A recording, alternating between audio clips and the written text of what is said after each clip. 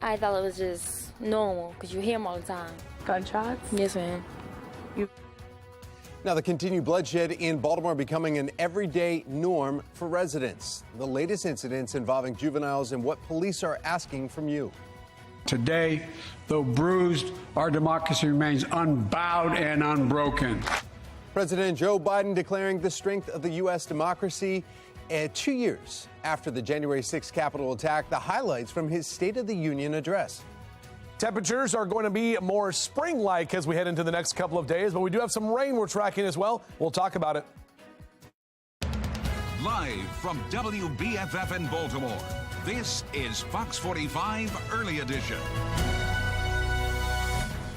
Well, thank you for waking up with us on this Wednesday, February 8th. I'm Tom Rogers. Megan Gillen has the week off, and we want to get right over to our meteorologist who's talking about shorts, T-shirts, sunblock. I mean, what else are we doing here? I mean, something like that, Tom. We'll have a few clouds out there later today, but overall, we are going to see those numbers that will be rising. A lot of cloud cover left over right now. Even saw a few showers that passed through in the overnight hours, so a couple of sprinkles on your early morning drive. Looking out over the Inner Harbor right now, a lot of cloud cover at this time, and temperatures are mild, a lot milder than yesterday.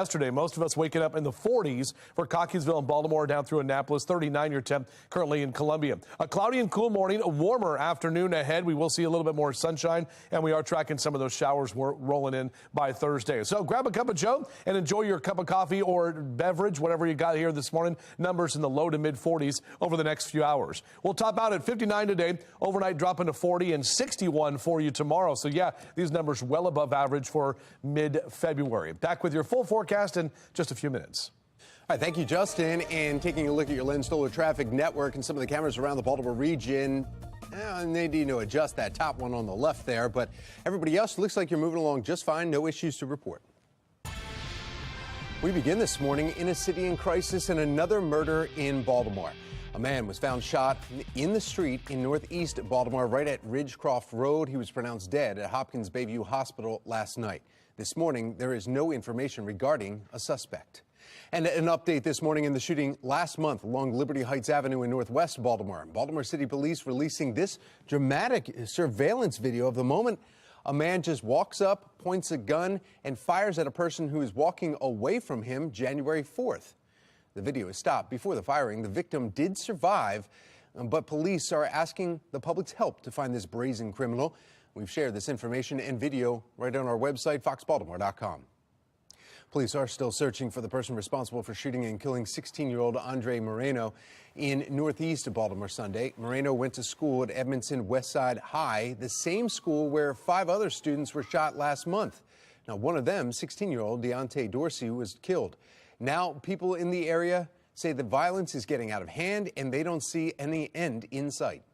It is getting worse, but what can you do? You can't take their guns away because they still gonna get them back.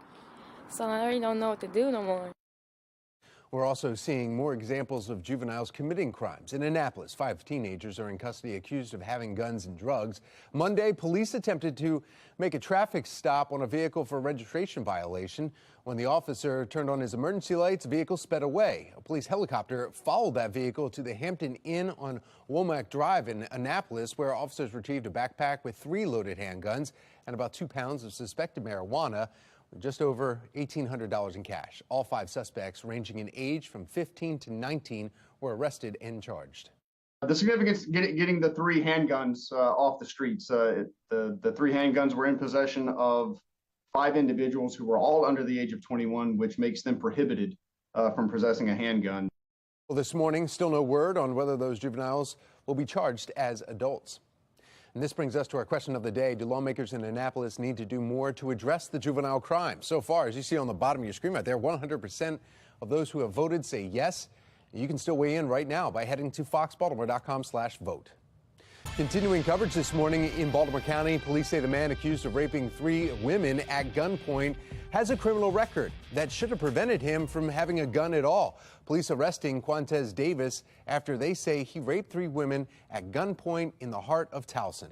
Investigators tell us that Davis was prohibited from even being able to possess a firearm after he was arrested in 2021 in Anne Arundel County and pled guilty in 2022 of July for driving on a suspended license. Police also discovered he had a gun in his pocket and another loaded gun in the passenger seat of his vehicle. He was sentenced to 3 years with all but just 10 days suspended, putting him back out on the streets in less than 2 weeks. This is a heinous crime. It's atrocious. As a father, I'm disgusted by what happened. We asked the Anne Arundel County State's Attorney's Office why he was given a sentence of 10 days and if it was fair. Spokesperson telling us in part the sentencing guidelines recommend somewhere between straight probation, no jail time, to 2 years in prison. The state was asking for a number of years in prison with all but 30 days suspended. Ultimately, it was up to Judge Michael Wachs, who handed down the 10-day sentence. If you commit a crime in Baltimore County, in Towson or anywhere, we're going to find you, we're going to arrest you, and we're going to hold you fully accountable in partnership with State's Attorney Schellenberger. Again, that's Baltimore County Executive Johnny Olszewski. Davis is currently being held without bond with a preliminary hearing set for March 3rd. We expect an update Friday in the federal trial of former city state's attorney Marilyn Mosby. We could learn new dates for the trial moving forward, but right now, Mosby has been appointed to a federal public defender after all 6 of her attorneys withdrew from the case.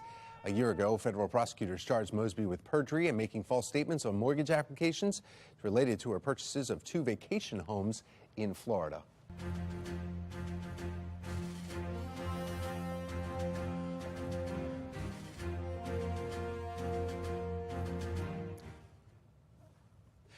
All right, well, last night it happened. President Joe Biden's State of the Union address.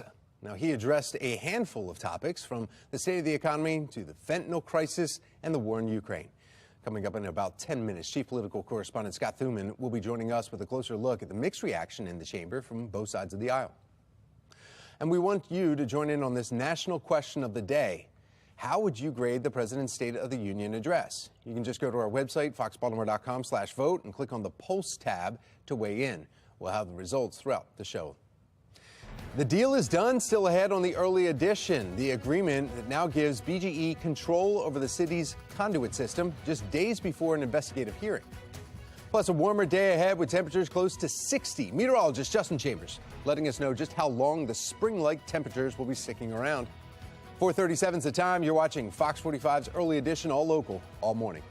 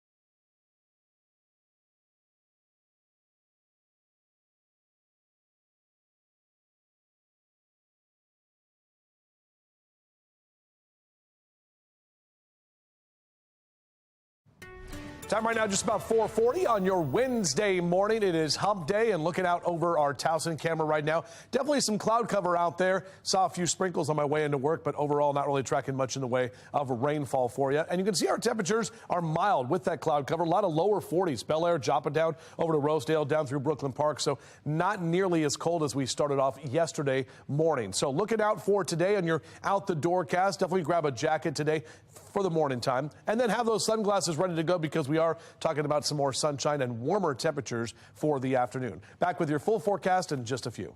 All right, thank you, Justin. Fox 45 News continues to celebrate Black History Month, and this morning we're learning about the iconic Hosanna School Museum in Harford County. Built in 1867, the Hosanna School is one of the oldest schoolhouses in the state of Maryland. The museum's mission is to preserve Maryland's African-American history. It was built by people who were likely formerly enslaved, not formally educated, and they built this building during the Reconstruction period in 1867.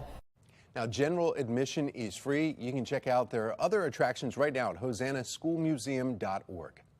This morning, we continue the Champions of Courage series. Each week, we'll be highlighting Marylanders nominated for their community work and people who embody the legacy of Reverend Dr. Martin Luther King, Jr. President Biden's State of the Union address seeing some mixed reaction. After the break, a closer look into the topics that he addressed. Plus, Fox 45's investigation into the Safe Streets program continues. What Baltimore City State's Attorney Ivan Bates had to say about transparency into this program. Now, here is what is ahead this morning on the National Desk. I'm Jan Jeffcoat. This morning on the National Desk, America's News Now. Reaction to President Biden's State of the Union address. The chairwoman for the Republican National Committee joins us this morning on the National Desk. America's News Now, weekday mornings. Last year's footage there. You can watch the National Desk on our sister station, CW Baltimore, weekday mornings from 6 to 9. 4:42 is the time right now. Taking a look at that at the Inner Harbor right here. You're watching Fox 45's Early Edition, all local, all morning.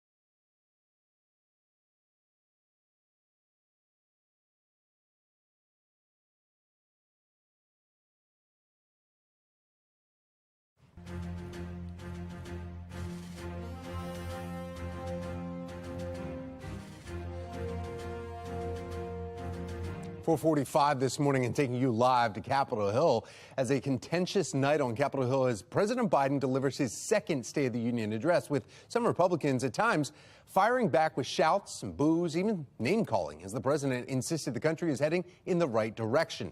He also acknowledged the challenges that lie ahead. Sinclair's chief political correspondent Scott Thuman is on Capitol Hill and has the latest on the hits and misses from the State of the Union address. Well, this is an interesting time for President Biden because he's at a bit of a crossroads. How to handle a change in power on the Hill, what to do to stabilize a still fragile economy, and what's the next step in his own future. And to my Republican friends, if we could work together the last Congress, there's no reason we can't work together and find consensus on important things in this Congress as well. Fighting for the sake of fighting, power for the sake of power, conflict for the sake of conflict gets us nowhere. Calls for unity in a now divided Congress. President Biden aware more than ever he'll need Republican support moving forward. Together, he said they can finish the job. Jobs are coming back. Pride is coming back because choices we made in the last several years. You know, this is, in my view, a blue-collar blueprint to rebuild America and make a real difference in your lives at home. He took credit for record job creation and was applauded for paving the way for new roads, bridges, and ports. But due to a border crisis, high inflation, and concerning levels of crime, Biden's job approval among the lowest average second-year ratings of any modern president. Only Trump's were worse. The Republican response, filled with allegations Biden hasn't cut it so far and shouldn't get a chance at a second term. Let me give you, anybody who doubts it, contact my office. Biden and the Democrats have failed you. They know it, and you know it. And it's time for a change. Former President Trump, too, taking shots at Biden. The good news is we are going to reverse every single crisis, calamity, and disaster that Joe Biden has created. Now, President Biden's off to Wisconsin on Wednesday to talk more about job creation, but some see it as a possible soft launch of what may turn out to be his re-election bid, maybe even for a rematch. In Washington, I'm Scott Thuman. Well, this brings us back to a national question of the day. How would you grade the President's State of the Union address? So far, 83% say F. The poll is still open at foxbaltimore.com/vote, and you can find that under the polls tab. 4:47, and we have meteorologist Justin Chambers joining us here with a look at the forecast today. You've been saying how it's going to get up to possibly 60s today. Yeah, a lot of upper 50s. We're going to be kind of right near that 60-degree mark, Tom, and a little bit more sunshine as well. We have a lot of cloud cover that's out there at this time, and even a couple of sprinkles here and there. But overall, looking good as we look down from our Towson camera, and temperatures are definitely milder. We were in the 20s yesterday morning at this time, and most of us are in the 40s. In fact, officially in Towson, right there at 42, no wind to speak of. That dew point at 35 degrees, so there's definitely some moisture out there, but we're not tracking any rain. It's just kind of that cloud cover. This is all as that next weather maker starts moving in, so it's going to be a weak cold front that will start passing through as we head into tomorrow afternoon. But out ahead of that, we're going to get more of that southerly wind, and that's going to really help to warm things up. Now, checking the next 12 hours, temperature-wise, numbers steadily climbing, mid to upper 40s and even low to mid 50s here through noontime, and then upper 50s is what we're looking at as we get later into the afternoon for today. And check these numbers too.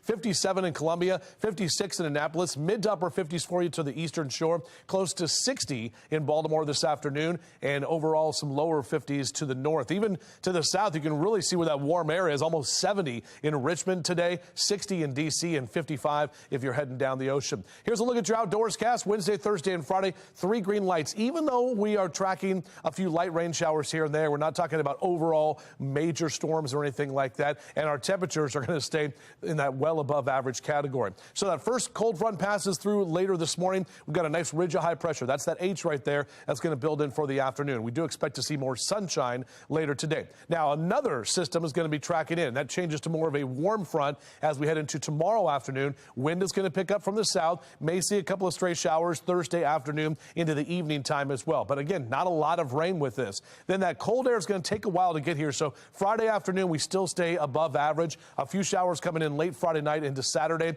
Some of the models want to bring this area of low pressure in by Saturday morning, and other models are keeping it a little bit further to the south by the time we get into the weekend. So we're still waiting on the timing of this. Either way, we will have some unsettled conditions right as we head into your Super Bowl weekend. 6 days until Valentine's Day. We're just 12 days out from President's Day, and those clocks spring forward in just 32 days from right now, just about a month away. Here's that 7-day forecast. Upper 50s and lower 60s through Friday. It will be colder by the time we head into your Super Bowl weekend. May see a few showers hanging around on Sunday with temperatures only in the 40s as you're watching the big game. And then next week, drier and a bit warmer again. Tom? Thank you, Justin. Let's take a look at your Lynn Stoller Traffic Network. We've got a camera up right here. Yeah, you're looking right over the Towson area here between Kearney and Towson. That's normally where we see the highest volume. Inner and outer loops look great right here, right near Delaney Valley Road. No issues to report. Only one disabled. It's on 695, and that is right near Broning Highway. And that's causing a slight delay there, but the camera's not showing anything. Now we want to get a check of your mass transit. We have Mark Jones with the MTA and a gorgeous Wednesday ahead of us here, Mark. Oh, yes, that's what we have in store, and that's fantastic. Good morning, Tom. Good morning, everyone. Out there on the MARC train system for the start, you'll find 10 trains 5:05 and 4:03 operating with 5 to 10-minute delays. The other trains of MARC look good for travel. Light rail link right on time in both directions. No delays or issues there. And Metro subway link looking good for the start in both directions between Owings Mills and Hopkins Station for travel. For the MTA Transit team, I'm Mark Jones. Thank you, Mark. Not supposed to be working in an undercover capacity. They are supposed to be known by their communities. Lingering questions this morning surrounding the Safe Streets program, the missing information surrounding those who are working for the program, plus Baltimore City's greatest asset, the topic of a controversial debate. Who's getting control over the conduit system? 4:51 is the time, and you're watching Fox 45's Early Edition, all local, all morning.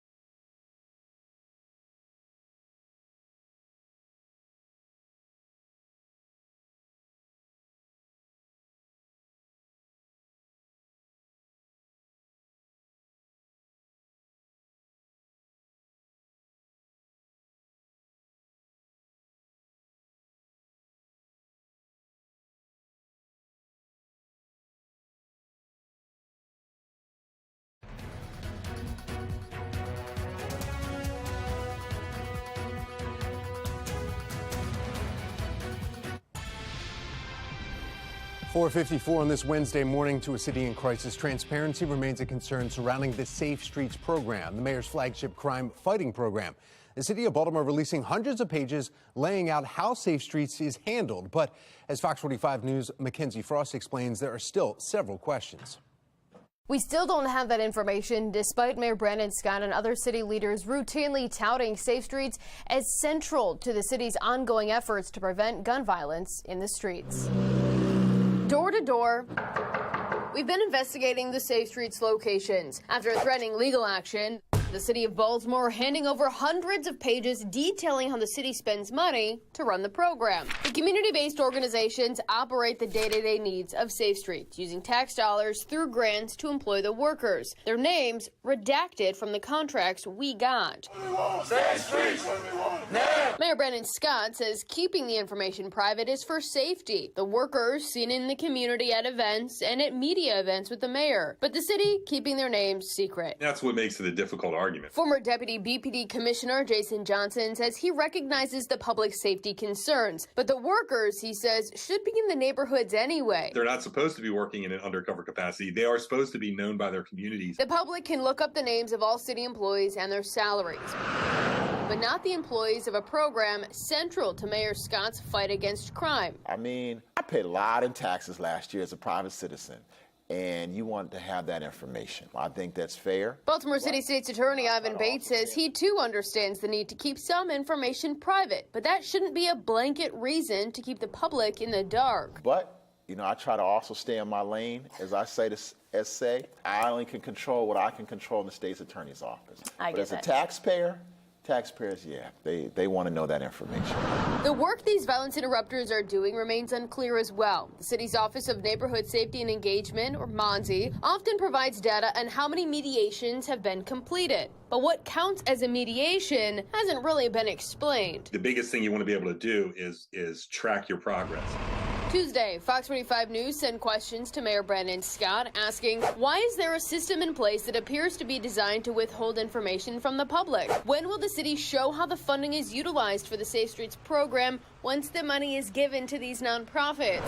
The mayor and his team issuing a statement saying Safe Streets workers have not and are not employees of the city of Baltimore, adding in part, quote, MONSE provides strategic oversight and technical assistance to partner organizations who administer sites, employ the workforce, and uphold the responsibilities outlined in their contract terms with the city and in alignment with state funding requirements. Regardless of who the mayor is over the last many decades, they haven't exactly built up a huge amount of goodwill and trust with the public. About a program utilizing more than $3 million in funding. If you have any information or tips about the Safe Streets program that you think we should look into, send it to me directly at safestreetstips@gmail.com. In the newsroom, Mackenzie Frost, Fox 45 News. Well, the group People for Elected Accountability and Civic Engagement, or PEACE, is also speaking out about the Safe Streets program. The group's goal is to hold elected leaders accountable for the problems facing Baltimore. We spoke with spokesperson Eurypsie Morgan. She tells us that the money spent on Safe Streets could be better spent elsewhere.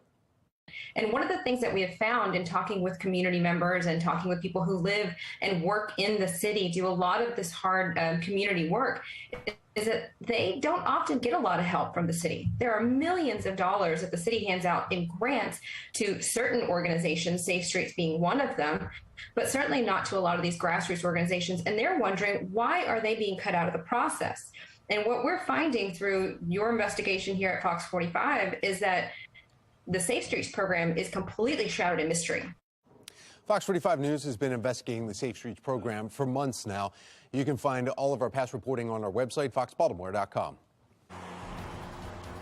A deal that now gives BGE control over the city's conduit system is done. I'm Olivia Danson. Coming up next, find out why the agreement is raising concerns.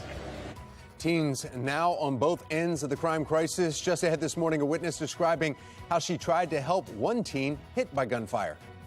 Temperatures a little bit milder this morning to start the day, and we're going to end up with well above average temps and even some nice conditions later this afternoon. We'll break it down for you in my full forecast coming up. Live from WBFF in Baltimore, this is Fox 45 Early Edition. Good morning on this Wednesday, February 8th. I'm Patrice Sanders. I'm Tom Rogers, and get ready to be outdoors today.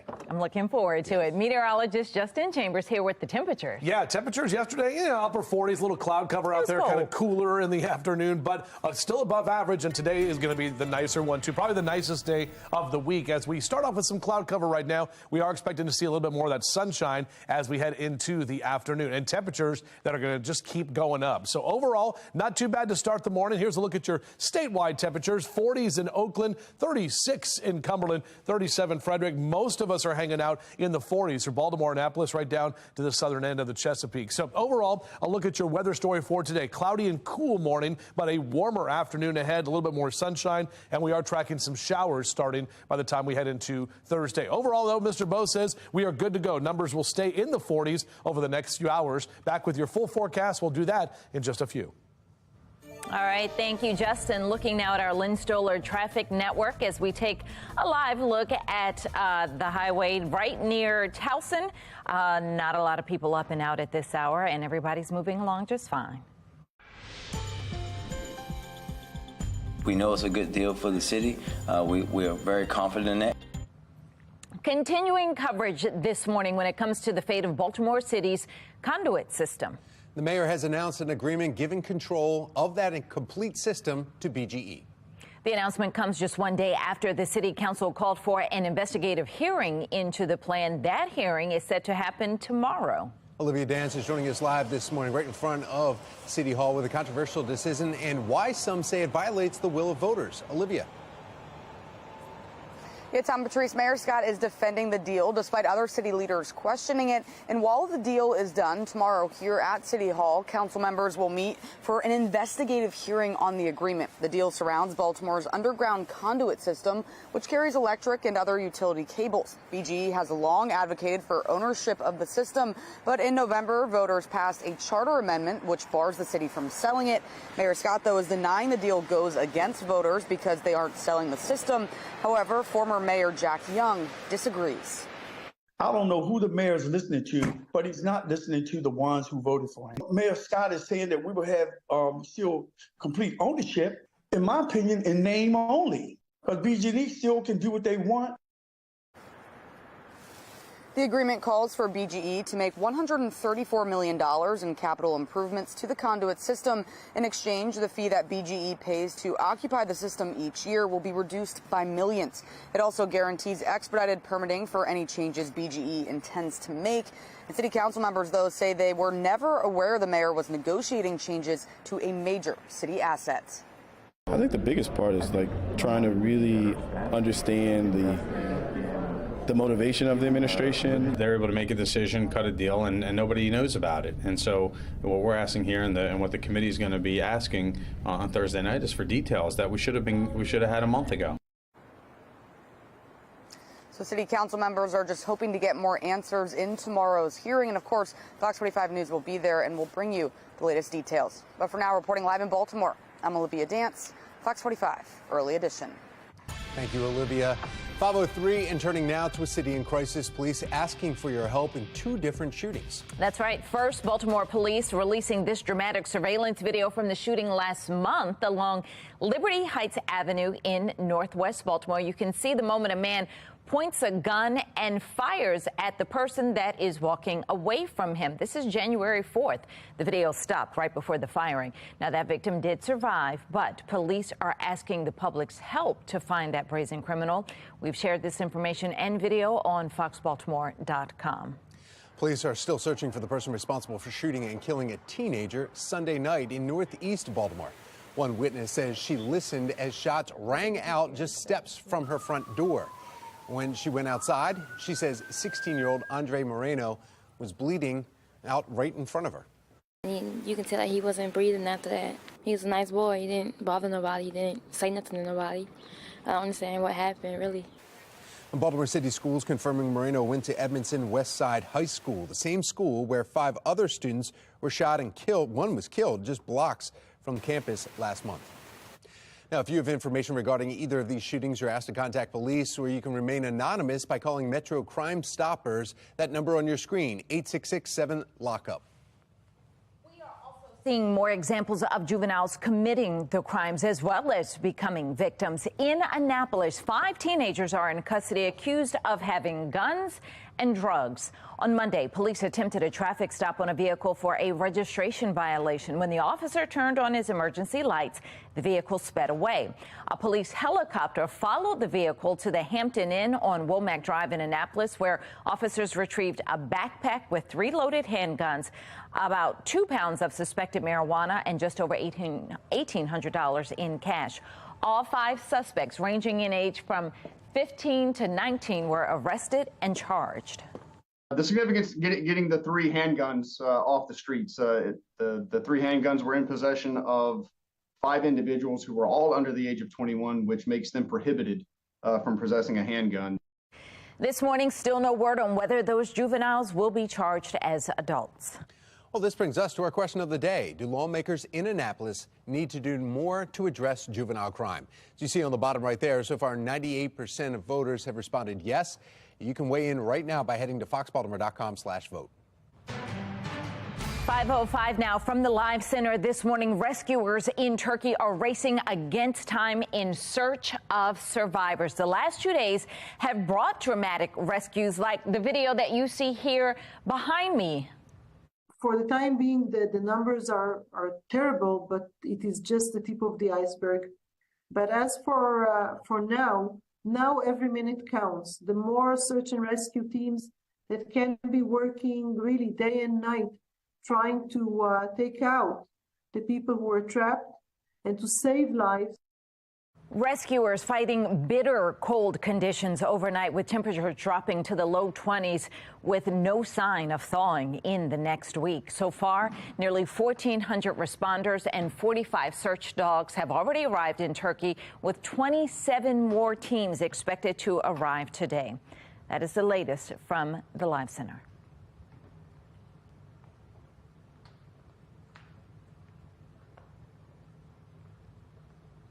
It is 5:06. We'll be right back.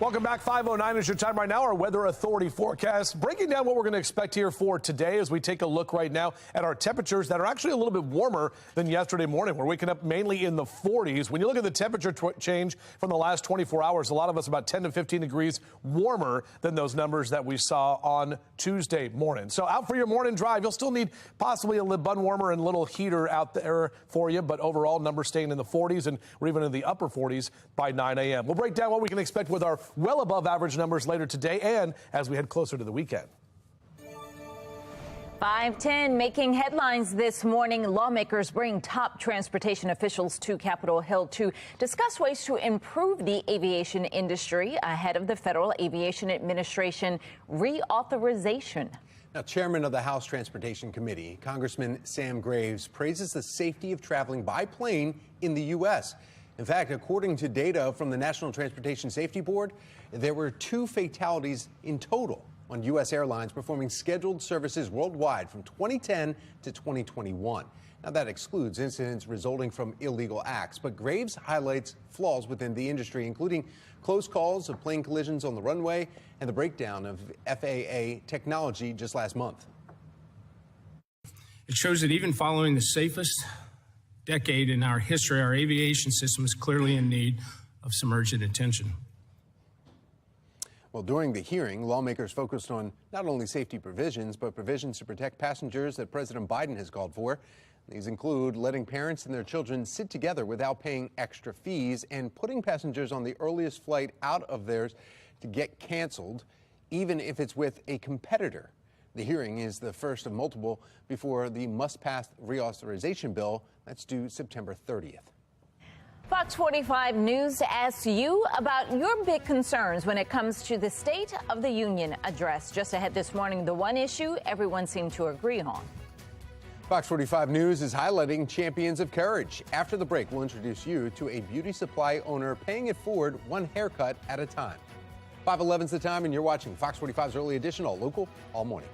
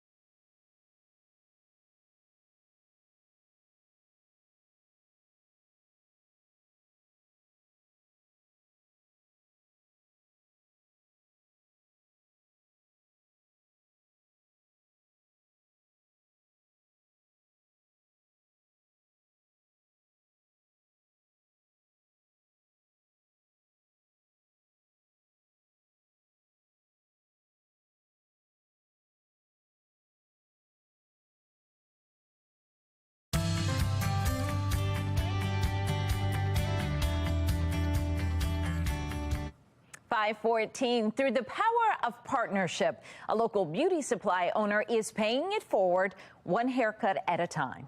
Taylor Stewart introduces us to one of Fox 45's champions of courage. This is the shampoo bowl here. Keeping a crown of tight curls and coils intact, well, it can be a lot of work. It's high maintenance. Yeah. Tight curls are high maintenance. For Lamaya Kirby, it's a labor of love. You have to take care of the hair every day. But she didn't envision having this conversation with foster parents. Our hair is going to frizz. When she opened Joyce Essentials in 2021. If it's just in two ponytails, if it's in a one ponytail. It's one of Anne Arundel County's only Black-owned, woman-owned beauty supply stores. As a Black woman, it can be challenging, a Black business owner in the beauty supply industry. Lamaya's relied heavily on guidance from her customers, and the outpouring she's received. Overwhelming. Yeah. Overwhelming in a good way. One of her regulars. Mr. Rob Cradle came in as a regular customer. The senior. Professionalism. A little lower than that. Okay, I got you. Good barbers. You know, once you find one, you stick with that shop. If you just started out later and then just did the temp, bam. Robert Cradle opened his first barbershop here in Anne Arundel County 30 years ago. We go back to the 80s. So when a father came in with his newly adopted daughter, at a loss for how to take care of her natural coils, Rob thought back to a conversation he had with the ambitious beauty supply owner, eager to learn and give back to the community that's already given her so much. So why don't you come over and do her hair? She did an excellent job. She connected very well with the child, very well with the parent. The pair decided to go into business together, opening a suite tucked behind the storefront where Lamaya teaches foster parents the ins and outs of transracial hair care for free. So I told him, you know, 2-strand twists would last a while. You have to separate in 4 sections. You can't just comb straight through. And the products they'll need. Oh, this holds down the edges as well. To keep that crown upright. Let them know that it's good hair. It's not bad hair. For those that I do serve, they don't have access to, you know, hair care, or they didn't know what resources they had. Kind of like Lamaya herself, going forth anyhow and breaking down barriers for the ones who follow. After all, that's what makes her a champion of courage. Taylor Stewart. Everything for skincare, beauty. Fox 45 News. Thank you.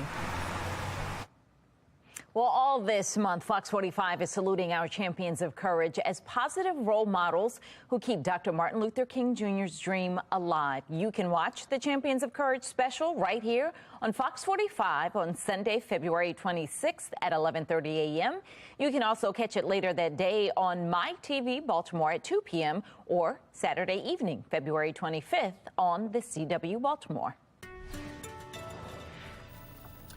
Well, 5:18 is the time now, and it looks like we're going to have a great warming day. I am so looking forward to this. Meteorologist Justin Chambers is here letting us know just how it's going to feel. How high? Not too bad. I mean, we're talking about upper 50s, maybe even a few lower 60s trying to sneak in there. But overall, these above average temperatures are going to continue, guys. Even though we had 40s yesterday with that cloud cover, we're still going to see the numbers that will stay above where we typically are for February. We had that cold weekend, and that is done, at least for now.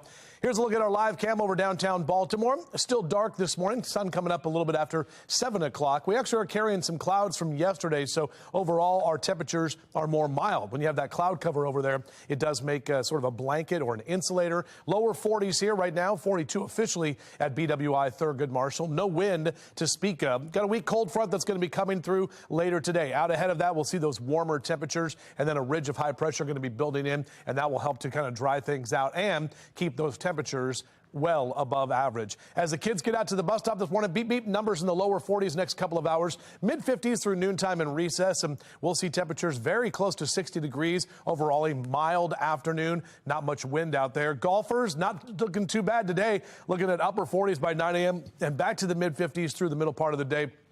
While some of us will see those temperatures close to 60 degrees. There's the average right there. You can see 45 degrees for February 8th. We're going to be in the low to mid 50s across Carroll and Baltimore counties. Reisterstown over to Cockeysville out through Towson, 55 Perry Hall and White Marsh, 57 in Dundalk. Numbers that will be in Harford and Cecil counties. You're also going to stay in those low to mid 50s, so staying above average here for this time of year. And check out our temperature tracker. Yes, we do have a little bit of a dip here Saturday and Sunday with our temperatures dropping back to the upper 40s, but it's going to be brief. Look at that. I mean, we stay well above average through Friday, and then we continue that trend right through next week. And I know it's happening right on the weekend when those temperatures get a little bit colder, but we're not talking about that Arctic chill we had to deal with last weekend. So ridge of high pressure is going to build in this afternoon. That's what I was talking about, getting rid of some of that cloud cover. We do expect a mix of clouds and sun for today. A warm front coming in tomorrow. That's going to lead to even warmer temperatures, even though we've got some cloud cover and a couple of stray showers around through tomorrow afternoon into Thursday night.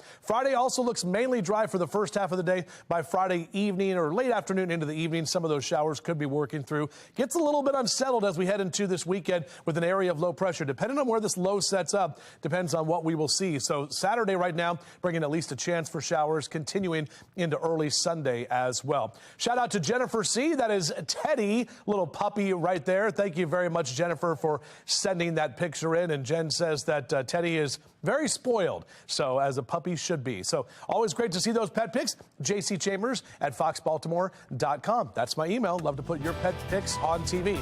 Spotty showers tomorrow, a couple of showers late on Friday. Saturday, same thing. Even on Super Bowl Sunday, we'll see that potential for a few showers in the afternoon with those temperatures that will be colder. But as we head toward Valentine's Day next week, temperatures back to the mid to upper 50s. All right, Justin, thank you. Looking now at our Lynn Stoller traffic network. There is a disabled vehicle on the outer loop of 695. It's in Sparrows Point. The left lane is blocked, so just something to think about if you're heading through that direction. Let's get a check of mass transit. We've got Mark Jones with the MTA. Hi, Mark. Well, good morning, Patrice. Good morning, everyone out there on the MARC train system. We've got train 505 on the Penn line operating with a 10-minute delay, and Camden train 841 running about 5 minutes late for the commute start. Light rail link, if that's your ride, no delays there. On time service on the Metro subway link between Owings Mills and Hopkins Station for your commute. For the MTA Transit team, I'm Mark Jones. Thank you, Mark. Mayor Brandon Scott remains tight-lipped on the city's new conduit deal. Why some city council members are frustrated, while a former mayor calls the deal a slap in the face to residents. President Biden's message of progress at last night's State of the Union, why he's pushing optimism in the GOP's response. 5:22 is the time. You're watching Fox 45's Early Edition, all local, all morning.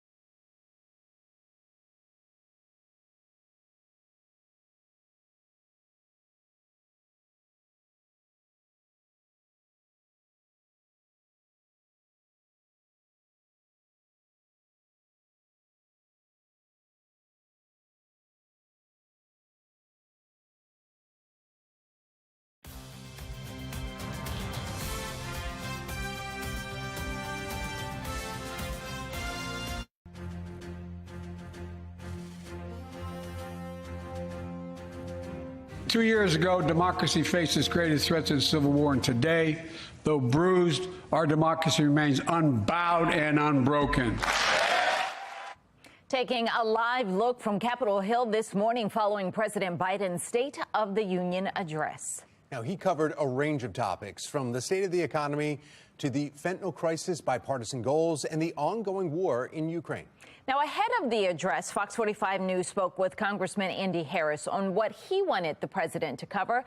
Congressman Harris mentioning the Chinese surveillance balloon, the plans to tame inflation, and the United States' involvement with the Russia-Ukraine war. It's interesting that we're defending the Ukraine border while we're not defending our own southern border. We're going to have close to 100,000 fentanyl deaths this year. Almost all of that crosses an open southern border. We're going to have millions of illegal immigrants swarming across our border. We're spending over $150 a night. When we put one of these folks up in a detention center, over $150 a night. Somebody's got to explain when this all ends.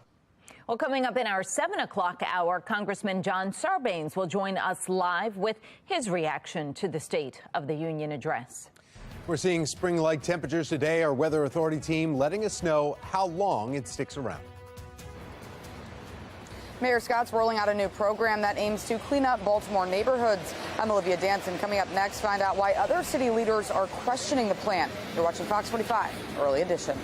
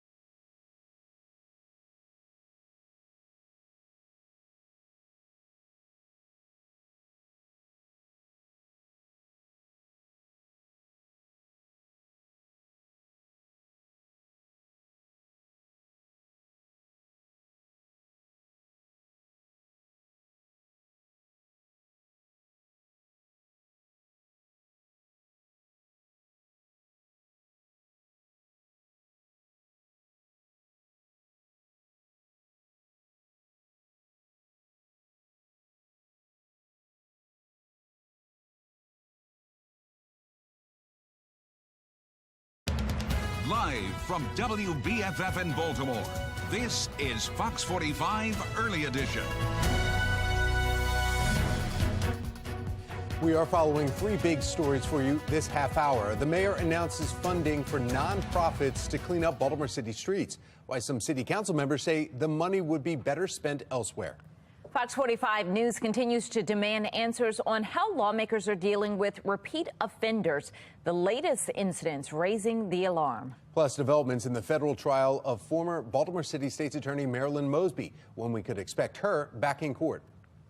Well, good morning. Welcome back on this Wednesday. Coming up on 5:30, I'm Patrice Sanders. I'm Tom Rogers, and we have meteorologist Justin Chambers looking at the forecast today, and it's going to be short sleeves, maybe? Yeah, possibly as we get out in the afternoon. Tom and Patrice, good morning to both of you. Your number's going to be in the upper 50s, and we'll see a little bit more sunshine as well. We're still tracking quite a bit of cloud cover out there right now, which has helped keep our temperatures more mild as we look out from our Mile 1 Auto Group cam there in Towson. A warmer afternoon ahead, and we are tracking some showers that are going to move in for your Thursday. So not saying nice, sunny, bright skies out there over the next couple of days. But on your morning drive, overall, next few hours will mainly stay in the 40s and will stay dry as well. We'll top out at 59 today and lower 60s into Thursday and Friday, even though we have to deal with a little bit of rain coming along with those warmer temps. Back with your full forecast in just a few.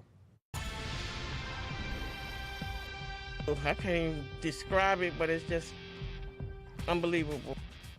Happening today in a city in crisis, an oversight hearing into the Department of Public Works. The department continues to deal with ongoing issues, including lack of staff and adequate equipment. Well, now Mayor Brandon Scott is announcing he is giving $15 million to nonprofits around the city to help clean up the trash in Baltimore. Some city council members not happy about the grant, saying the money should be going to DPW. Olivia Dance is joining us live this morning with the details and why some say the decision is actually a slap in the face to city workers. Olivia.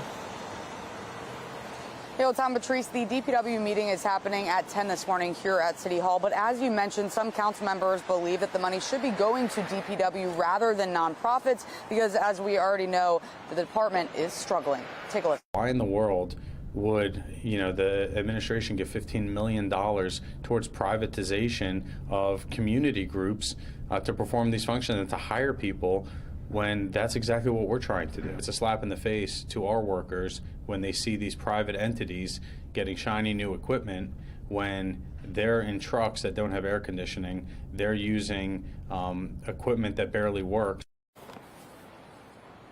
That was Councilman Yitzi Schleifer, who says the Department of Public Works is struggling to hire workers and is using inadequate equipment.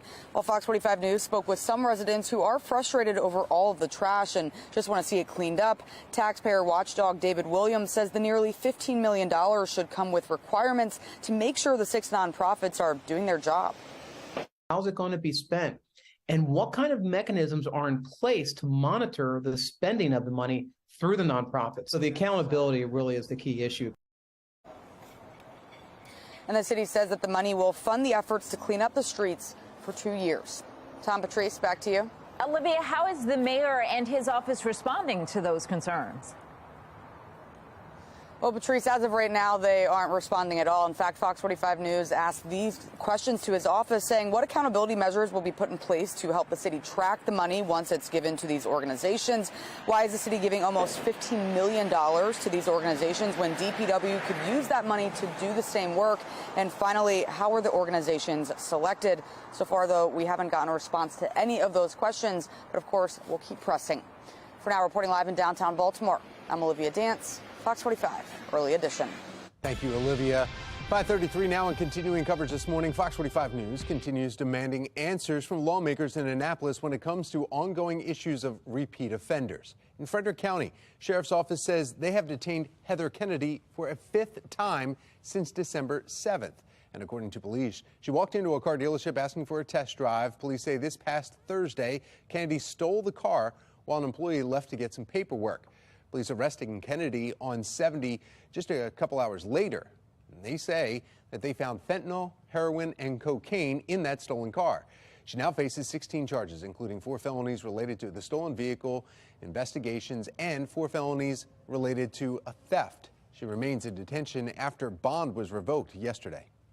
In Baltimore County, police say the man accused of raping 3 women at gunpoint has a criminal record that should have prevented him from having a gun at all. Police arrested Quantez Davis after they say he raped 3 women at gunpoint in the heart of Towson. Investigators tell us Davis was prohibited from even being able to possess a firearm after he was arrested in 2021 in Anne Arundel County for driving on a suspended license. Police also discovered a gun in his pocket and another loaded gun in the passenger seat of his car. He was sentenced to 3 years with all but just 10 days suspended. putting him back on the streets in less than 2 weeks. We spoke with Baltimore County Executive Johnny Olszewski about the incident. This is a heinous crime. It's atrocious. As a father, I'm disgusted by what happened. We asked the Anne Arundel County State's Attorney's Office why he was given a sentence of 10 days and if it was fair. A spokesperson tells us in part the sentencing guidelines recommend somewhere between straight probation, no jail time, to 2 years in prison. The state was asking for a number of years in prison with all but 30 days suspended. Ultimately, it was up to Judge Michael Wachs, who handed down the 10-day sentence. If you commit a crime in Baltimore County, in Towson, or anywhere, we're going to find you, we're going to arrest you, and we're going to hold you fully accountable in partnership with State's Attorney Schellenberger. Davis is currently being held without bond with a preliminary hearing set for March 3rd. We expect an update Friday in the federal trial of former City State's Attorney Marilyn Mosby. We could learn new dates for the trial moving forward. Right now, Mosby has been appointed a federal public defender after all 6 of her attorneys withdrew from the case. A year ago, federal prosecutors charged Mosby with perjury and making false statements on mortgage applications. It's related to her purchases of 2 vacation homes in Florida. Well, from the Live Center this morning, right now, Ohio officials continue to monitor the crash site of that train derailment in the community called East Palestine after a planned release of toxic chemicals and a burn-off. Cleanup of hazardous material and sharp metal also underway. If I could give you an estimate, I would so gladly give that to you. I can't until I have those numbers and we look at this data to make sure. I can't stress that enough. Safety is paramount. It's the primary reason we're here. Those who return before the evacuation order is lifted, they run the risk of skin burns or lung damage. National Transportation Safety Board is investigating. A preliminary report expected to be in the next 4 to 6 weeks, but a full investigation could take as long as 2 years. We'll continue to monitor the ongoing situation in Ohio and bring you any updates as they come in right here from the Live Center. Mayor Brandon Scott announcing a new deal with BGE surrounding the conduit system. Why some critics say the math isn't adding up. Inflation, a major topic on the minds of Americans, how the president addressed the issue in his State of the Union address. Plus, warmer temperatures this afternoon. Meteorologist Justin Chambers lets us know when the cold returns. 5:37, you're watching Fox 45 Early Edition, all local, all morning.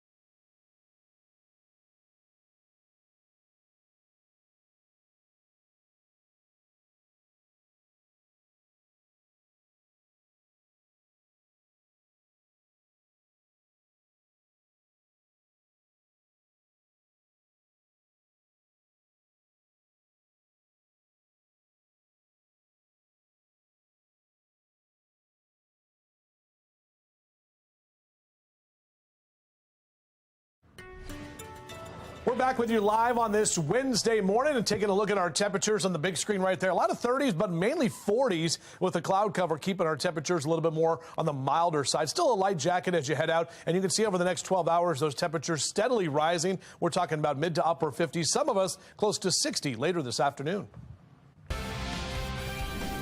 5:40. We are looking ahead to the Super Bowl this Sunday, and some good news for Eagles fans. Crockett, a California sea lion from the Wildlife World Zoo and Aquarium in Arizona, is predicting that the birds will take home their second Super Bowl win this Sunday against the Kansas City Chiefs. This is sea lion. I mean, come on. Yeah, you know, it's kind of like Puxtawny Phil's predictions, right? Cardinals kicker Matt Prater tagged along for Crockett's prediction. He tossed 2 water toys into the pool, and you see which one came out. One was Chiefs color, and the other one Eagles green. Look at that. Yeah, the rest was up to Crockett. Sea lion ultimately swimming back with the pick for the championship. Philadelphia Eagles. Yeah, we'll see come Sunday. You can watch Super Bowl 57 Sunday, February 12th, right here on Fox 45. We will have complete coverage as the Kansas City Chiefs and Philadelphia Eagles both look for their second titles in the past 6 years. Coverage starts at 11 a.m. The Super Bowl pregame show live in Arizona begins at 1, and then Super Bowl 57 kicks off at 6:30. I thought it was just normal because you hear them all the time. Gunshots? Yes, ma'am. You've become, that's normal. Yes, ma'am. Continued bloodshed in Baltimore becoming the norm for residents. The latest incidents involving juveniles and what police are asking from you. A violent attack in Towson, and the county executive ensures that the area is safe. Just ahead in Fox Undercover, we take a look at the feeling of safety versus the statistics. 5:42, you're watching Fox 45 Early Edition, all local, all morning.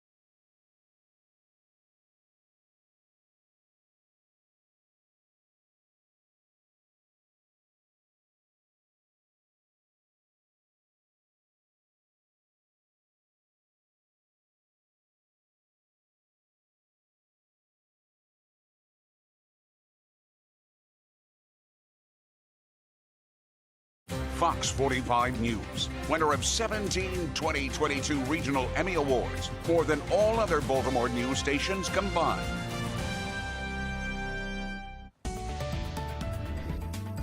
5:45 and topping your consumer news this Wednesday morning, the Federal Reserve Chair says the United States is in the early stages of reducing inflation. Jerome Powell expects 2023 to show significant rates of disinflation. Core inflation currently sits at 4.4%. Powell warns it will likely take into next year to get down near the goal of 2%. The disinflationary process, the process of getting inflation down, has begun, and it's begun in the goods sector, which is about a quarter of our economy. Our message really was this process is likely to take quite a bit of time. It's not going to be, we don't think, smooth. It's probably going to be bumpy. A personal consumption expenditures price index is at 5% for the fifth month in a row. It dropped by nearly 1% from January. During his State of the Union address, President Joe Biden touched on inflation, blaming the coronavirus pandemic and Russia's war with Ukraine. Ahead of the address, Fox 45 News spoke with Baltimore residents who say the economy and inflation are top concerns that are having direct impacts on their spending decisions. I think I'm not taking any debt on, considering the high interest rates. So anything I can operate without having to take debt is probably a good idea. Price of food is the big thing that's going up. Spend more on food than I ever have. Well, new federal data shows Americans are being more cautious about big purchases heading into 2023. Now, the report says even though consumer credit debt rose by more than $11.5 billion by the end of last year, consumers are edging about spending big for certain purchases. The report says that Americans don't want to be saddled with large payments that have large interest rates attached with them, as you heard that gentleman saying earlier. Consumers are still willing to purchase services they couldn't have during the pandemic, such as travel and leisure. The average credit card charges about 20% interest, and almost half of consumers are carrying balances. It is 5:47, and we want to get another check of our forecast because it's going to be a nice one today. Yeah, it is. And speaking about traveling right now, just travel outside today. I mean, it's like you're going to be enjoying the warmer temperatures. Yeah, exactly right. Temperatures well above average. Some of us close to 60 degrees. A little bit more sunshine as we get later into the day. It's still, obviously, the sun is not coming up yet, but it's a bit cloudy out there. And those clouds hanging over from yesterday afternoon into the evening time have kept our temperatures a little bit more mild. The right side of your screen, we always show you those temperatures in your neighborhood. Right as you step outside, you can see those numbers there, and some forecast info for you right there toward the bottom of your screen. That is our commitment to you. Even during commercial breaks, we have that info up for you so you know exactly what's going on. Lower 40s, your temperature right now officially 42 at BWI Thurgood Marshall, and not much in the way of wind. We are going to see that wind pick up. It'll be a little bit more from the south today. This is ahead of a weak cold front that's going to be coming through. Saw a few rain showers that were in the overnight hours, but it's not much. Probably not going to even notice that as you step out over the next couple of hours. Grab that warm beverage or whatever you got as you enjoy breakfast and coffee or tea with us here this morning, with numbers staying in the 40s for the next few hours. 7:07 is when that sun rises today. And if you're hanging out at Fells there in the 8 o'clock hour, we'll see those numbers in the mid-40s. By noon on your Wednesday, numbers climbing in the mid-50s. We do expect to see more sunshine as we head later into the afternoon, and topping out right about 59 for our high, which is definitely above average. Typically mid-40s is where we are this time of year. You can actually see that average high right there. So across central Maryland, we're talking about low to mid-50s for Westminster and Bel Air out through Elkton, 57 in Chestertown, mid-50s in Stevensville, there on Kent Island, and 56 in Annapolis for you this afternoon. Even 60 in the district later today, and mid-50s if you're heading to Western Maryland. Southern Virginia, how about mid to upper 60s, Roanoke and Richmond. So some of that warmer air trying to move in. Here's a look at our ridge of high pressure. That's going to be our future scan for today, helping to dry things out and get more of those clouds out of here. And then a warm front moves in tomorrow. So even though we've got some clouds tomorrow afternoon and a stray shower or two, we are going to see those numbers that will be climbing. Continuing to track that here as we head into Friday as well. Late Friday afternoon into the evening, some of the models do want to bring a few light showers around. The difference on Saturday is this area of low pressure and where it's tracking. A lot of the models want to keep this thing to the south of us. Some of these models, including our in-house model right here, is showing that we have a chance for some showers by Saturday evening into Sunday as well. St. Patty's Day in 37 days, and we're officially 40 days from the spring equinox. But remember, meteorological spring starts on March 1st. And you know, it's a short month here in February, so March is right around the corner. Now, our numbers are going to go down. Saturday and Sunday, we're only in the upper 40s. Notice on Super Bowl Sunday, we do have that chance for a few showers as well, but then drier and warmer toward next week. Tom? Thank you, Justin. Let's take a look at your Lynn Solar traffic network, and really no issues to report as you're taking a live look from 695 and 95 here just south of Baltimore. Traffic's moving along just fine, but the volume's starting to pick up. Speaking of volume, we want to have a conversation with Mark Jones with the MTA and our mass transit. Good morning, Mark. Well, good morning, Tom. Good morning, everyone. Out there on the MARC train system, you'll find a delay. It's train number 511 that's operating with a 5-minute delay. And we've also got delays with train 407 and Camden 843. Be aware of that in your travels out there on MARC train. Light rail link with a 15-minute delay in both directions. Allow time for travel there, too. Metro subway link looking good. On-time service between Owings Mills and Hopkins Station for travel. For the MTA Transit team, I'm Mark Jones. Thank you, Mark. After a suspected Chinese spy balloon is seen floating across the U.S., what former intelligence officers are telling me about China's history of spying on the U.S. Plus, Baltimore City's greatest asset, the topic of a controversial debate. Who's gaining control over the conduit system? 5:51, you're watching Fox 45's Early Edition, all local, all morning.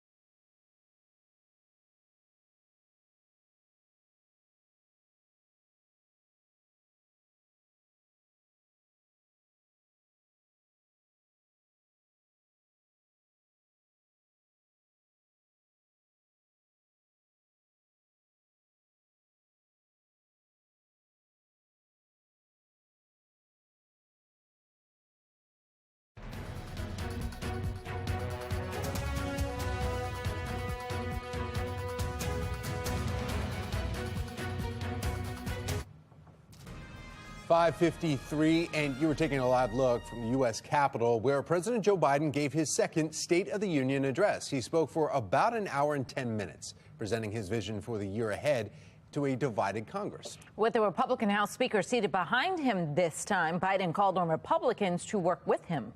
Republican friends, if we could work together the last Congress, there's no reason we can't work together and find consensus on important things in this Congress as well. Fighting for the sake of fighting. Power for the sake of power, conflict for the sake of conflict gets us nowhere. However, the president was met with some boos after claiming some Republicans want to gut Medicare and Social Security. I'm not saying it's a majority. Let me give you, anybody who doubts it, contact my office. I'll give you a copy. I'll give you a copy of the proposal. That means Congress doesn't vote. The White House has said for weeks that Republicans want to make cuts to Social Security and Medicare amid a showdown over the debt ceiling. House Speaker Kevin McCarthy has said he will not be proposing cuts to the entitlement programs in exchange for a debt ceiling increase, but Republicans have yet to lay out their plan. Well, polling leading up to the State of the Union showed Americans are concerned the economy is headed in the wrong direction.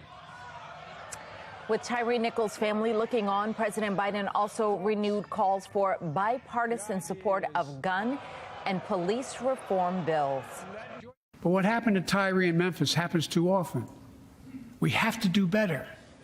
Let's commit ourselves to make the words of Tyler's mom true. Something good must come from this. Something good.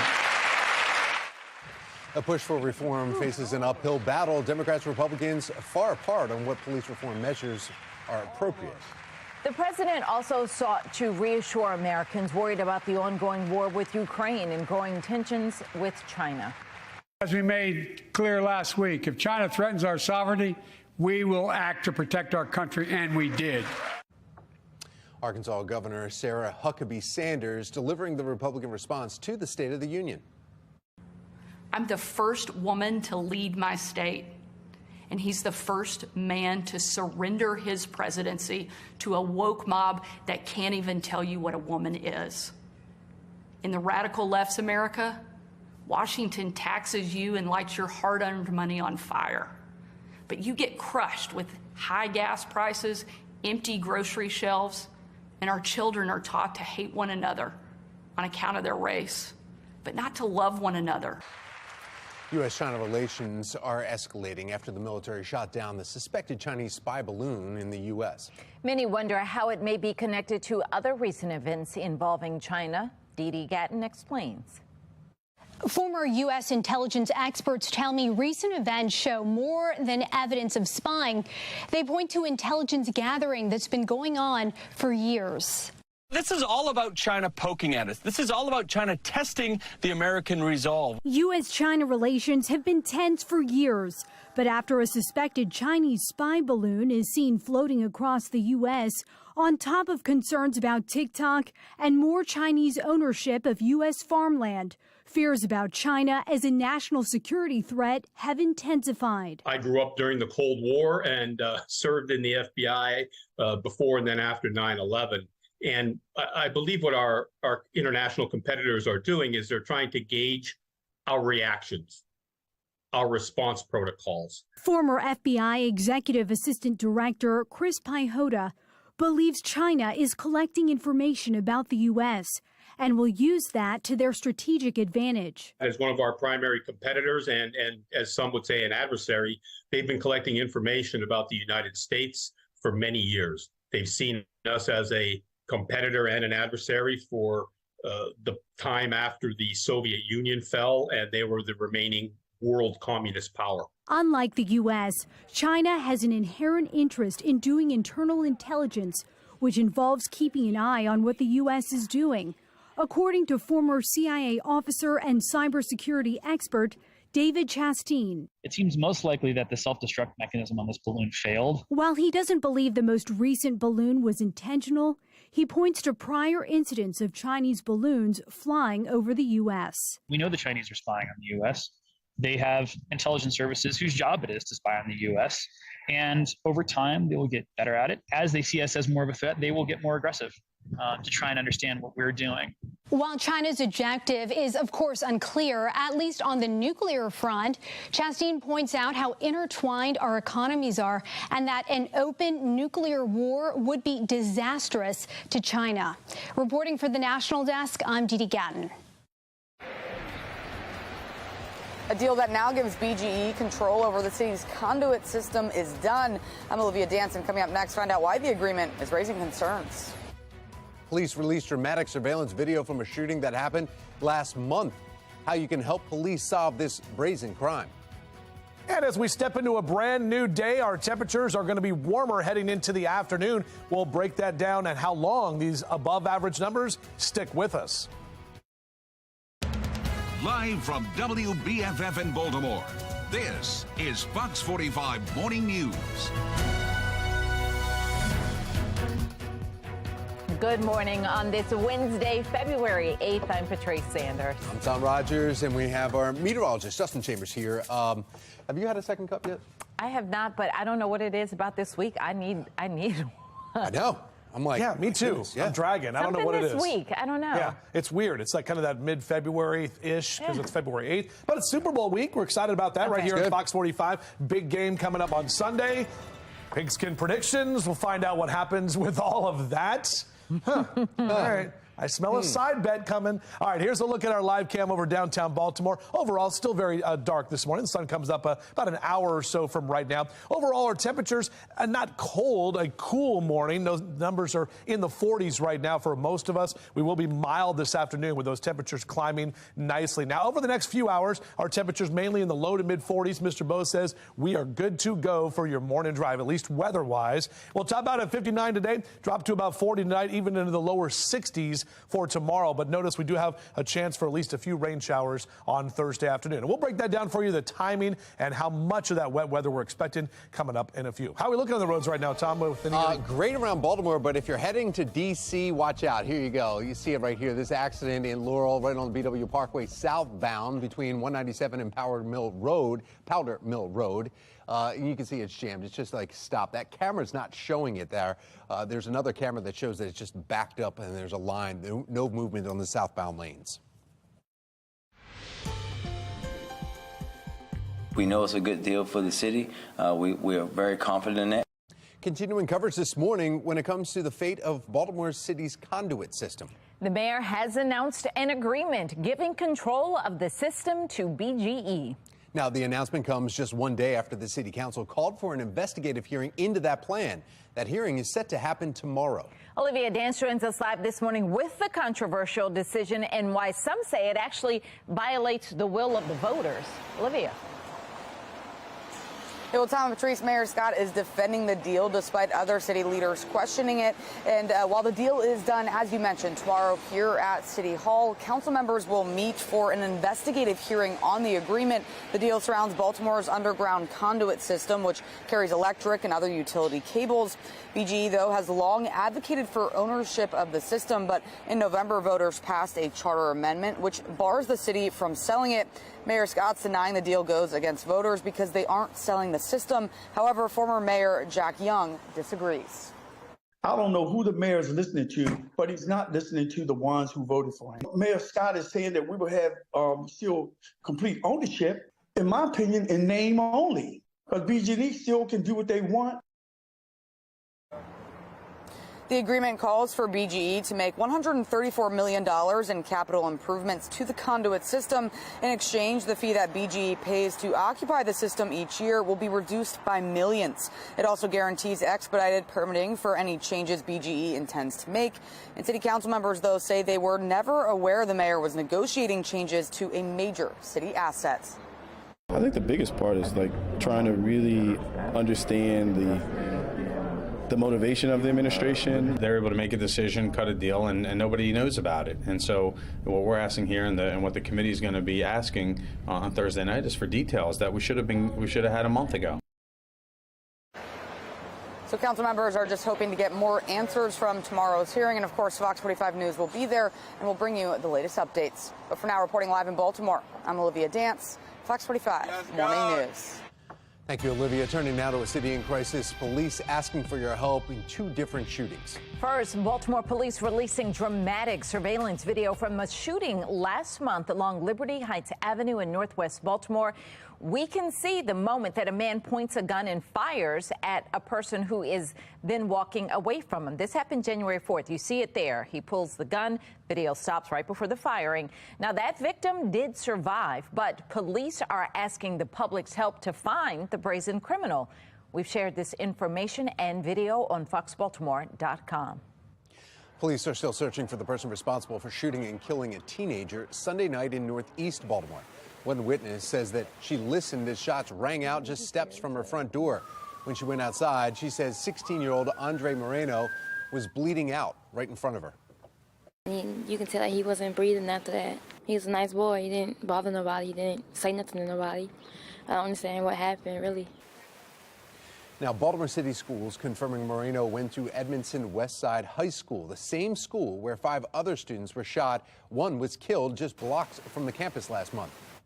If you have information regarding either of these shootings, you are asked to contact police, and you can remain anonymous by calling Metro Crime Stoppers, the number right there on your screen, 866-7-LOCK-UP. We are also seeing more examples of juveniles committing the crimes as well as becoming victims. In Annapolis, 5 teenagers are in custody accused of having guns and drugs.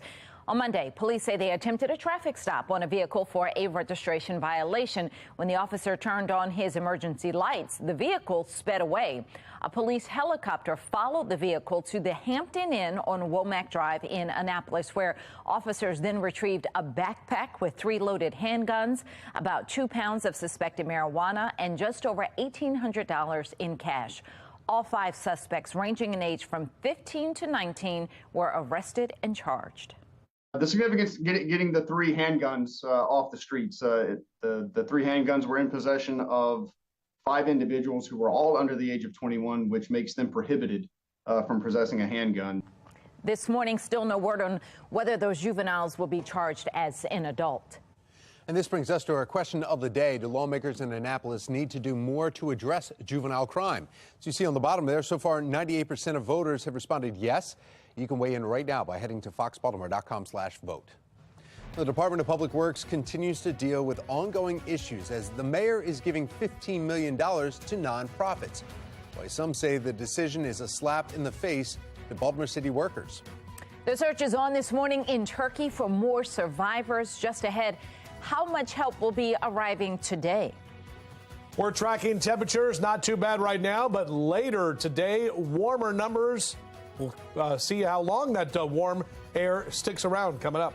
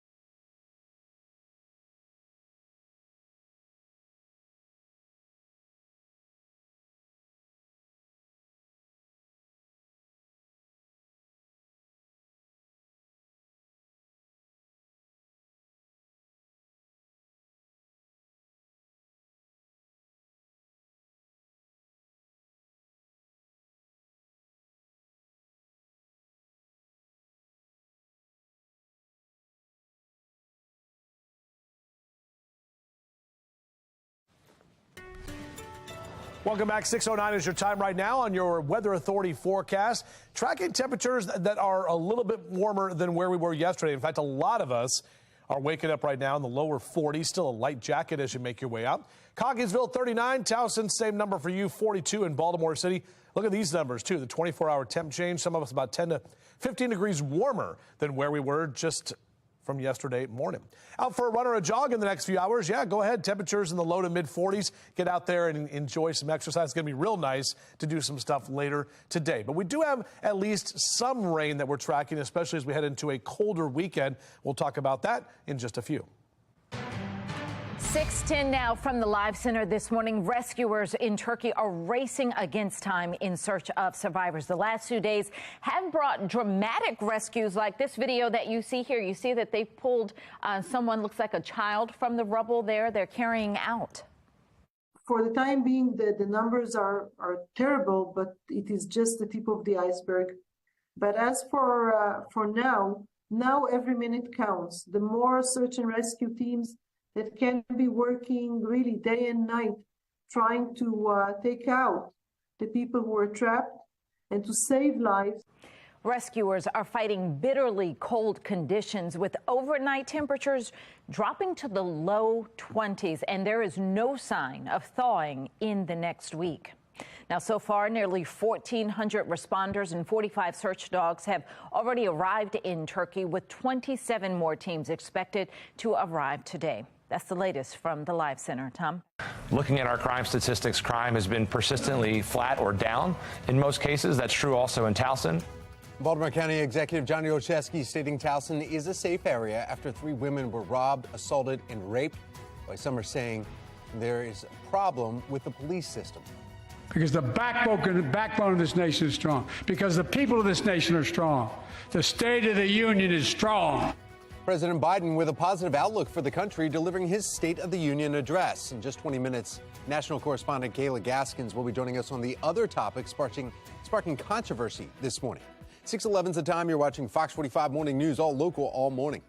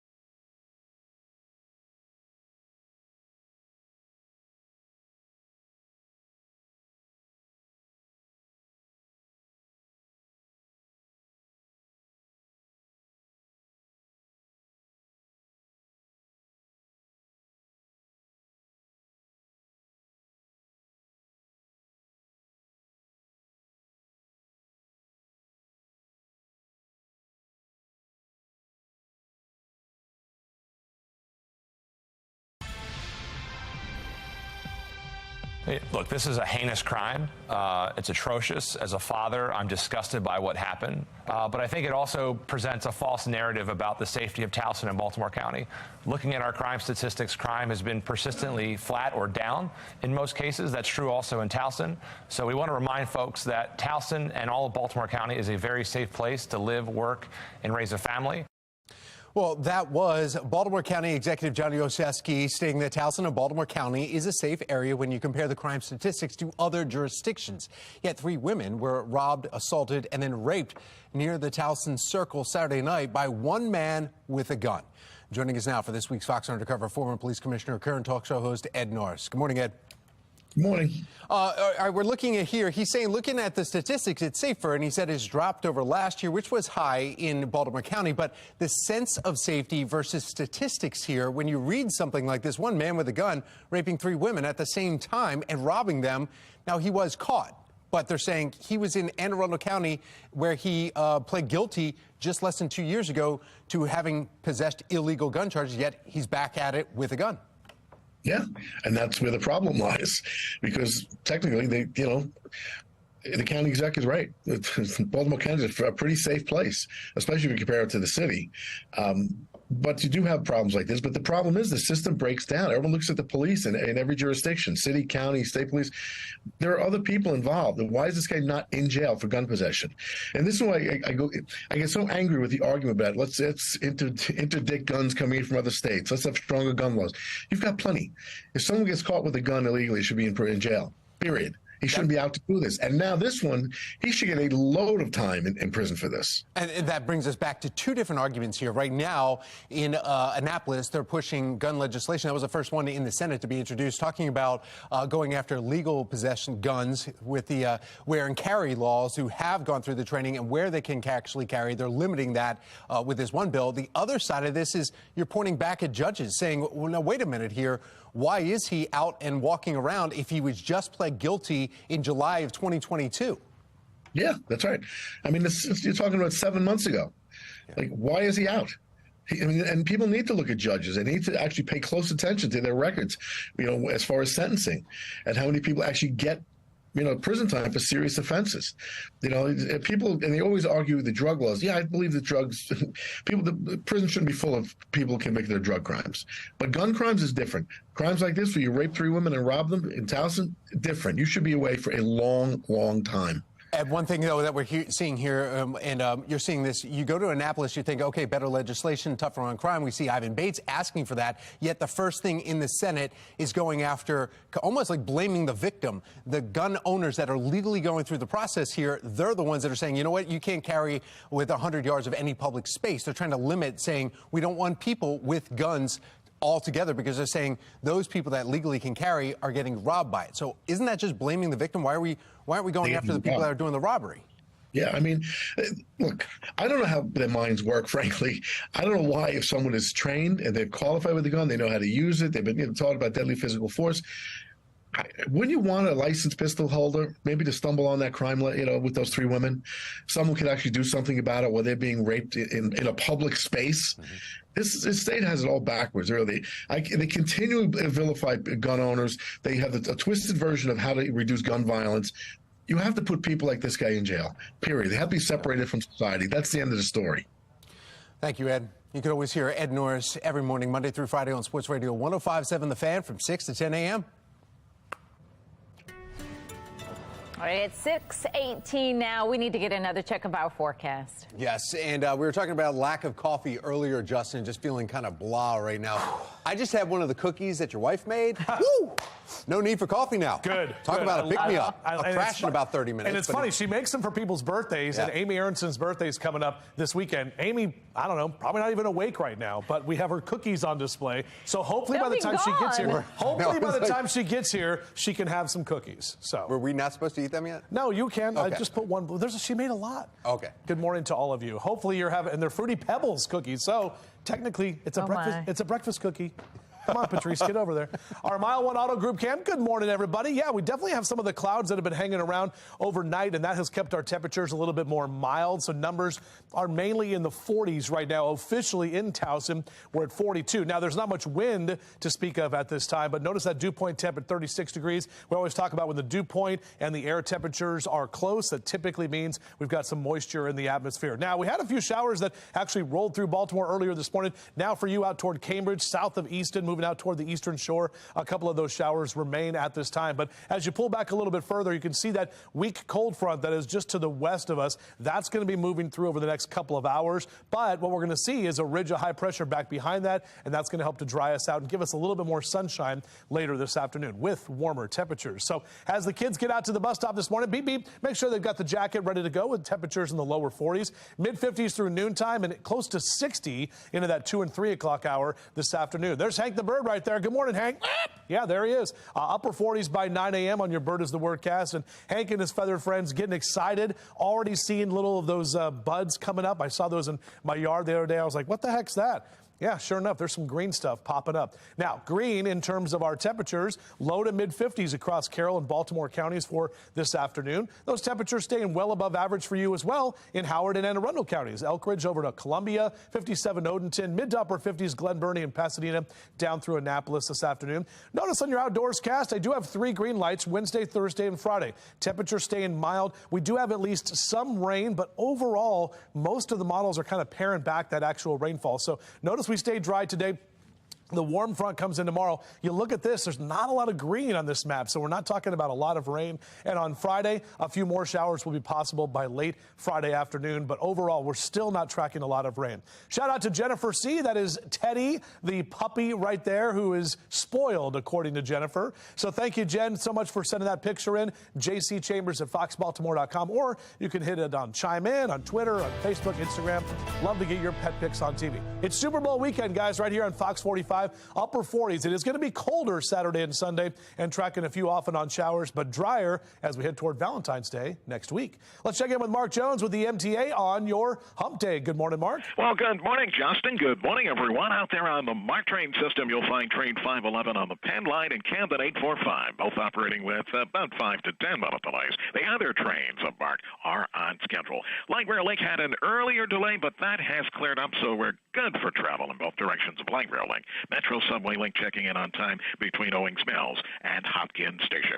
For the MTA Transit team, I'm Mark Jones. Thank you, Mark. Securing tickets to a popular sporting event or a concert can be really frustrating when you find out the ticket deal that you scored is just a scam. Just ahead, what you can do to not fall victim to ticket scammers.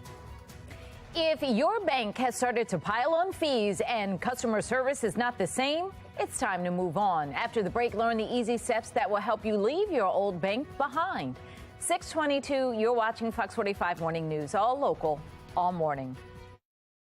Fox 45 News, winner of 17 2022 Regional Emmy Awards, more than all other Baltimore news stations combined.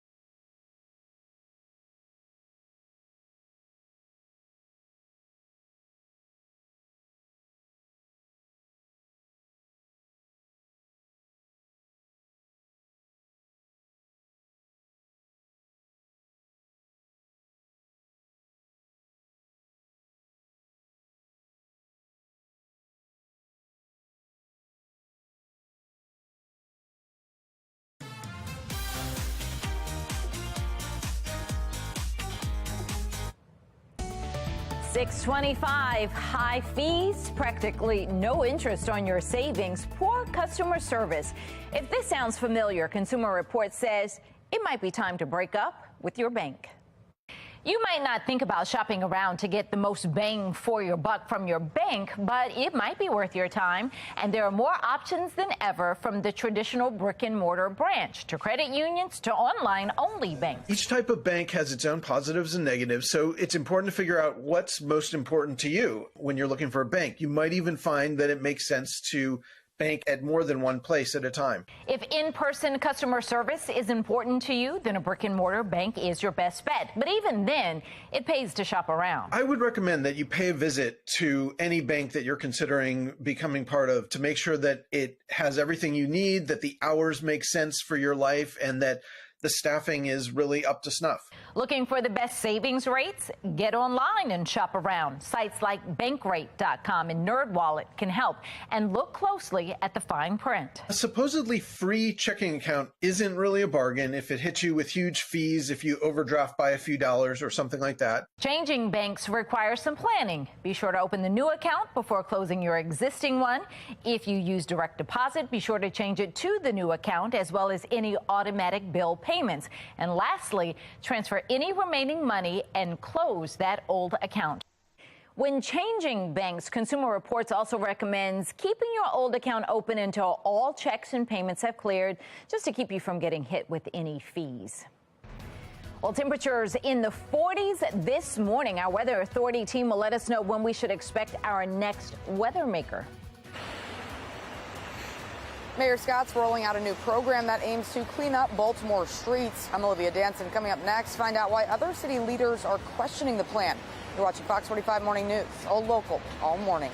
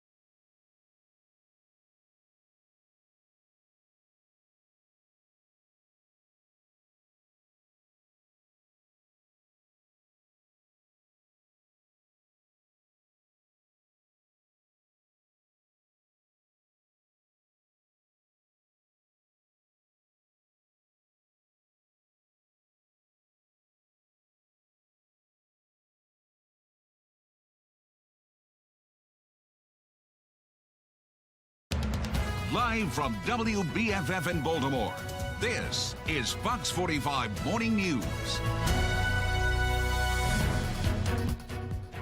Welcome back on this Wednesday morning. 6:30 is the time. I'm Patrice Sanders.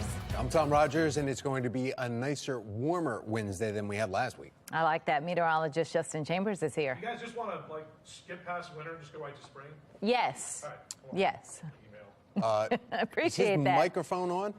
What? Oh, you need to turn your microphone on. Oh, so that was like an April Fool's joke, you asking me if I wanted to skip all the way to spring?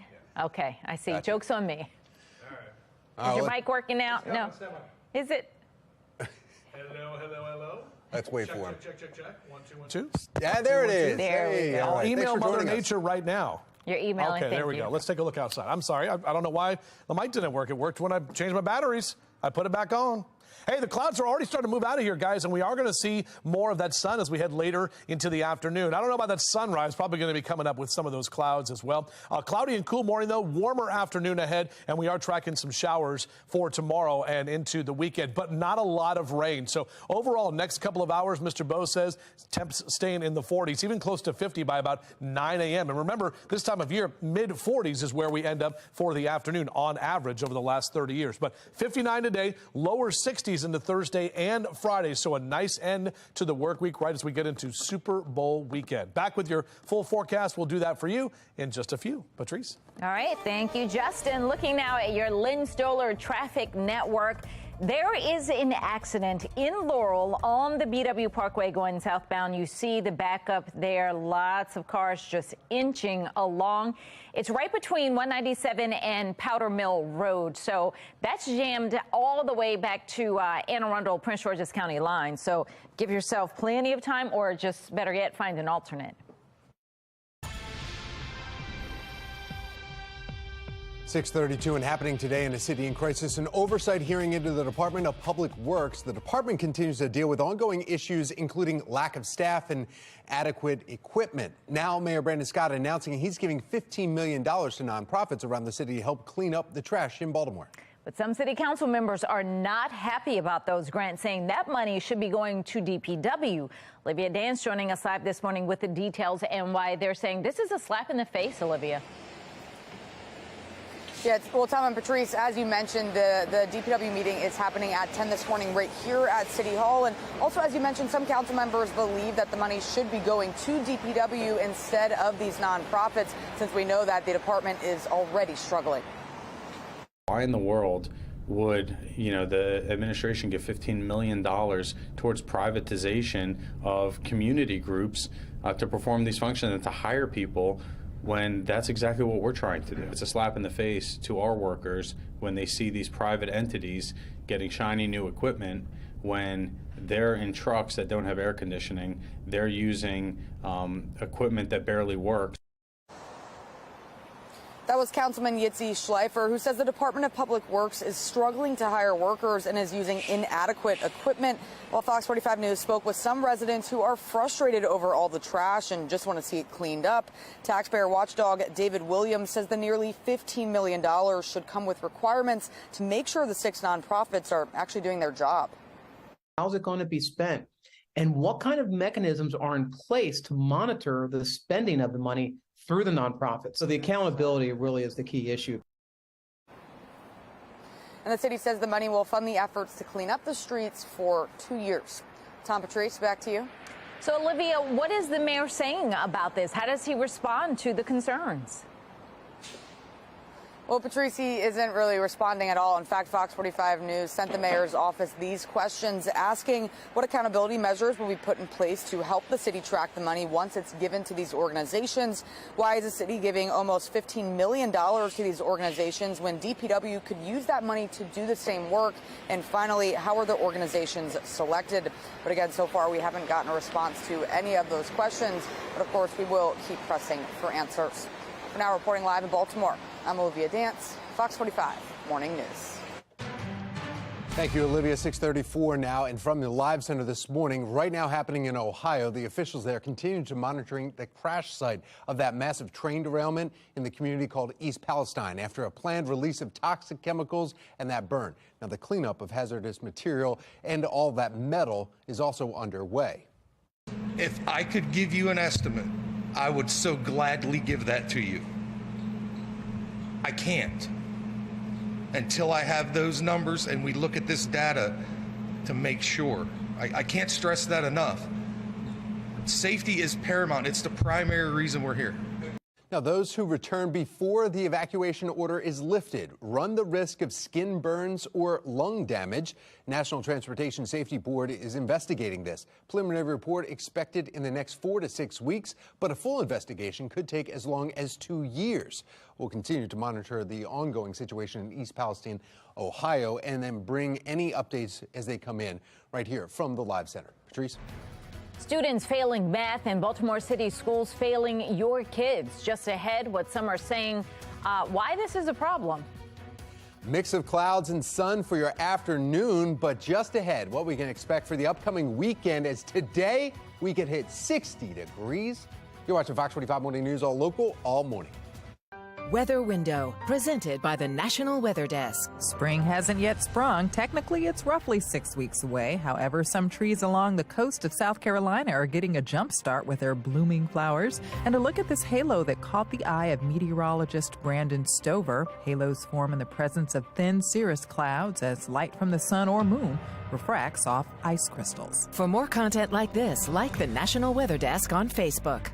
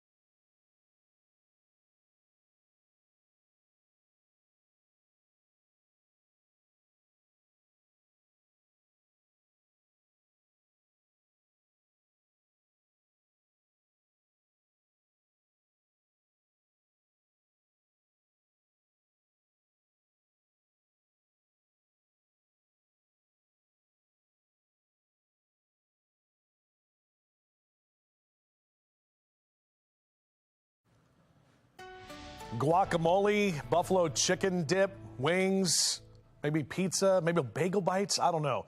I'm excited for Super Bowl Sunday coming up. It is a big food fiesta. And our live cam right now, those clouds are continuing to kind of exit stage right. Still hanging out over the Inner Harbor. We'll see that sun come up in just a little bit, but we are expecting more sunshine later today. And statewide, our numbers are mainly in the 40s, so not nearly as cold as we were yesterday morning. On our way to highs in the mid to upper 50s and even close to 60 this afternoon. So definitely grab those sunglasses with no need for the umbrella today. 6:39. President Biden's State of the Union speech drew loud opposition from Republicans when he began talking about the debate over raising the debt ceiling. National correspondent Kayla Gaskins joining us live from Capitol Hill this morning. Kayla, the president falsely accusing the right once again of wanting to make cuts to Medicare and Social Security.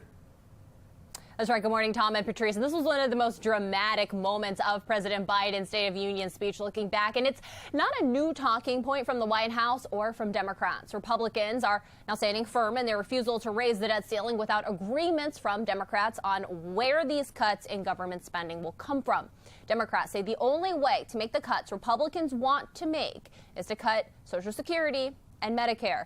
Now, Speaker Kevin McCarthy has said repeatedly that Republicans want to strengthen those programs and make cuts elsewhere. So when President Biden made those comments last night, he was expectedly met with loud boos from the right and a few lawmakers calling him liar over and over. One of those vocal hecklers was Representative Marjorie Taylor Greene. Now, this moment in the speech did, however, give a sense of just how tense the issue of raising the debt ceiling is between the two parties. And it also showed how far this country might be from finding a solution here.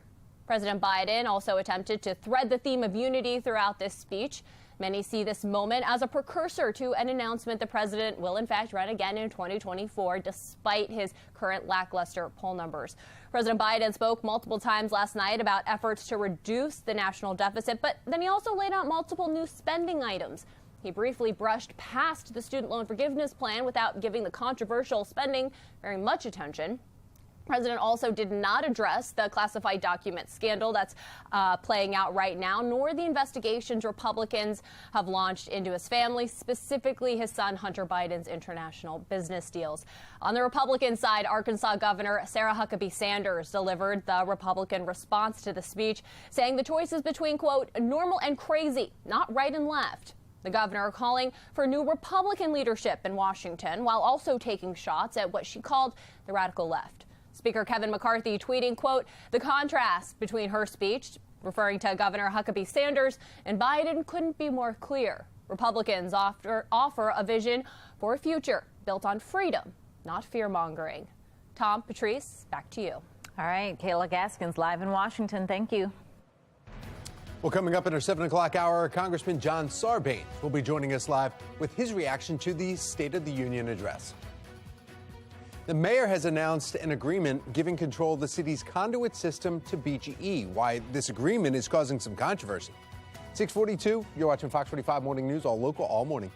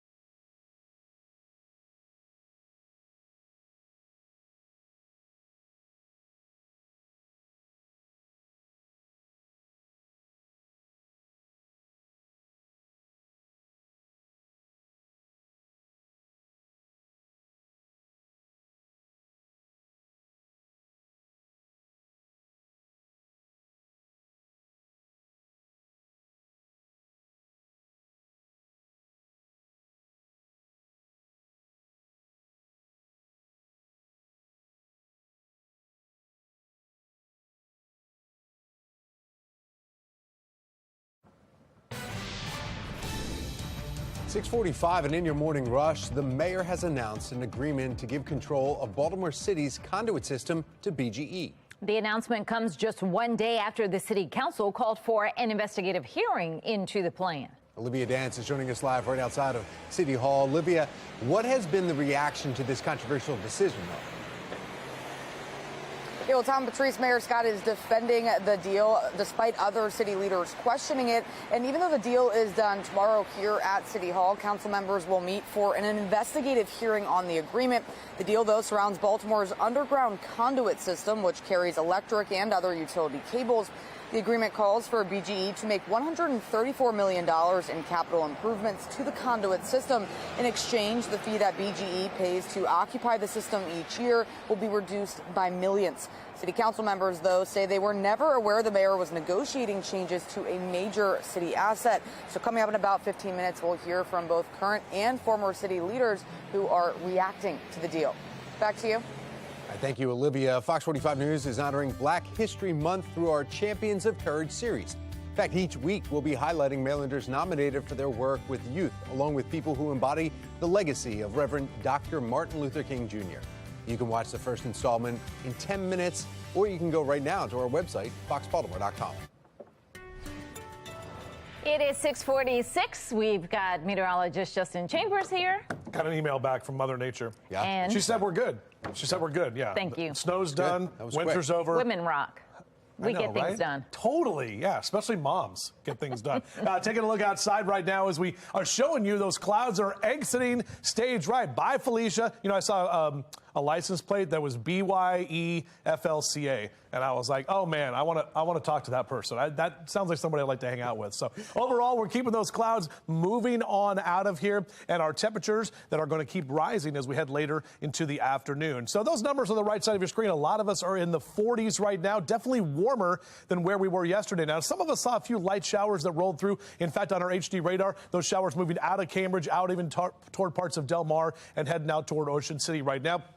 Not much in the way of rain. Weak cold front is going to be passing through, and then there's an H right there hanging out, a ridge of high pressure. That's going to slide in as we head toward the afternoon today, help to continue to get these clouds out of here and actually see temperatures that will be warming up nicely. As you rise and shine, enjoy some breakfast with us here this morning. Maybe get some coffee, get that iced tea or that hot tea brewing, whatever you got. Overall numbers are in the mid to upper 40s here over the next few hours, and that sun comes up just after 7, goes to bed at 5:35. We're definitely seeing those longer daylight hours. So you can see over the next 12 hours, Daryl the Dragonfly buzzing about with temperatures in the mid to upper 50s. 53 Westminster and Bel Air. These are going to be your high temps today. 54 in Cockeysville. Some of us about 15 degrees above average, close to 60 in Baltimore, down through Laurel and D.C., 56 in Annapolis.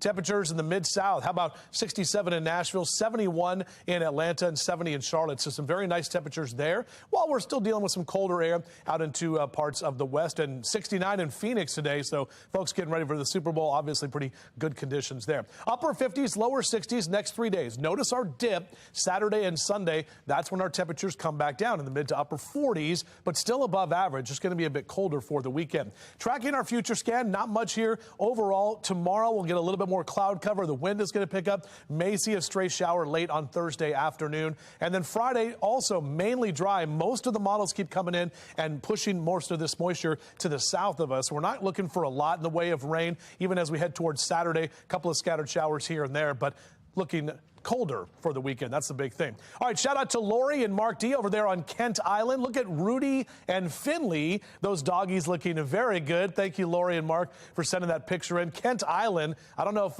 Rudy and Finley have been over to the Kentmore restaurant right by the Kentmore Air Park, the first air park in the United States. Yeah, that's where you just fly in and park at your house. It's pretty cool. Little grass strip out there. All right, so 7-day forecast looks like this. Super Bowl Sunday, overall temperatures in the mid to upper 40s while you're watching right here on Fox 45. But again, tracking just a few showers through the weekend. Back to you.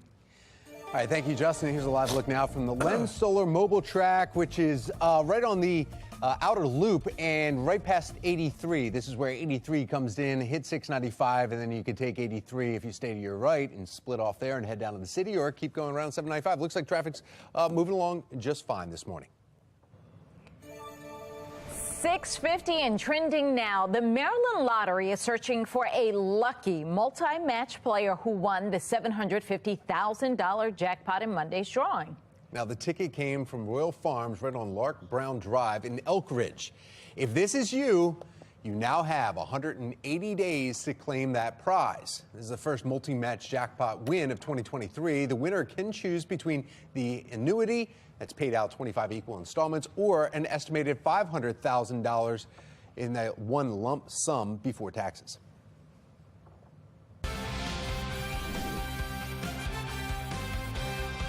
All right, the music, the Super Bowl. We're looking ahead to the Super Bowl this Sunday.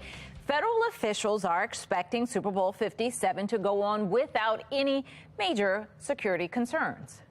We have no specific credible threat against the Super Bowl. Homeland Security is monitoring any potential threats. Every individual, piece of merchandise, and equipment will be screened before entering the grounds. Officials are also keeping watch for any cybersecurity threats. Well, some good news for Eagles fans. A California sea lion from the Wildlife World Zoo and Aquarium in Arizona is predicting that the birds will take home their second Super Bowl win this Sunday against the Kansas City Chiefs. But it just looks like he was just tossing back and forth the Eagles ball. Yeah, I didn't see a second one. So see that red one floating over there? That's the one that the floating device that's from Kansas City. The green one represents the Eagles. Cardinals kicker Matt Prater is the one that was sending those floating devices out there. And you see which one? Crockett brought back. That was rigged.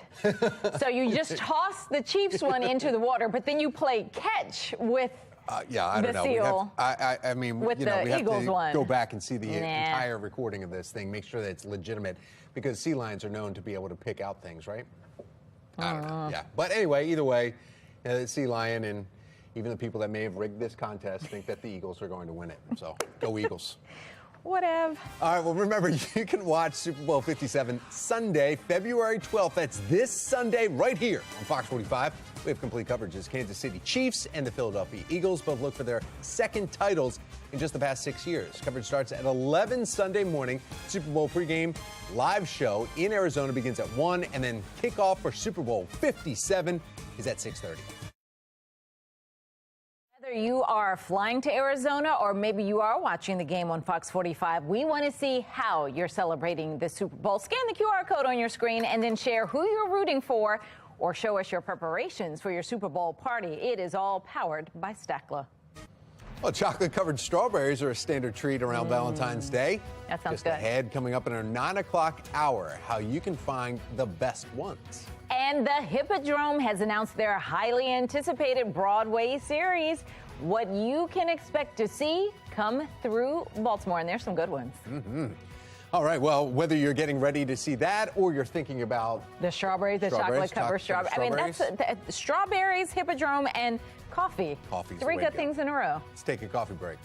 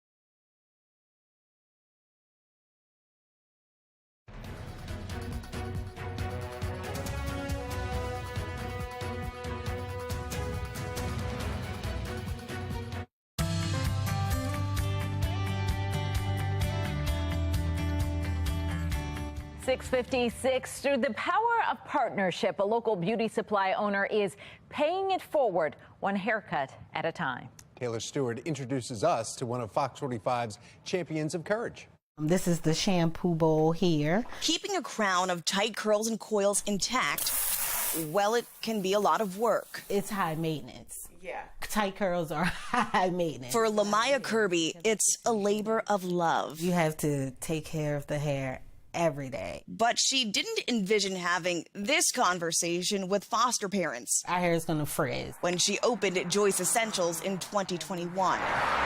If it's just in 2 ponytails, if it's in one ponytail. It's one of Anne Arundel County's only Black-owned, woman-owned beauty supply stores. As a Black woman, it can be challenging, a Black business owner in the beauty supply industry. Lamaya's relied heavily on guidance from her customers, and the outpouring she's received. Overwhelming.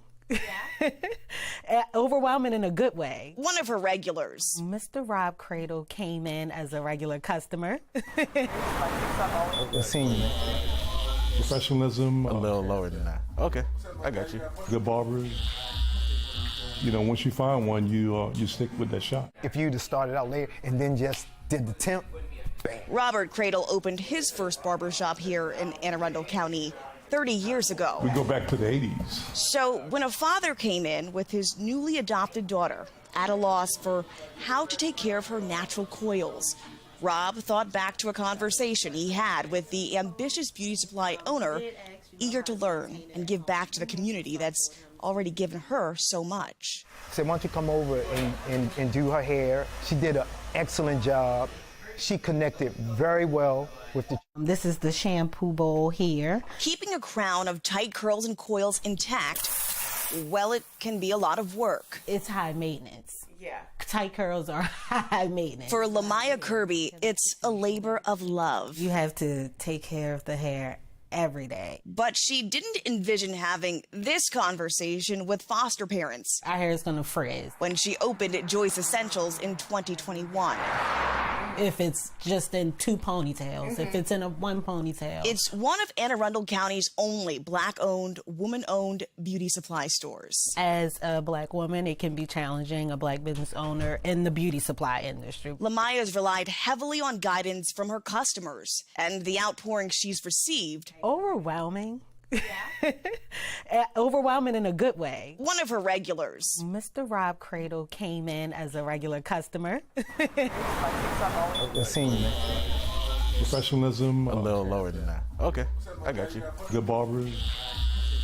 You know, once you find one, you stick with that shop. If you'd have started out later and then just did the temp, bang. Robert Cradle opened his first barbershop here in Anne Arundel County 30 years ago. We go back to the 80s. So when a father came in with his newly adopted daughter, at a loss for how to take care of her natural coils, Rob thought back to a conversation he had with the ambitious beauty supply owner, eager to learn and give back to the community that's already given her so much. I said, why don't you come over and do her hair? She did an excellent job. She connected very well with the child, very well with the parent. The pair decided to go into business together, opening a suite tucked behind the storefront where Lamaya teaches foster parents the ins and outs of transracial hair care for free. So I told him, 2-strand twists would last a while. You have to separate in 4 sections. You can't just comb straight through. And the products they'll need. Oh, this holds down the edges as well. To keep that crown upright. Let them know that it's good hair. It's not bad hair. For those that I do serve, they don't have access to, hair care, or they didn't know what resources they had. Kind of like Lamaya herself, going forth anyhow and breaking down barriers for the ones who follow. After all, that's what makes her a champion of courage. Taylor Stewart. Everything for skincare, beauty. Fox 45 News. Thank you. A deal that now gives BGE control over the city's conduit system is done. I'm Olivia Danson. Coming up next, find out why the agreement is raising some concerns. Gang members are realizing if they can grab younger people and use them in their trade, they can't be held accountable for anything. Juvenile violence is on the rise in Baltimore and the surrounding counties. Coming up, how new laws in some parts are impacting these rates. Temps are going to be warmer this afternoon. We'll talk about how long the warmer numbers stick around. Live from WBFF in Baltimore, this is Fox 45 Morning News. Good morning on this Wednesday, February 8th. I'm Patrice Sanders. I'm Tom Rogers. It just means we're getting closer to the weekend. Oh, yeah. We have meteorologist Justin Chambers here with some good news today. Yeah, absolutely. Temperatures, guys, are going to be well above average. We're looking at upper 50s and even some lower 60s possible right now in our Towson cameras. We open the big live window here. That sun coming up in a few minutes from right now. Those clouds will continue to roll out of here. But the cloud cover we had overnight, keeping our temperatures more mild. So lower 40s for a lot of us, a few upper 30s as well. Definitely not as cold as it was yesterday morning. So we are going to be warmer today. We are tracking a few showers moving in for tomorrow, but overall it's not a lot of rain to get in your way. And you can see Mr. Bo says we are good to go on your morning drive. Nothing but 40s for the next couple of hours. We know it's a good deal for the city. We are very confident in that. Continuing coverage this morning when it comes to the fate of Baltimore City's conduit system. The mayor has announced an agreement giving control of that system to BGE. The announcement comes just one day after the city council called for an investigative hearing into the plan. That hearing isn't set to happen until tomorrow. Olivia Dance joining us live this morning with the controversial decision and why some say it violates the will of voters. Olivia. Tom and Patrice, Mayor Scott is defending the deal despite other city leaders questioning it. And while the deal is done tomorrow here at City Hall, council members will meet for an investigative hearing on the agreement. The deal surrounds Baltimore's underground conduit system, which carries electric and other utility cables. BGE has long advocated for ownership of the system, but in November, voters passed a charter amendment which bars the city from selling it. Mayor Scott, though, is denying the deal goes against voters because they aren't selling the system. However, former Mayor Jack Young disagrees. I don't know who the mayor is listening to, but he's not listening to the ones who voted for him. Mayor Scott is saying that we will have still complete ownership, in my opinion, in name only, because BGE still can do what they want. The agreement calls for BGE to make $134 million in capital improvements to the conduit system. In exchange, the fee that BGE pays to occupy the system each year will be reduced by millions. It also guarantees expedited permitting for any changes BGE intends to make.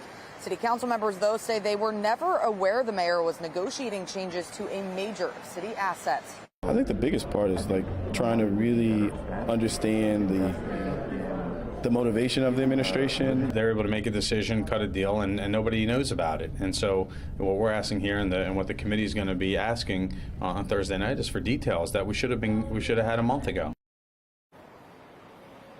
So council members are just hoping to get more answers from tomorrow's hearing. And of course, Fox 45 News will be there and will bring you the latest updates. But for now, reporting live in downtown Baltimore, I'm Olivia Dance, Fox 45 Morning News. Turning now to a city in crisis, police are asking for your help in two different shootings. Now, first, Baltimore City Police releasing this dramatic surveillance video from a shooting that happened last month along Liberty Heights Avenue in northwest Baltimore. You see the moment that man right there, ends up pointing a gun and firing at the person who walks away from him January 4th. In the video, we stopped it before the firing, but the victim did survive, and police are now asking for the public's help to find that brazen criminal. We have shared this information and video on our website, foxbaltimore.com. Police are still searching for the person responsible for shooting and killing a teenager Sunday night in northeast Baltimore. One witness says she listened as shots rang out just steps from her front door.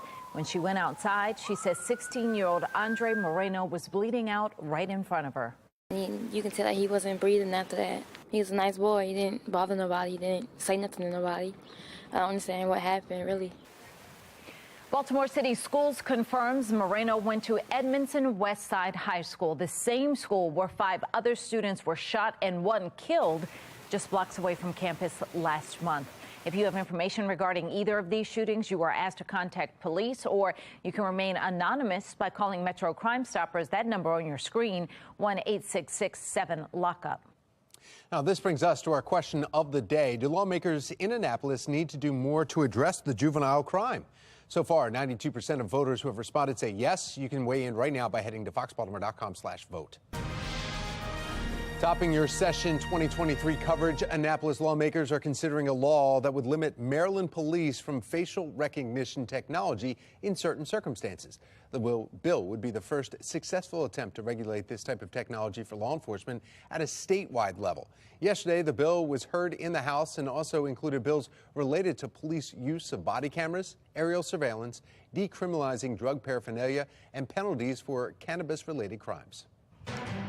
7:07 from the Live Center this morning, a live look at the White House. President Biden is expected to hit the ground running after his State of the Union speech. He is due in Madison, Wisconsin today, right around lunchtime, where he will talk about how his administration is trying to create good-paying union jobs. Wisconsin is a swing state that narrowly went for Biden in 2020. Now, during a contentious State of the Union last night, the president pushed for Congress to, quote, finish the job, touching on some big topics, including the border crisis, rising tensions with China, the ongoing debt limit debate, and what American families say is the most important issue for them right now, the economy and unrelenting inflation.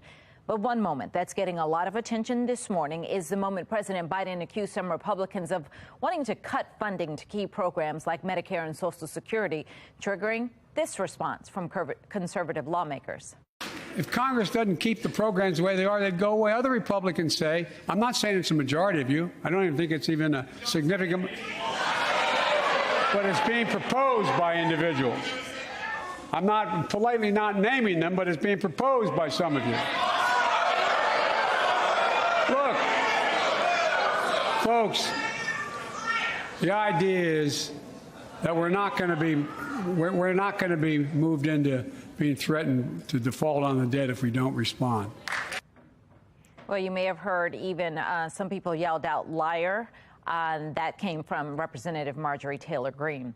House Speaker Kevin McCarthy has indicated that Social Security and Medicare are safe in the debt ceiling negotiations. The U.S. hit the debt ceiling January 19th, forcing the Treasury to begin a series of accounting maneuvers to buy lawmakers time to reach a deal. But that time is limited, and it is expected to run out sometime around June 5th if a deal isn't reached before then.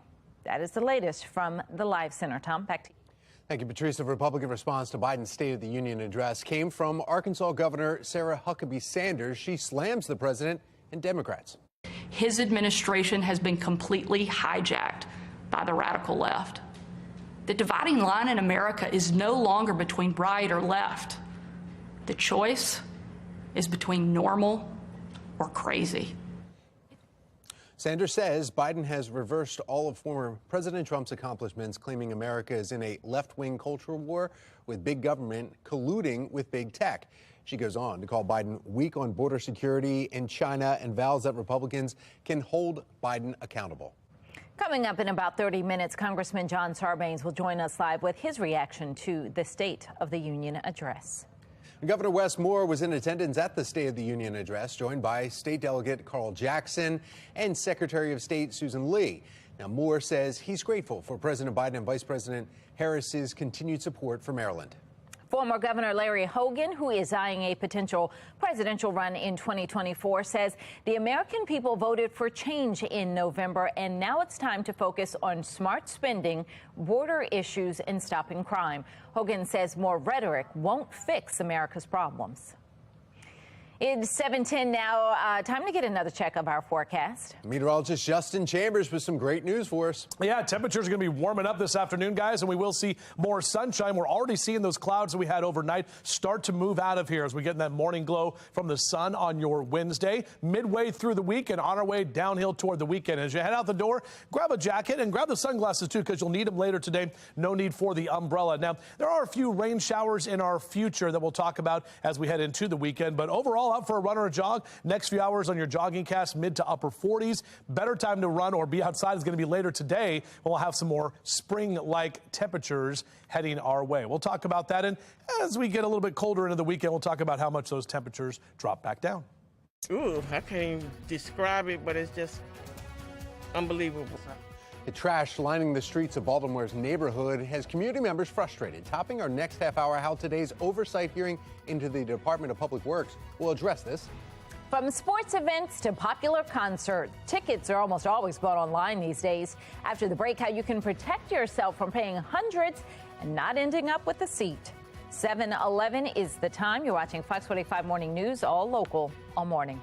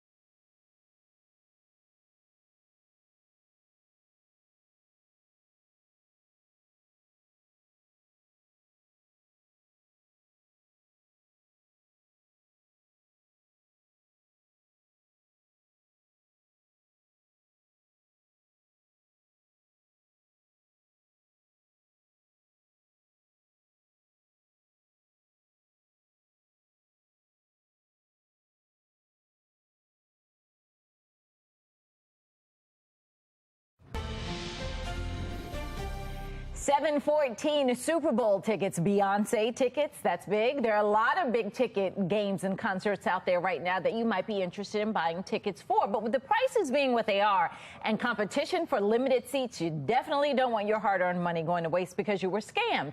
For today's Confident Consumer, Angie Barnett with the Better Business Bureau is joining us with tips for buying these tickets online and making sure you get what you're paying for, because most tickets are bought online. I mean, you don't go to the place anymore and do it. So what do we need to know? Yeah, that's what we were talking about. The days when the scalper stood out in front with the ticket is gone. So we rely on everything to take our phone with us. Now, first of all, remember, when you buy a ticket online, move it over to your digital wallet, because when you go to an event, particularly at M&T Stadium or someplace like that where there's thousands and thousands of people, cell service is sketchy. So think about and be prepared for that. So when you're buying online, what you want to do is make sure you are buying from a, first let's go to the venue directly. Go and right try to M&T Bank Stadium or buy the ticket, or that's how I've been looking at it. Exactly. So number two, you want to verify that the reseller, because most often you're buying from a reseller too, that they're legitimate. So there is a National Association of Ticket brokers, and that association does a 200% guarantee that the tickets you're buying from one of their accredited businesses will actually be a legitimate ticket. So that's really important. So let me ask, so if I'm buying the resale ticket, Yes. from the venue site or from the Ticketmaster site, do I then still need to verify that this is a real reseller? I mean, the site hasn't already done that and verified it for me? I would just take that extra step and really get, verify that information. We want to, just like we talk about all online shopping, make sure you pay with a credit card. Really important that we want you to not be attracted by going cheap Beyonce tickets in your web browser. There will be so many amazing fake websites that will pop up. So getting you directly to the right reseller, the right venue, and ordering from there. And that is, the fake websites are our biggest scams that are reported. And so how do you, are there going to be other sites that you can go to that are not the venue site? Absolutely. They are legit, but then how do you know that they're legit? I know you're saying go to that national association to check, but everybody doesn't necessarily register there. So if I bought tickets and now I can't go and I'm trying to sell them, I haven't registered anywhere. You have a tremendous risk when you do.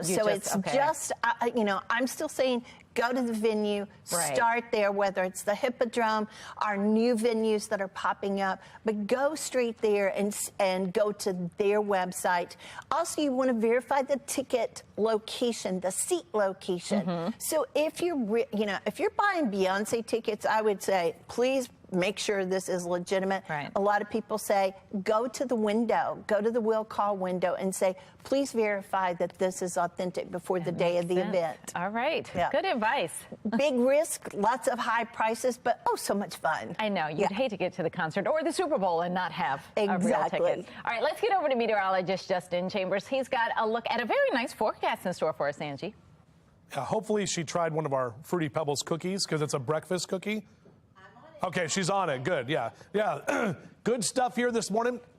And always good stuff when you are here on a Wednesday taking a look at the forecast, especially when we got lots of sunshine on the way today and temperatures that are going to be warmer. We're in the 40s right now after a cloudy and cool morning, warmer afternoon ahead. We are tracking some showers for tomorrow and as we head closer to the weekend, but it's not a lot of rain. And we're going to be close to 60 degrees for the afternoon. Notice we had a few showers that were rolling through earlier this morning. They moved out toward the eastern shore, now pretty much pushing out of the Old Line State. And overall, this ridge of high pressure settling up over the Midwest, right south of Chicago. That's what's going to drive in a little bit later today. That's the H that you see right there on the screen, sliding over as coming behind this weak cold front that is pushing through the area at this time. So as we take a look at your bus stop forecast, beep, beep, making sure those kids have at least a jacket on as you're heading out this morning. Lower 40s, mid 50s through noon and close to 60 when you pick them up at the bus stop later today. Good day to get outdoors with the kids. Maybe you want to get out there on the golf course on our forecast. Upper 40s by 9 and mid 50s through the noon hour. Great day to play some golf. I think I'm going to even do it. I might get with British James. I don't know. Maybe Scott and I will get out there too. Upper 50s for our highs today with those temperatures above average, and the sun will be up until 5:35 tonight. So golfers, you can even sneak in a quick 9 now after about 3 o'clock in the afternoon. Notice on our outdoors cast, Wednesday, Thursday, and Friday, we do have green lights. Even though we're tracking some rain, our temperatures are still going to be very mild. Look at this ridge of high pressure. That's what I was talking about rolling through today. Now, tomorrow, the wind is going to pick up from the south. A warm front comes in, and look at the green. There's hardly any of that there at all. So the latest model run backing off on even the rain for tomorrow. Friday also looks mainly dry. Most of those showers stay to the south of us by Friday evening. Out toward the eastern shore is the best chance to see some of that rain. But then heading into Saturday, a few of those leftover showers mainly to the south as well. So these keep coming in with less of a chance of rain in terms of the weekend, which is good news. And the temperatures, that'll be mild. 6 days until Valentine's Day. We're just 12 days out until President's Day. The spring equinox is officially 40 days from right now. And we keep the spring-like temperatures going. Upper 50s and lower 60s through Friday. It is going to be colder this weekend, both Saturday and Sunday. Highs only in the mid to upper 40s. So as you're watching the Super Bowl Sunday afternoon right here on Fox 45, just know it'll be a little chilly outside with warmer numbers next week. Tom? All right, thank you, Justin. Let's take a look at your Lynn Solar Traffic Network. And we want to take you back to Laurel. We've been following this on BW Parkway, the collision that was there. Actually getting better, believe it or not. This is southbound BW Parkway right near 197, where traffic has been stop and go, and it's been backed up throughout the morning. Now, if you're like, oh, well, I could just take 95 and get around this, it's actually worse. The volume over at 95 is actually slower than what you're seeing on BW Parkway. So just stay there and get through it, and you'll be all right. Here's a live look right now from the Len Stoller mobile track. It's heading south on 97 right near Glen Burnie this morning, and traffic looks like it's moving along fine on 97. The countdown continues to the 57th Super Bowl. Still to come, the expected new records to be broken during this year's game, where the Eagles and the Chiefs are going head-to-head. And with the Gordon Center this morning, the beautiful Gordon Center, we'll talk about the renovations and all the activities that are going on coming up on Fox 45 Morning News. All local, all morning long. Good morning.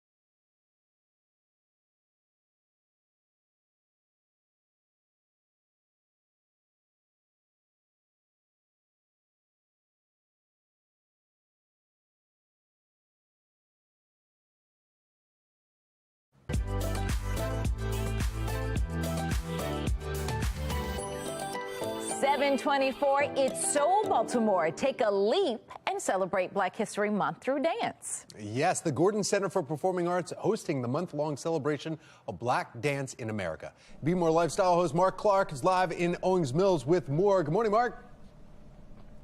Good morning, guys. I'm with Sarah. And Sarah, this beautiful, beautiful space hasn't always been this beautiful, right? You guys got new renovations popping off. We sure did. The theater was dark from August through December, and we have new lighting and carpet and this gorgeous concession area. It's been really an amazing journey, and we're so thrilled to be open now. It's amazing, and again, we're going to talk about the diversity of the entertainment that's coming. But again, first of all, when you start with the space, you cannot lose, right? You come through the door, guys, and you can see from the beautiful countertops to the lighting, the wood floors. I mean, this is just a great space, and I know a lot of great things are coming up this season, and we'll be talking about that coming up. So, Sarah, thank you so much for letting us know. Because again, who knew? When I just saw these beautiful chandeliers, I thought it was always this way. It wasn't, actually. The Gordon Center was built in 1995, and the carpet became a little outdated. The lighting in the Meyerhoff Gallery was a little bit older. We had to replace the kind of gallery walls. Wow. So it's really an opportunity to kind of like lift up and elevate the quality of this space and to make the space match the vibe in the theater. We have so many fun shows that we wanted the lobby to also be a space for gathering, for rentals, for opportunities to just like have a drink, hang out. I love it. Be together. Well, Sarah, thank you so much for sharing that with us. And again, just a beautiful space, beautiful community. Again, we'll tell you all about more of it coming up, guys. All right, we can't wait to hear it. Thanks, Mark. Well, if you do want more information, it's on our website, foxbaltimore.com/newslinks. Cloudy morning here in Baltimore with temperatures in the 40s, but just wait. Well, coming up in our Weather Authority team is all together, and they're going to let us know the significance of the warming trend that's coming our way. Mayor Scott's rolling out a new program that aims to clean up Baltimore streets. I'm Olivia Danson. Coming up next, find out why other city leaders are questioning the plan. You're watching Fox 45 Morning News, all local, all morning.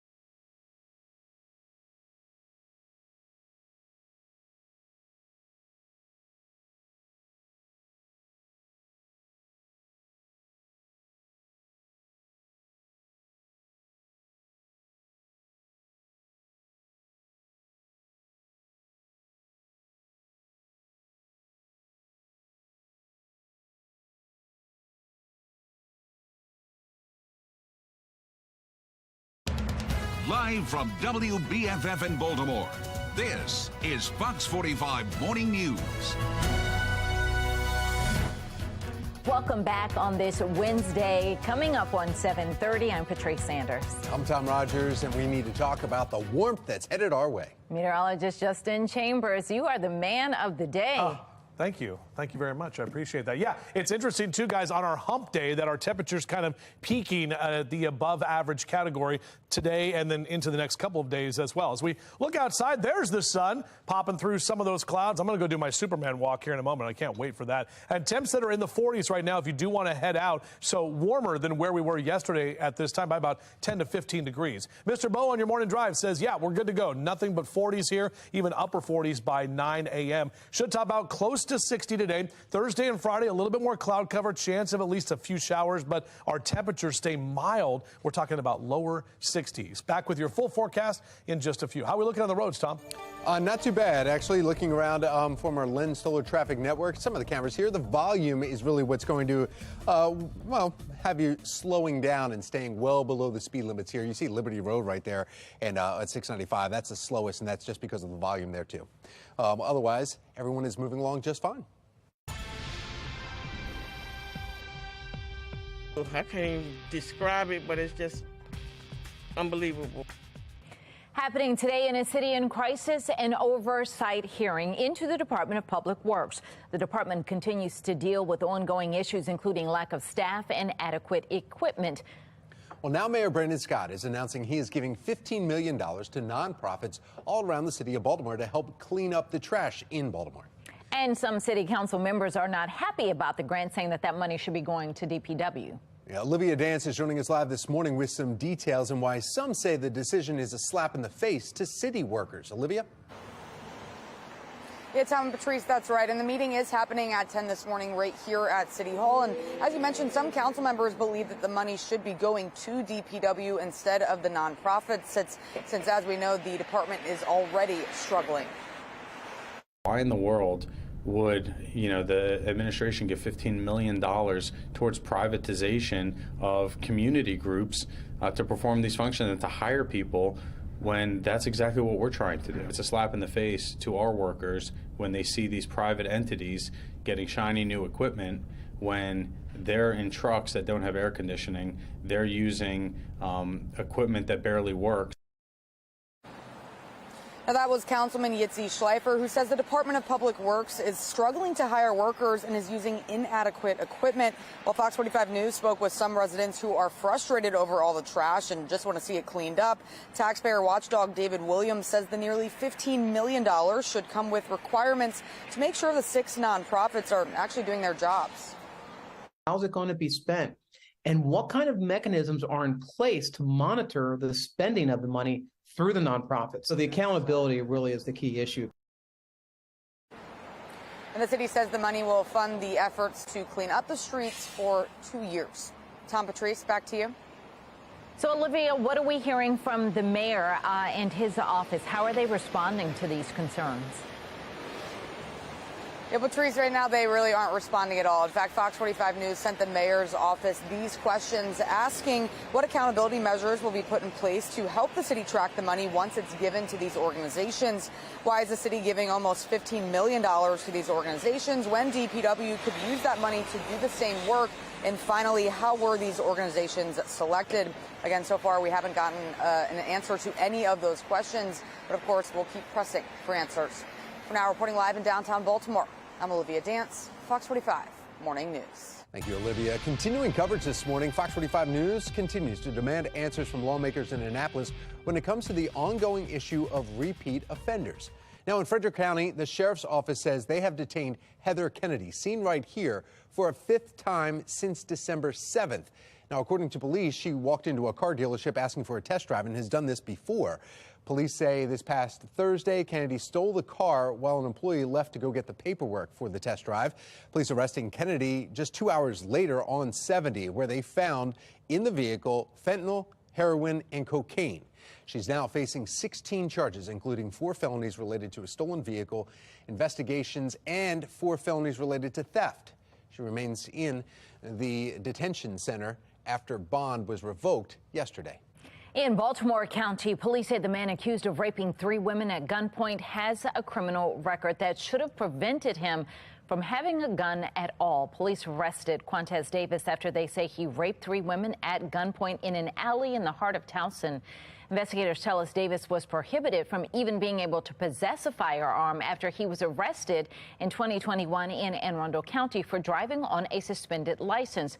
Police also discovered a gun in his pocket and another loaded gun in the passenger seat of the car.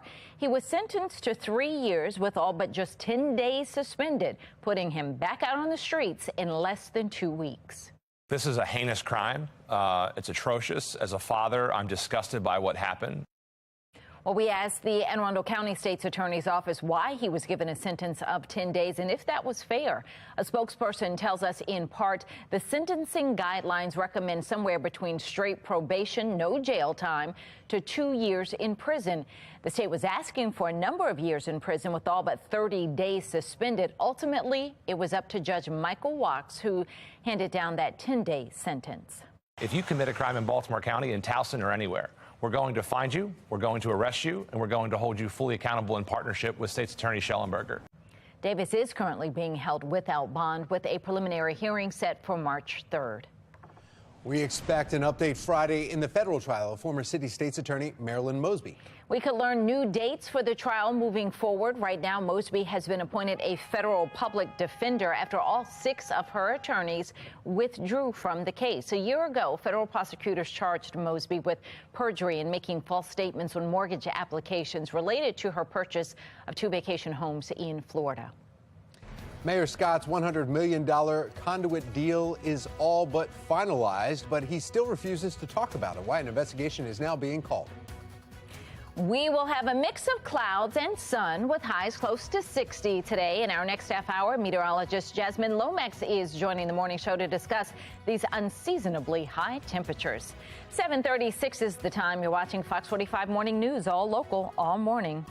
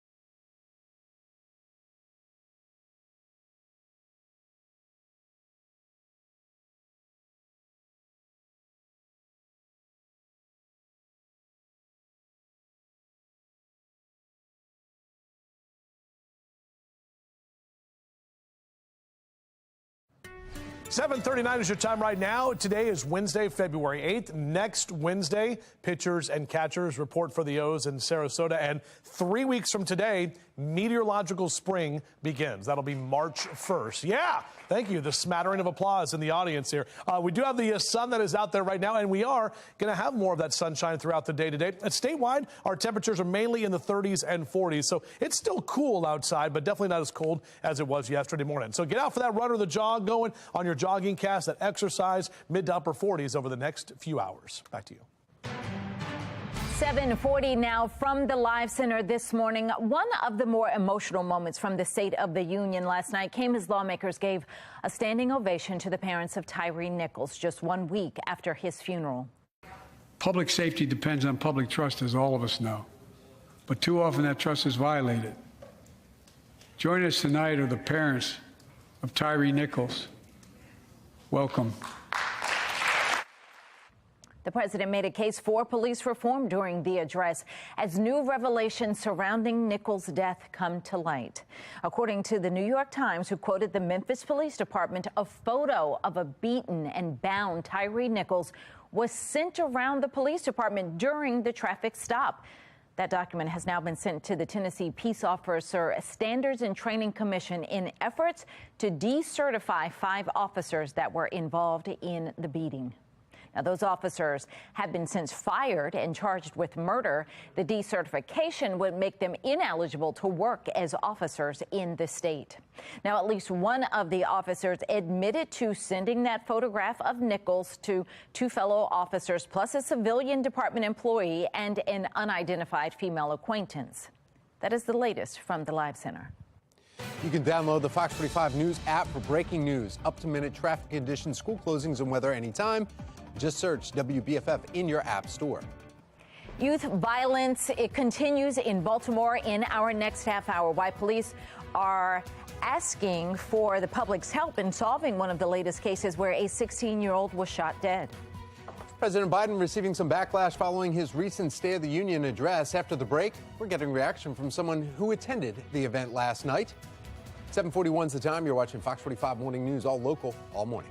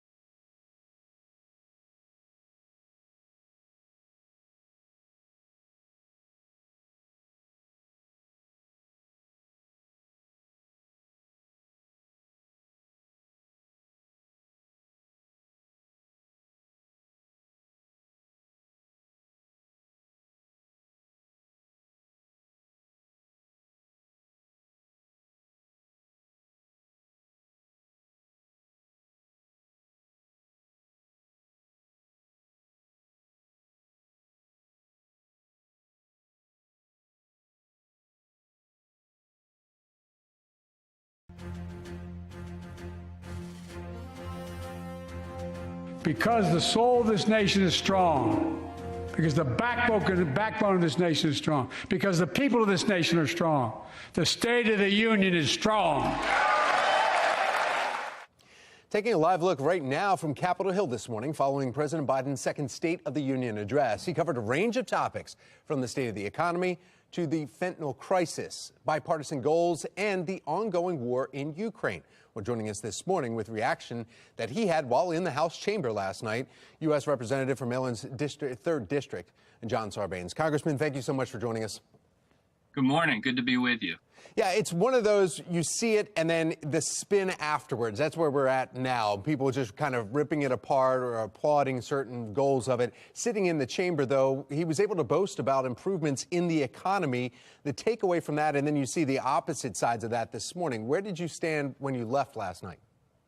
Well, I was in the chamber. I thought the president gave a very strong speech, and I thought he did point to the fact that the people of this country remain strong. That doesn't mean there aren't challenges, but we've come through a difficult period in the country. I think the president can take credit for having guided us through that. 12 million new jobs created in the last 2 years, 3.4% unemployment rate, which is the lowest rate we've seen in 50 years. So we are fundamentally strong as a country right now.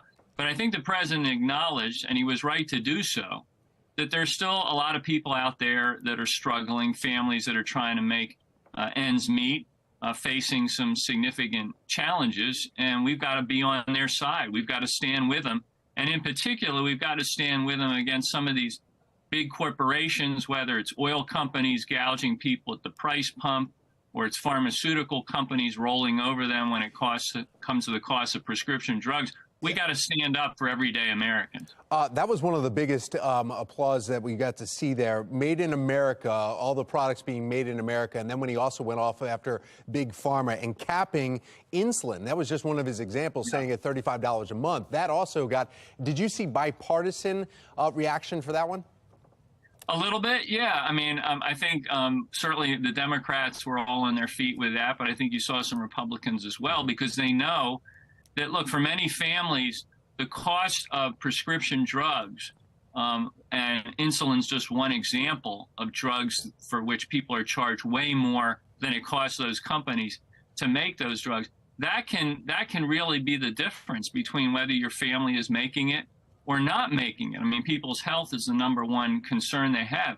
So let's make sure that these big companies are not raking in these huge profits for the benefit of themselves, their shareholders, and their executives. Let's make sure that the people of the country are the ones that are benefiting from those endeavors. One of the opposite sides, though, that we're hearing, you heard that with Huckabee Sanders afterwards rebuttal. She said he really didn't address border. He really kind of was lacking on the economy, not showing that, even though we talked about that. But also crime was also not brought up with him, and she attacked him for not doing those things and not bringing them up. Do you agree with her, I guess, response in those three areas, that it need to be focused a little bit more on the border and crime? Well, he talked about the border. He talked about the need for comprehensive immigration reform, which we've tried to get for the whole 16 years that I've been there. That requires Democrats and Republicans to come together. So I think that's an area we'll continue to strive for. When it comes to crime, the president said flat out, every single person deserves to live and work in a safe community. We have to do everything in our power to address that. We have to address the issue of gun safety. We have to address the opioid addiction crisis. We have to address the mental health crisis that's coming at people, and we can do that. And if you look at the bills we've passed in the last 2 years, there are strong investments in exactly that response. We have to maintain those going forward. U.S. Congressman and Representative for Maryland District 3, John Sarbanes, thank you so much for giving us some time. All the best. Take care. Thank you. Now, ahead of President Biden's State of the Union address, Fox 45 News spoke with Congressman Andy Harris on what he wanted the president to cover.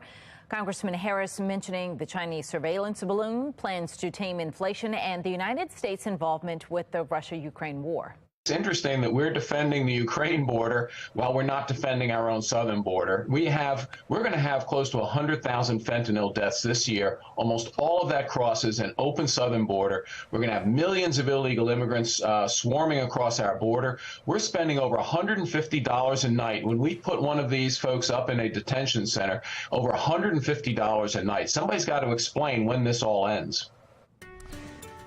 Time right now is 7:49. Your Weather Authority forecast. Looking outside right now, we do have some cloud cover, but the sun lighting up Camden Yards and M&T Bank Stadium, and we'll see more sunshine as we head toward the afternoon. We had a few showers earlier this morning moving out toward the eastern shore, and you can see a big ridge of high pressure over the Midwest. This is going to be sliding in behind this weak cold front coming throughout the afternoon, and that's what's going to help to keep their temperatures up and also keep our skies mostly sunny. Mid-40s next hour, hanging out there at Fells Point, and we'll see those numbers through noontime. If you want to do lunch outdoors, why not? Today is going to be a great day for that. 56 by noon and mid to upper 50s as we take you into that 2 and 3 o'clock hour for the day today. Some of us real close to that 60-degree mark, but lower 50s in Westminster and Bel Air. Still, even those are 7 to 8 degrees above average when we typically are in the mid-40s for this time of year. Eastern Shore, you're also in those mid to upper 50s for your highs. Even warmer to the south. D.C. at 60 today, mid-50s down the ocean there at Ocean City, and upper 60s in Richmond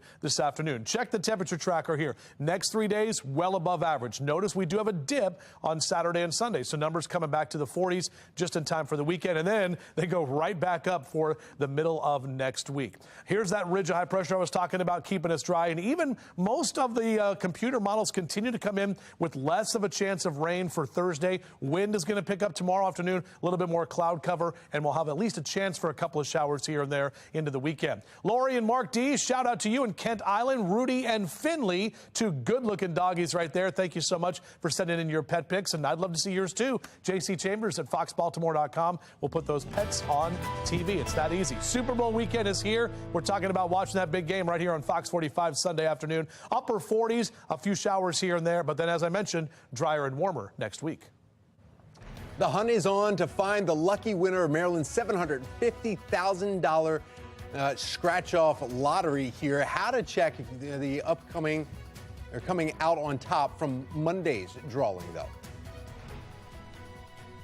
We're at the Gordon Center this morning. Oh, the stage is empty now, but we'll tell you about, well, it'll be filled up, and we'll tell you about all the activities coming your way next. Oh, back to that $750,000 winner. If it was me, I would be buying everyone, all my coworkers right here at Fox 45, a coffee. The large one? Grande? Let's not big get one? crazy. I mean, they have 12 ounces. I got this one. Time for a coffee break. Thanks, though. Yeah, no problem.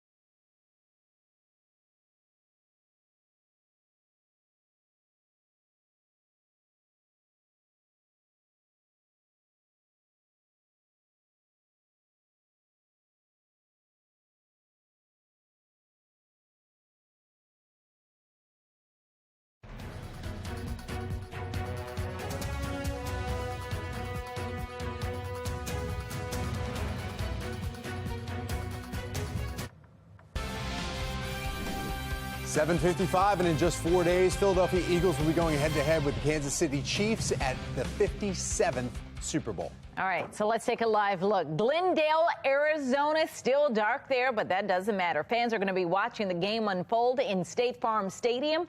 This year, the American Gaming Association says a record 50.4 million American adults plan to bet on the Super Bowl, wagering a total of $16 billion.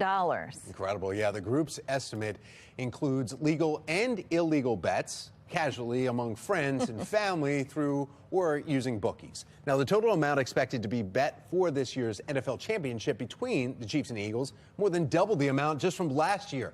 There are now 33 states where sports betting is legal, with Maryland now being one of them. Well, there is one Super Bowl superfan who will attend for the 57th straight year. Incredible. Meet 86-year-old Don Chrisman from Maine. He's not missed a single year sitting in the stands, but keeping the streak alive is a big expense. I'm afraid if I think if I gave it up and a day went by, then I'd brush it off and it's over. But until you get to, as long as you have the opportunity to get there, you kind of keep trying. Let's keep trying right yes, there. That's pretty awesome, actually. And now get this, a GoFundMe page has been set up to help Chrisman keep his streak alive. Christmas is a diehard, though, oh, brother, Patriots fan. Really? It's such a good story. You're not going to contribute to the GoFundMe No. now? All right. Well, just in case he can't make it there, you can, and he can watch Super Bowl 57 Sunday, February 12th, right here on Fox 45. We will have complete coverage as the Kansas City Chiefs and Philadelphia Eagles both look for their second titles in the past 6 years. Coverage starts at 11 a.m. The Super Bowl pregame show live in Arizona begins at 1 p.m. And then the Super Bowl 57 kickoff is at 6:30. It's an all-day event. Oh, yeah. Well, a mix of clouds and sun is on the way today. The next weather maker, though, coming tomorrow. In our 8 o'clock hour, meteorologist Jasmine Lomax and Justin Chambers take a look at if the unseasonably warm temperatures are impacted. A deal that now gives BGE control over the city's conduit system is done. I'm Olivia Danson. Coming up next, find out why the agreement is raising concerns. You're watching Fox 45 Morning News, all local, all morning.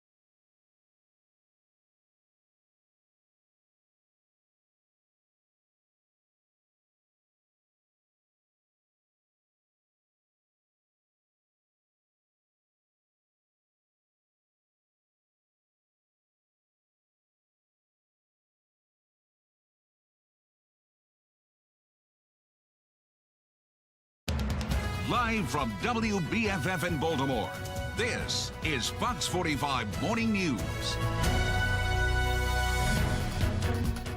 Good morning on this Wednesday, February 8th. I'm Patrice Sanders. I'm Tom Rogers. I'm getting ready to eat lunch. And meteorologist Justin Chambers came over, and the only thing he said under his breath is, I'm still hungry. I know, because like, I had hummus earlier, and I'm like, now I need my cheese and nuts. I mean, we eat throughout the morning time here on the morning show because this is our, it's weird. And I call it breakfast. My daughter says, you mean lunch? Because when I pack it at night, I'm like, I'm packing my breakfast. She's like, you mean your lunch? Yeah, exactly right. Good morning to all of you. Hopefully enjoying your breakfast with us here this morning. We love having you a part of the show, and always every weekday morning here, making us a part of your morning routine as you get up and at 'em on this Wednesday. There it is. Nice sunshine shot. Didn't see much of the sun yesterday afternoon with all that cloud covering. Those clouds actually kind of kept a lid on our temperatures, which is why we're hanging out in the upper 30s and 40s this morning. But over the next few hours, a steady increase. 49 by 10 a.m. into the low and mid 50s through midday today. And on our way to highs that'll be close to 60 for a lot of us for the afternoon. Those temperatures well above average. Back with your full forecast. We'll talk about that and what we can expect for Super Bowl weekend coming up. Tom. All right, thank you, Justin. Now let's take a look at your Lynn Solar Traffic Network. An accident at the Harbor Tunnel 895 northbound here, and it's causing some major delays if you're heading up through that 895 right there. You can see the backup here, and so we have that issue going on where there's two vehicles involved there, really stopping the northbound traffic here on the. And also, we're still working with another incident that's 295 southbound, two vehicles involved right at Maryland 100. That's causing southbound delays there, and 95, it's just the sheer volume because of that. I guess everyone, their map systems are saying I'm under 95. That's slow too because of the volume. There's been no transparency around this whole process. There's been no information. It's just basically, hey, here's the deal and this is what we're doing. Continuing coverage when it comes to the fate of Baltimore City's conduit system. The mayor has announced an agreement giving control of the system to BGE. The announcement comes just one day after the city council called for an investigative hearing into this plan. That hearing is set to happen tomorrow. Olivia Dance joins us live this morning with the controversial decision and why some say it actually violates the will of voters. Olivia. Tom, Patrice, Mayor Scott is continuing to defend the deal despite other city leaders questioning it. And while the deal is done tomorrow here at City Hall, council members will meet for an investigative hearing on the agreement. The deal surrounds Baltimore's underground conduit system, which carries electric and other utility cables. BGE has long advocated for ownership of the system, but in November, voters passed a charter amendment which bars the city from selling it. Mayor Scott is denying the deal goes against voters, though, because they aren't selling the system. However, former Mayor Jack Young disagrees. I don't know who the mayor is listening to, but he's not listening to the ones who voted for him. Mayor Scott is saying that we will have still complete ownership, in my opinion, in name only, because BG&E still can do what they want. Now, the agreement calls for BGE to make $134 million in capital improvements to the conduit system. In exchange, the fee that BGE pays to occupy the system each year will be reduced by millions. It also guarantees expedited permitting for any changes BGE intends to make. City council members, though, say they were never aware the mayor was negotiating changes to a major city asset. I think the biggest part is trying to really understand the motivation of the administration. They're able to make a decision, cut a deal, and nobody knows about it. And so what we're asking here and what the committee is going to be asking on Thursday night is for details that we should have had a month ago. So council members are hoping to get more information at tomorrow's hearing. And of course, Fox 45 News will be there and will bring you the latest updates. But for now, reporting live in downtown Baltimore, I'm Olivia Dance, Fox 45 Morning News. 8:04 now from the Live Center. This morning, you're taking a live look at the White House.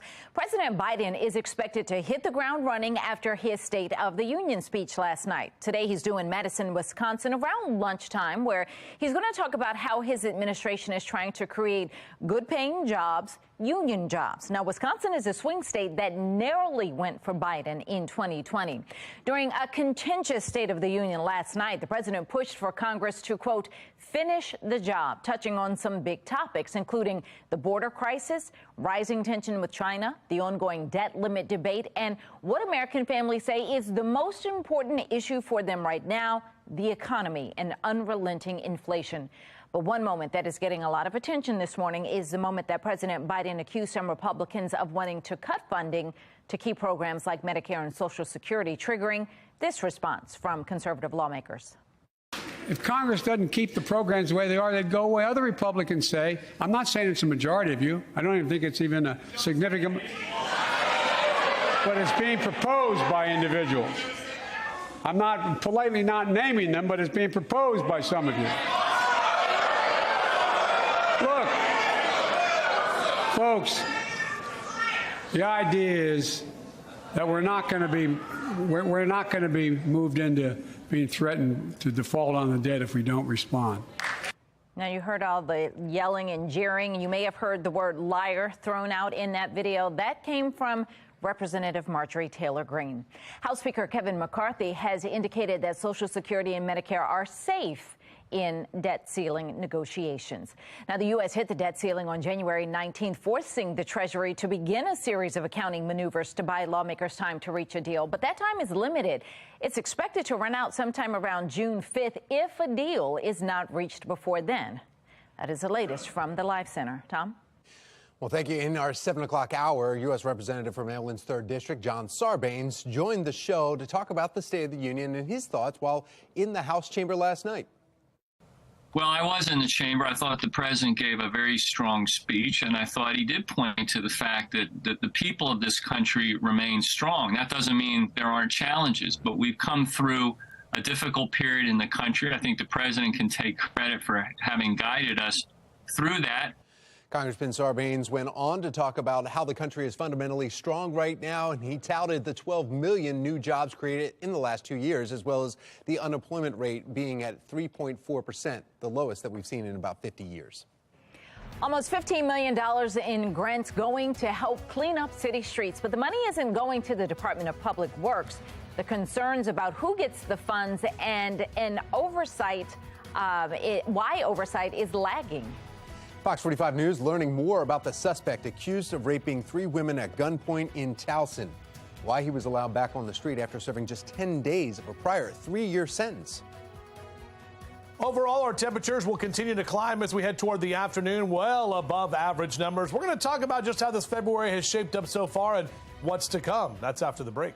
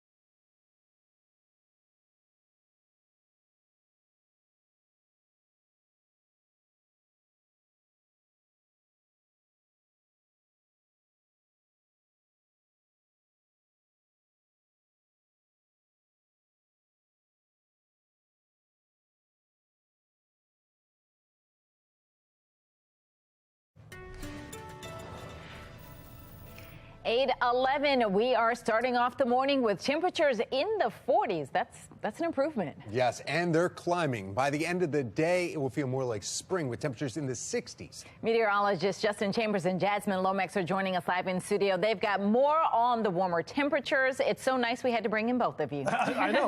We like doing that. We love being here, having Jasmine here, and of course the Weather Authority team. And Jasmine, you and I were talking about February and just kind of how unseasonable this month is. Yeah, now we had the cold start. Temperatures for the first 4 days were actually below average.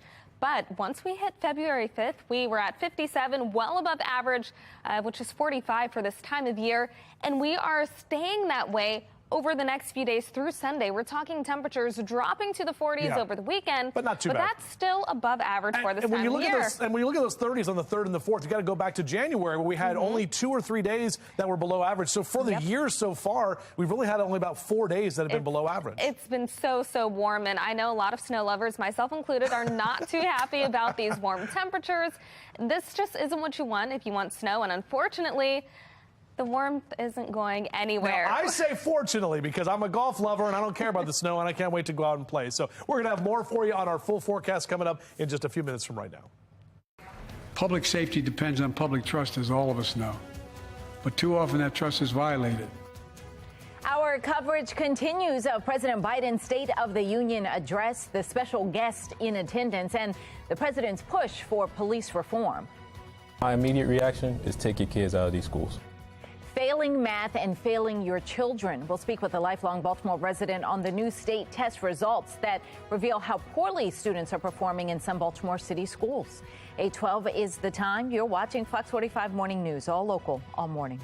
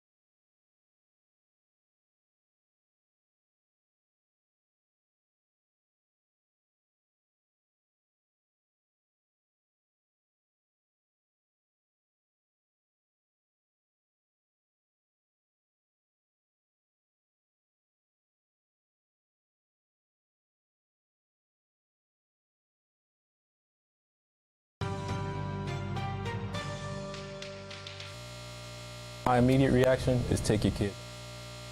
And these kids to kill off themselves. I mean, we see the number of teen shootings happening just this year. What jobs are we preparing these kids for? That's the future. New state test scores are out from the Maryland State Department of Education, and they paint a dismal picture of what is happening in some Baltimore City schools. Baltimore's math scores were the lowest in the state.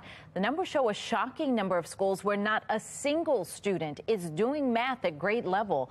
Longtime Baltimore resident Pastor P.M. Smith joins us this morning. Good morning, Pastor Smith. Good morning, Ms. Patrice. How are you? I'm doing fine. The results from the test show that just 7% of 3rd through 8th graders tested proficient in math. Of the 150 schools where that assessment was given, 23 schools had no students who were proficient in math. So that's nearly 2,000 students we're talking about. What's your reaction to that? Number one, there's 77,000 students in the Baltimore school system. Their budget is $1.6 billion. They're failing our future, our children. Number one, if we're talking about 3rd graders through 8th graders in a world where technology and math are important, that means 93 out of 100 students cannot add triple digits, don't know what 7 times 8 is. That's tragic. The response has not been there. Have you heard from your African-American governor? Have you heard from your African-American CEO of schools? Have you heard from your African-American mayor? Have you heard from your African-American school board? Have you heard from your African-American Mr. Stokes, who's in charge of that unit, the education committee? The answer is no. And we need to look not only at the 3rd graders through the 8th graders who are not competent, who cannot add or multiply. There are high schoolers, young folk in high school, who are not scoring well. For example, Mervo and Carver, 0 proficiency. Edmondson Westside, 0 proficiency. Patterson, Reginald Lewis, 1 or maybe 2 out of that high school. We're in trouble. We are failing ourselves. And in spite of our office holders not responding, somebody other than Mr. Patterson should be responding. Well, there should be outraged parents on this case. You mentioned Governor Moore, of course, new to the office, and he says that educating these students is one of his top priorities. He mentioned that in his State of the State and said that we've made the largest investment in public education by any governor in our state's history. We can no longer separate the vision for economic prosperity for the state from the duty to make Maryland's public schools the best. So it sounds as if he wants to give and plans to give attention to the matter. He's giving money. Funding doesn't necessarily solve the problem when you can't get adequate teachers.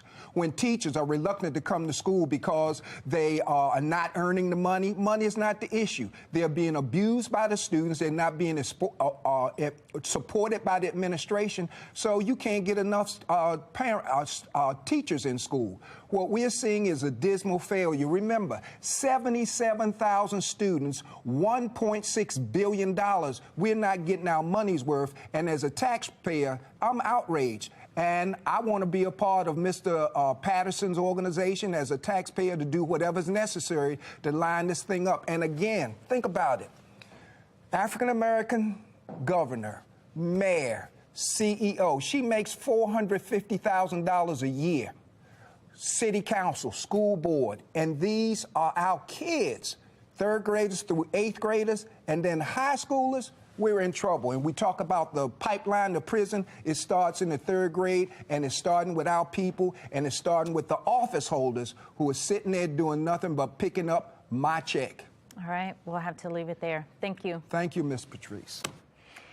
It is 8:19 now. We need to get back over to meteorologist Justin Chambers. He is taking a look at this very nice warm-up for us. Yeah, I think it's going to be pretty nice overall this afternoon, Patrice, for all of us to be outside. We already have more sunshine than we saw for most of yesterday. We had that cloud cover that kind of kept things on the cooler side, even though we were still above average with our temperatures. And Jasmine and I just talked about that above average trend that looks like it's going to be taking us all the way through most of the rest of the month. 42, your current temperature now in Towson with lots of sun that is out there. We do have a ridge of high pressure that's over the upper Midwest. That's going to be moving in behind this weak cold front as we head toward the afternoon, and that front pushing off all of that cloud cover and kind of drying things out. So golfers getting out there today, well, I'm going to take a stab at it, see if British James can beat me. 45 next hour, mid-50s through noon, and into the upper 50s into that 2 and 3 o'clock hour later today. Maybe you can get outside and get some stuff done as well with numbers in the 50s here for Carroll and Baltimore counties counties. Reisterstown 53, Eldersburg 54, close to 60 in Baltimore City, 57 your temp in Dundalk. Numbers in Hartford and Cecil counties also in the low to mid 50s here for the afternoon. 3 greens across the board. Your outdoors cast today, tomorrow, and Friday. Even though we're tracking the potential of a couple of showers, our temperatures are still staying very mild. And you can see that on our future scan. Not a lot of green on there in terms of those radar blobs as we're looking over the next few days. Shout out to Debbie Hudson. Okay, this is Frank the cat. She said it's a feral cat, so they call him Will Ferrell. Do you get it? Yeah, so that's Frank the cat. Debbie, thank you very much for taking in that sweet kitty, and we'd love to see your pet pictures, any kind of pet you got. Let me know, jcchambers@foxbaltimore.com. All right, that music means I'm about done. So upper 50s and lower 60s through Friday. We are going to be colder this weekend with upper 40s as you enjoy the Super Bowl on Sunday right here on Fox 45, but we warm right back up early next week. Patrice? Turn your date night into opening night, where you can go to see some of the best Broadway shows right here in your own backyard. That's right, it's showtime here at the Gordon Center. Coming up, we'll tell you about all the wonderful events that are taking place in this beautiful facility. That's coming up on Fox 45 Morning News, all local, all morning long.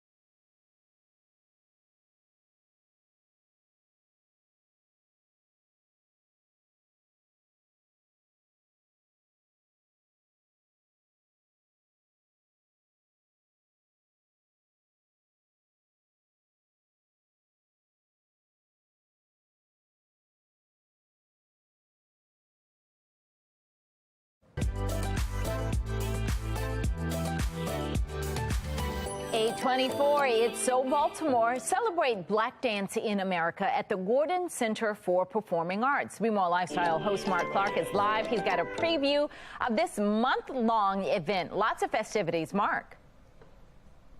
That's right, we're at the Gordon Center. Now, Sarah's she's been with us all morning, Sarah. A lot of activities going on. I see oh, wait a minute, the dancers. They're doing it. They're doing it. It's great to see you, Mark, again, and I'm so excited to tell you about Soul Defined. We have a public performance tonight. Tickets are still available.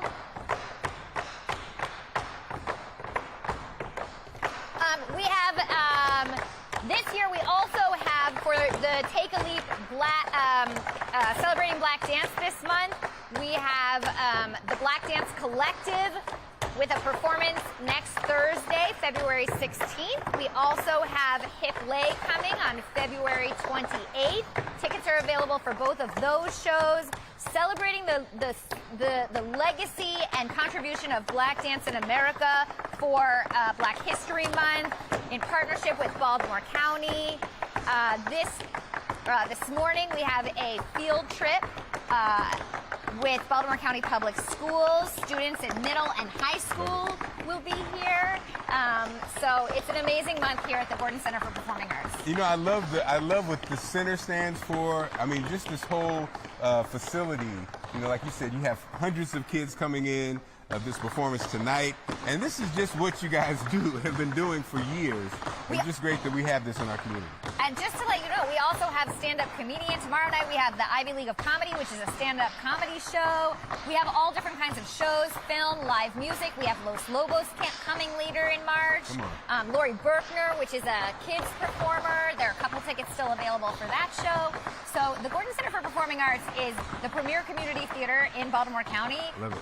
So many shows, so much amazing entertainment for our community. Greatness at the Gordon.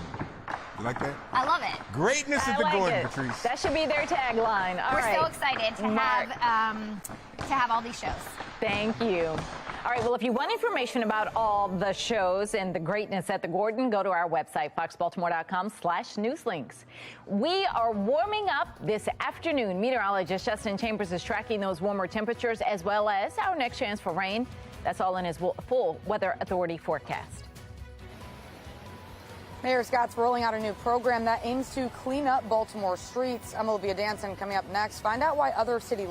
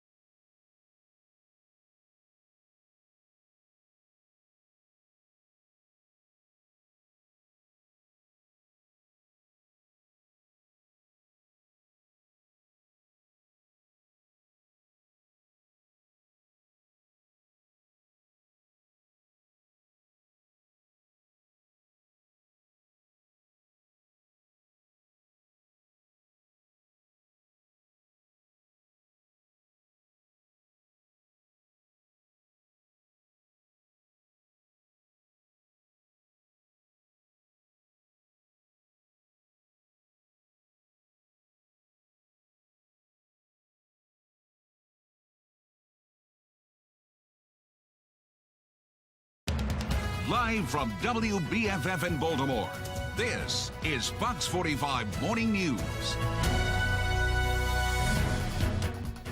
Welcome back on this Wednesday. 8:30 is the time. I'm Patrice Sanders. I'm Tom Rogers. Megan Gilden has a week off, and we want to get over to our meteorologist because they've got great news for us. That's right. Justin Chambers here. Yeah, good morning, Patrice, Tom. Good morning to all of you. Hopefully you're enjoying your morning so far. Still a little chilly out there, but definitely warmer than what we saw yesterday morning at this time. And loving that sunshine. You can see that right there from our Toyota Inner Harbor Sky Cam looking out over the city. 36 your temp in Cockeysville right now. 37 Rosedale, right about 40 in Essex and Middle River, and lower 40s for Brooklyn Park and Glen Burnie at this time. And some of us are about 10 to 15 degrees warmer than where we were at this time yesterday morning. So that hopefully will continue as we head toward the afternoon. Looks like it's going to, though. Our temps in the mid to upper 50s for a lot of you, possibly getting close to that 60-degree mark. We're officially going for a high of 59 in Baltimore City today. We should see some lower 60s for both Thursday and Friday, even though it comes with more clouds and the possibility of at least a few showers. And we'll track those showers for you, as well as what we can expect for your Super Bowl weekend coming up in a few. All right, let's take a look at what's happening on the roads in our Lynn Solar Traffic Network, and it's not a great lookout on the roads. We're getting reports of a few accidents throughout the region this morning. The first is on the outer loop at Security Boulevard. 2 vehicles are involved. The shoulder there is closed. Then we've got another accident on 895 North just before Baltimore-Washington Parkway. Only 1 vehicle is involved there. We know of 3 other accidents that are in the process of being cleared, which is why you can still see a lot of backup throughout the Baltimore region. Look at all the yellow on the map. I can't even describe it, but it's just unbelievable. Happening today in a city in crisis, an oversight hearing into the Department of Public Works. And the department continues to deal with ongoing issues, including lack of staff and adequate equipment. Now, Mayor Brandon Scott is announcing that he is giving $15 million to nonprofits around the city to help clean up the trash in Baltimore. Some city council members not happy about those grants, saying the money should actually be going to DPW. Olivia Dance joins us live this morning with details and why some say this decision is really a slap in the face to city workers. Olivia? Yeah, that's right. The DPW meeting is happening at 10 this morning right here at City Hall. And as you mentioned, some council members believe that the money should be going to DPW instead of the nonprofits because, as we know, the department is already struggling. Why in the world would, the administration give $15 million towards privatization of community groups to perform these functions and to hire people when that's exactly what we're trying to do? It's a slap in the face to our workers when they see these private entities getting shiny new equipment when they're in trucks that don't have air conditioning, they're using equipment that barely works.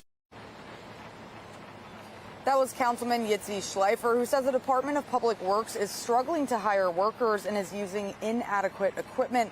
While Fox 45 News spoke with some residents who are frustrated over all of the trash and just want to see it cleaned up, taxpayer watchdog David Williams says the nearly $15 million should come with requirements to make sure that these 6 nonprofits are actually doing their job. How's it going to be spent? And what kind of mechanisms are in place to monitor the spending of the money through the nonprofits? So the accountability really is the key issue. And the city says that the money will fund the efforts to clean up the streets for about 2 years. Back to you. So, Olivia, what does the mayor have to say about the concerns around this? Yeah, well, Patrice, the mayor hasn't really said much at all. In fact, Fox 45 News sent him these questions asking what accountability measures will be put in place to help the city track the money once it's given to these organizations. Why is the city giving almost $15 million to these organizations when DPW could use that money to do the same work? And finally, how are these organizations selected? So far, though, again, we have not gotten an answer to any of those questions. But, of course, we'll keep pressing. Now reporting live in downtown Baltimore, I'm Olivia Dance, Fox 45 Morning News. Thank you, Olivia. Continuing coverage this morning, Fox 45 News continuing to demand answers from lawmakers in Annapolis when it comes to the ongoing issue of repeat offenders. In fact, in Frederick County, the sheriff's office says they have detained Heather Kennedy. You see her right here for a 5th time since December 7th. According to police, this past Thursday, she walked into a car dealership asking for a test drive. Kennedy then stole the car while the employee left to go get the paperwork. Police arrested her just 2 hours later on 70, and they say they found her in the car with fentanyl, heroin, and cocaine. She now faces 16 charges, including 4 felonies related to stolen vehicles, investigations, and 4 felonies related to theft. She remains in detention after bond was revoked yesterday. In Baltimore County, police say the man accused of raping 3 women at gunpoint has a criminal record that should have prevented him from having a gun at all. Police arrested Quantez Davis after they say he raped those 3 women at gunpoint in an alley in the heart of Towson. Investigators tell us Davis was prohibited from even being able to possess a firearm after he was arrested in 2021 in Anne Arundel County for driving on a suspended license. Police also discovered a gun in his pocket and another loaded gun in the passenger seat of the car. He was sentenced to 3 years with all but just 10 days suspended, putting him back out on the streets in less than 2 weeks. This is a heinous crime. It's atrocious. As a father, I'm disgusted by what happened. We asked the Anne Arundel County State's Attorney's Office why he was given a sentence of 10 days and if that was fair. A spokesperson tells us in part the sentencing guidelines recommend somewhere between straight probation, no jail time, to 2 years in prison. The state was asking for a number of years in prison, but with all but 30 days suspended. Ultimately, it was up to Judge Michael Wachs, who then handed down that 10-day sentence. If you commit a crime in Baltimore County, in Towson or anywhere, we're going to find you, we're going to arrest you, and we're going to hold you fully accountable in partnership with State's Attorney Schellenberger. Davis is currently being held without bond with a preliminary hearing set for March 3rd. 8:36, and from the Live Center this morning, one of the more emotional moments from the State of the Union came as lawmakers gave a standing ovation to the parents of Tyree Nichols just 1 week after his funeral. Public safety depends on public trust, as all of us know. But too often that trust is violated. Joining us tonight are the parents of Tyree Nichols. Welcome.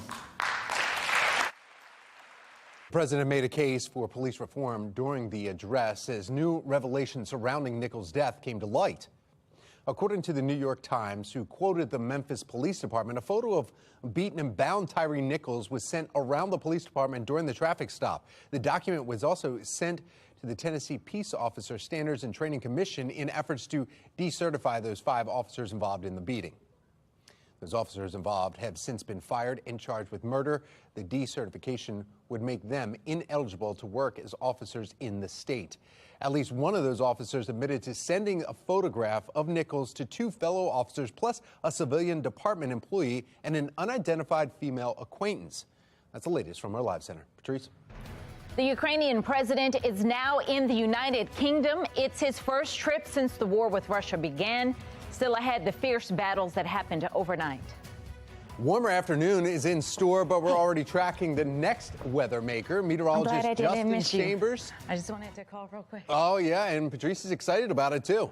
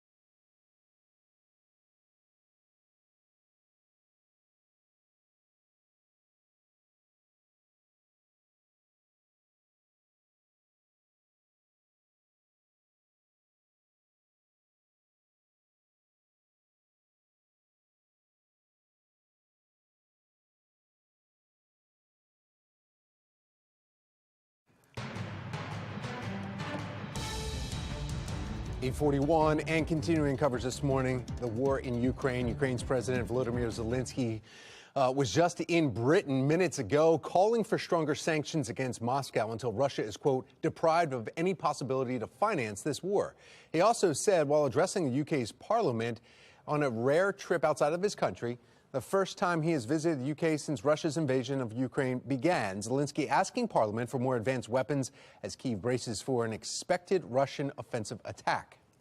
Zelensky's trip to the UK comes as Russia continues its attack in his country. Ukrainian officials say 4 Russian missiles hit the northeastern city of Kharkiv overnight. Now, the attack's reportedly destroying buildings right near the city's Central Park area. The latest strike coming as we're closing in on 1-year anniversary of Russia's invasion of Ukraine. Baltimore City reaches a conduit deal, but what's going to change? Mayor Scott's explanation and why city council members still have a lot of questions. How about dinner and a show? Up next, we're taking you and giving you a look at the Hippodrome's lineup for the new season. You don't want to miss this. 8:42 is the time. You're watching Fox 45 Morning News, all local, all morning.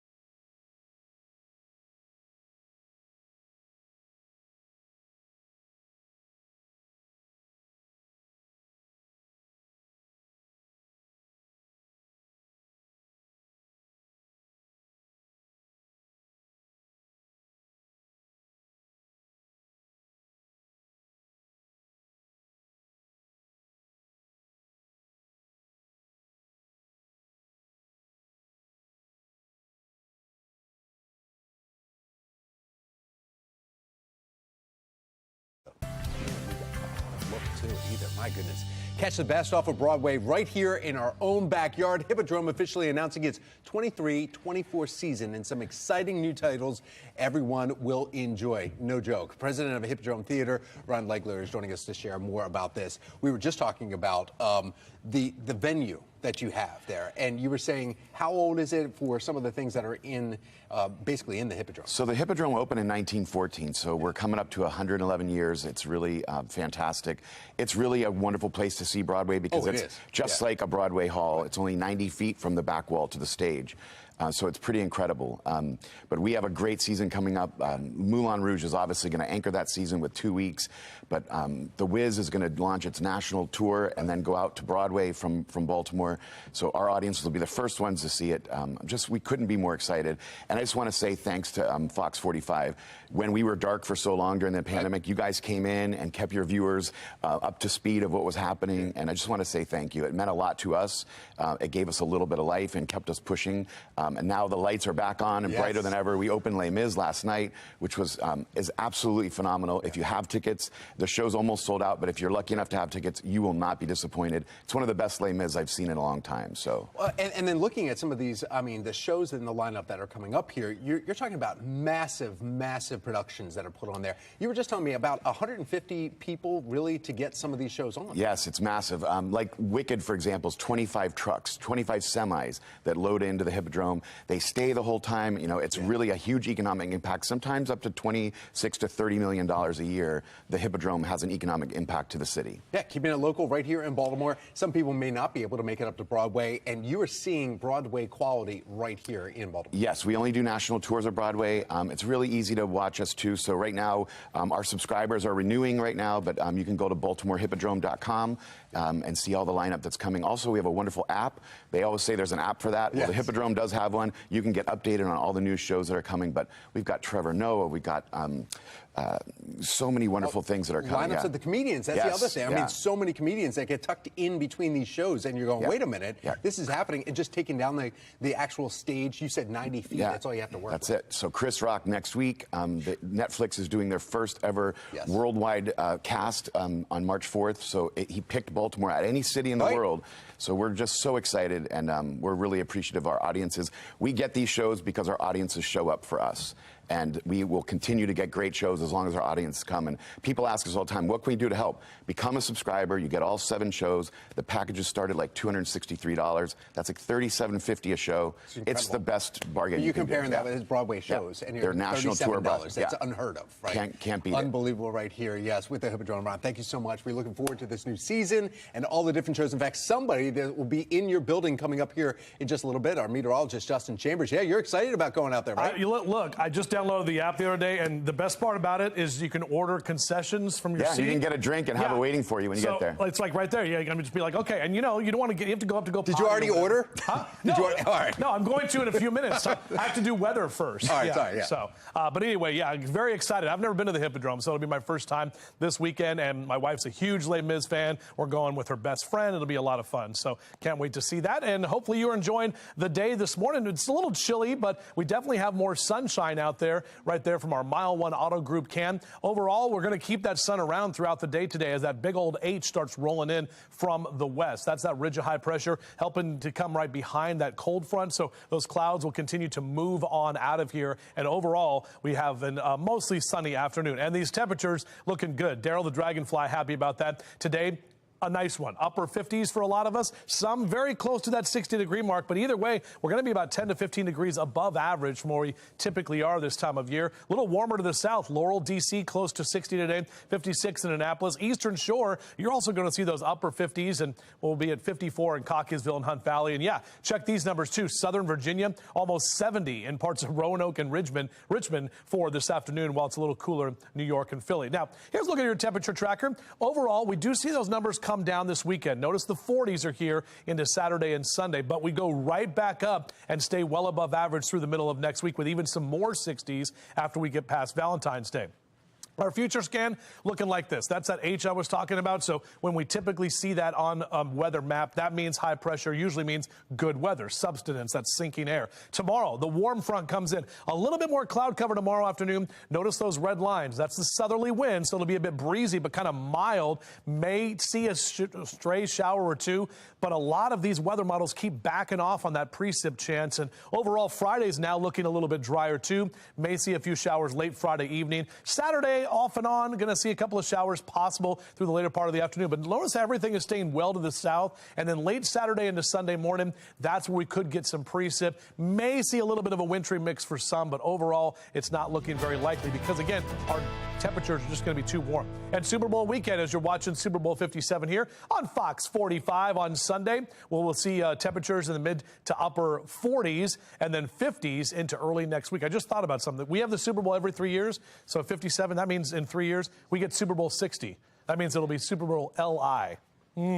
Hey, there's an eagle right there. Hank the bird is a fan and a friend of this eagle. This is from Bob. Really cool shot here as we take a look at a view through your window, and we'd love to see the view through your window. But thanks for sending that in, Bob. Go to our website, foxbaltimore.com/chime in, or scan that QR code right there on your screen. How we looking on the roads? Kind of fitting that you put an eagle there when you're talking about the Super Bowl. Anyway, the road's not great. In fact, take a look at this. This is right on 100 here. We've got reports of multiple accidents throughout the region. This one, 100 eastbound, right at 95. 95 is crossing underneath it right here. And this is the camera that you're seeing on your screen. 3 vehicles are involved there on the left-hand side. You're just getting that right shoulder going by. They just had traffic stopped as they were bringing in a tow truck there, so hopefully they're letting that up. Then the outer loop Security Boulevard, there's a crash involved 2 vehicles. They just cleaned that up so that you see that marker there on your screen there, right where it says 695, just south of 795. That actually is moving.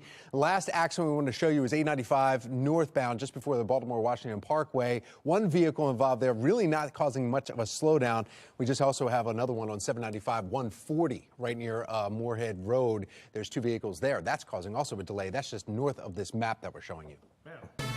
A lot going on there. Yeah, busy out there Quick for sure. cleanups too. Yeah, well, trending now. You heard us talking about this earlier. The Maryland Lottery searching for a lucky multi-match player who won $750,000, right? Wow. Not bad in Monday's jackpot. Yeah, and the ticket came actually from a Royal Farms, a ROFO, over there at Lark Brown Drive in Elkridge. So if this is you, if you bought that ticket, first of all, call us. Then 180 days you have to claim your prize. The first multi-match jackpot win of 2023. Of course, you can pick the annuity where you get paid every year, or you get an estimated $500,000 cash. That's before taxes. But again, if you won and you're in Elkridge and you want to share, maybe you could just buy some lunch. We'll be happy with that. Yeah, maybe even just a coffee, right? Yeah. Pandemic impacting workplace friendships, though, in the U.S. Yeah, data from a Gallup poll conducted last summer actually shows that 2 in 10 adult employees definitely have a best friend at work.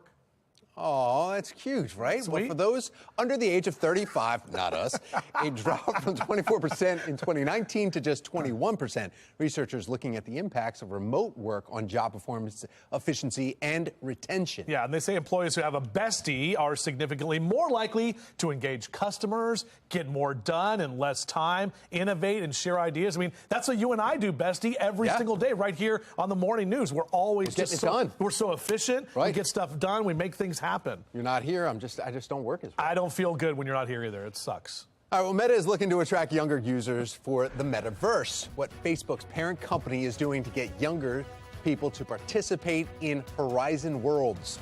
I don't know what that is. All right, now listen, pay attention, ladies, because I don't know what I'm going to read, but here we go.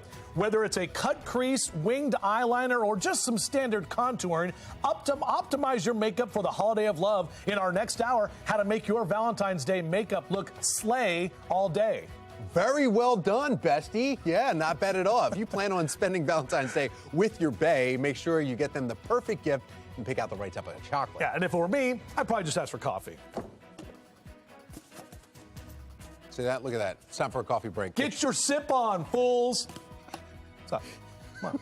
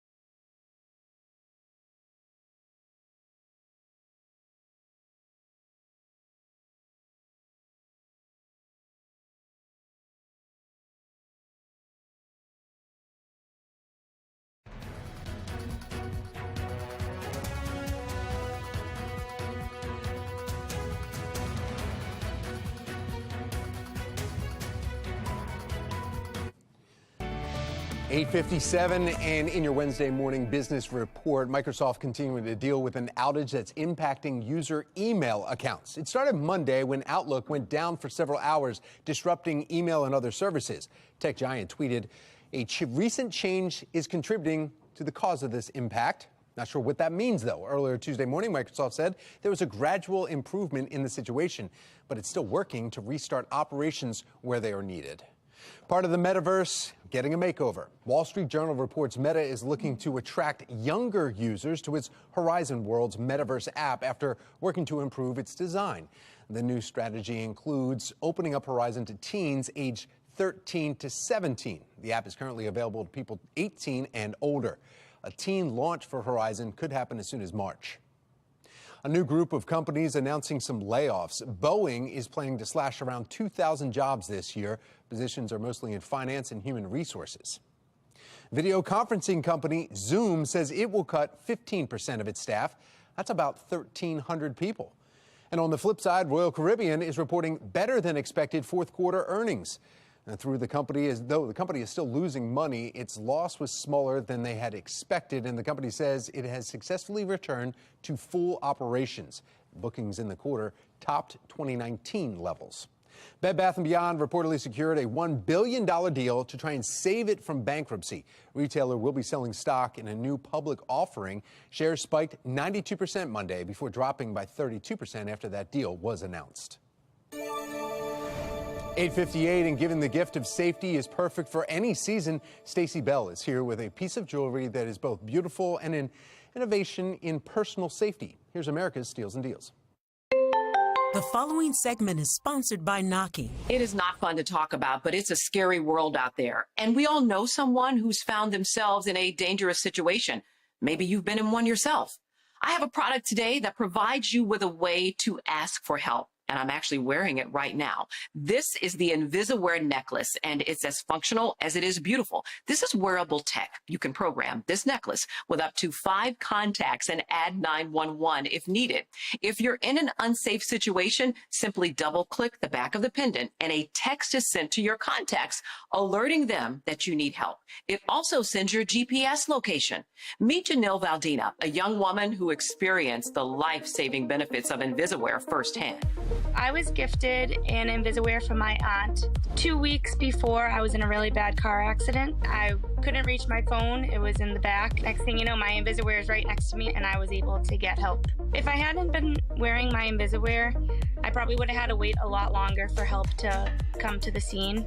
I'm getting one of these for my sisters, my daughter-in-law. We're always out walking, on hikes, walking the dogs, and this is going to come in handy. Right now, we're offering an exclusive 30% off the Invisiwear necklace. You can get it in gold and silver on asadeals.com. Give yourself and your loved ones the peace of mind with this brilliant product.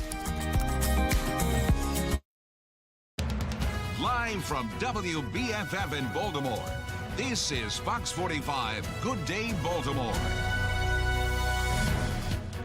Good morning on this Wednesday, February 8th. I'm Patrice Sanders. I'm Tom Rogers, and a gorgeous day ahead. If you haven't been outside, make sure you just step outside and just be like, whoa, it's going to get warmer. Meteorologist Jasmine Lomax is here, and she's got a look at just how warm. Yeah, it's certainly a nice start to the day. In fact, our current temperatures in the 40s, and that's higher than typically we have for our average temperatures. Actually, now we've seen a warm up 50 degrees over Baltimore with mostly cloudy skies. Our average high temperature is 45, so we're in for a very warm afternoon.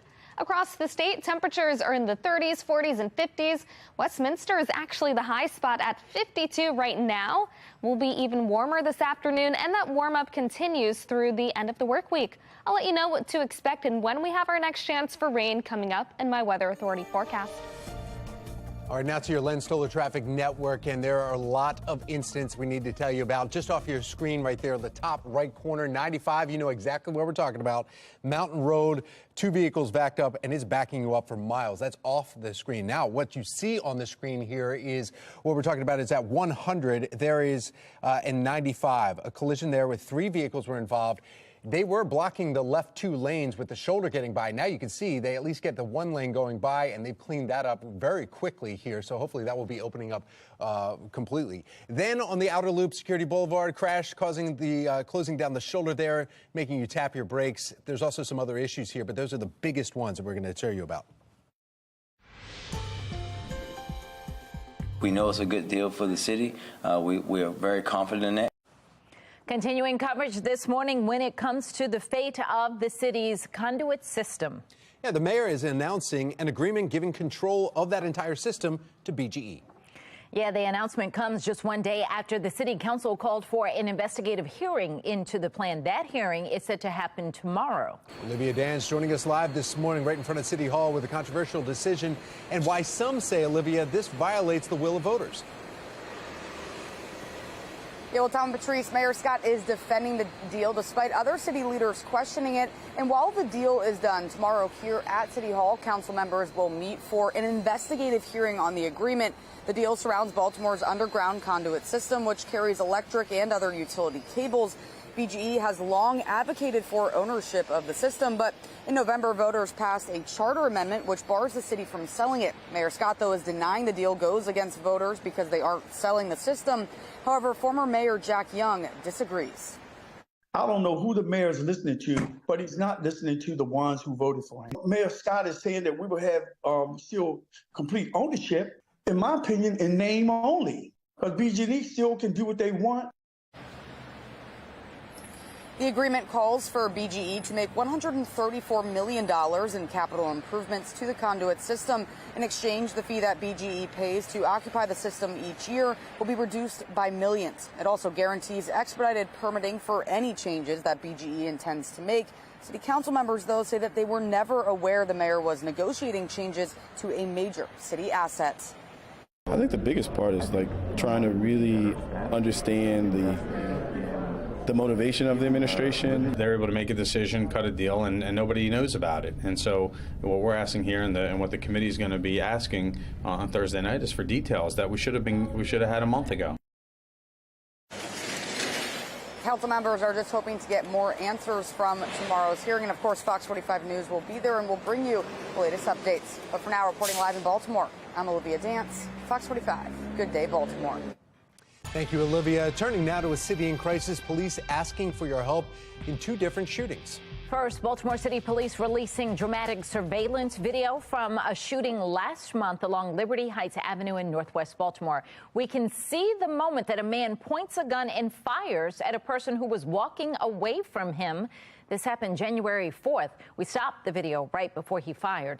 Now, the victim did survive, but police are asking for the public's help to find that criminal. We have shared this information and video on foxbaltimore.com. Police are still searching for the person responsible for shooting and killing a teenager Sunday night in northeast Baltimore. One witness says she listened as shots rang out just steps from her front door. And when she went outside, she says 16-year-old Andre Marino was bleeding out right in front of her. You can tell that he wasn't breathing after that. He was a nice boy. He didn't bother nobody. He didn't say nothing to nobody. I don't understand what happened, really. Well, Baltimore City Schools confirming Marino went to Edmondson Westside High School. That's that same school where 5 other students were shot and 1 was killed just blocks from campus last month. Now, if you have information regarding either of these shootings we just told you about, you're asked to contact police, or you could remain anonymous by calling Metro Crime Stoppers. That number right there on your screen, 866-7-LOCK-UP. We're also seeing more examples of juveniles committing their crimes as well as becoming victims. In Annapolis, 5 teenagers are in custody accused of having guns and drugs. Monday, police attempted a traffic stop on a vehicle for a registration violation. When the officer turned on his emergency lights, that vehicle sped away. A police helicopter followed the vehicle to the Hampton Inn on Womack Drive in Annapolis. That's where officers retrieved a backpack with 3 loaded handguns, about 2 pounds of suspected marijuana, and just over $1,800 in cash. All 5 suspects, ranging in age from 15 to 19, were arrested and charged. The significance getting the 3 handguns off the streets. The 3 handguns were in possession of 5 individuals who were all under the age of 21, which makes them prohibited from possessing a handgun. This morning, there is still no word on whether those juveniles will be charged as adults. Well, this brings us to our question of the day. Do lawmakers in Annapolis need to do more to address juvenile crime? So far, 94% of the voters who have responded say yes. You can weigh in right now by heading to foxbaltimore.com/vote. Looking ahead this morning, Maryland lawmakers and members of MAD will push their support for Senate Bill 528 and House Bill 451, which focus on drunk driving offenses and the ignition interlock system program. Now, the legislation will require drunk drivers arrested for their first offense of a DUI to complete 180 days with an ignition interlock device as a condition of their probation. Ignition locks are already mandatory for people who refuse a BAC test, convicted first offenders and repeat offenders. Now, today's rally starts at 12:30 at the Miller Senate Office Building. The second meeting in a series of Baltimore County budget town halls is coming up. County Executive Johnny Olszewski is looking to hear from constituents about their ideas and priorities for the county's 2024 fiscal budget. That town hall starts at 6:30 at the Sollers Point Community Center in Dundalk. And Elijah Cummings' Democracy and Freedom Festival is also happening today. We know Mayor Brandon Scott will be attending. Festival is happening at the Reginald F. Lewis Museum, and it begins this afternoon at 1:30. You can check out several sessions throughout the day that explore both the history and politics. President Joe Biden's State of the Union speech drew loud opposition from Republicans when he began talking about the debate over raising the debt ceiling. National correspondent Kayla Gaskins joining us live this morning from Capitol Hill. Kayla, the president accusing the right once again of wanting to make cuts to Medicare and Social Security, though. What's the latest on this one? That's right, Tom. So this is not a new talking point from the White House or Democrats. Republicans are standing firm in their refusal to raise the debt ceiling without agreements from Democrats on where to make cuts in government spending. Now, Democrats are firing back, saying the only way to make the spending cuts that Republicans want is to trim Social Security and Medicare. But Speaker Kevin McCarthy has said over and over again that Republicans want to actually strengthen those programs and make cuts elsewhere. So when President Biden made the comments last night, he was met with loud boos from the right and a few lawmakers shouting liar. One of those who kept shouting it over and over again was Representative Marjorie Taylor Greene. Now, this moment in the speech did give a sense of how tense the two parties are over the issue. It also showed how far the country might be from any possible solution to the debt ceiling problem. President Biden attempted to thread the theme of unity throughout the speech. Many see this as a precursor to the announcement that the president will run again in 2024, despite some of his lackluster poll numbers. Kayla, what was the Republican response to the State of the Union? So, Patrice, Arkansas Governor Sarah Huckabee Sanders delivered the Republican response to the speech, saying she didn't believe much of anything of what the president said during the State of the Union, going on to say Biden and Democrats have, quote, failed you, they know it, and you know it, and it's time for change. Governor Sanders zeroing in on inflation, crime, and the increasing threat from China. She also served as President Trump's press secretary. So then it was a little surprising when she said it's time for new Republican leadership at the top, while also taking jabs at what she called the radical left. Speaker Kevin McCarthy tweeting, quote, the contrast between her talking about Governor Sanders' speech and Biden's couldn't be more clear. Republicans offer a vision for a future built on freedom, not fear-mongering. Tom, Patrice, back to you. Kayla Gaskins live from Capitol Hill this morning. Thank you. All right, well, it's 9:10, and we want to get another check of our forecast. Meteorologist Jasmine Lomax has the great news for us. Jasmine. Yeah, I'm sure many people are going to enjoy today's forecast already. As you step outside, you'll be walking out to temperatures in the 30s, 40s, and even the 50s. Many of us now above our average for this time of year, and we'll continue to get warmer this afternoon and over the next few days. Our average high is around 45 for today. Then we're looking at temperatures in the upper 50s, low 60s over the next 3 days. So it's going to be nice and warm. Today's a great day to spend some time outside. But over the next 2 days, we do have the chance for a little rain. Coming up, I'll have a look at the timing of the rain and how long this warm trend lasts in my full forecast. Back to you. Millions of dollars put toward cleanup efforts across the city. Why some city council officials say the funds could have been spent better elsewhere. Oh, we're following the latest reaction from the president's State of the Union. We continue that story. In the next half hour, the one issue many Marylanders seem to agree on. 9/11's the time. You're watching Fox 45. Good day, Baltimore.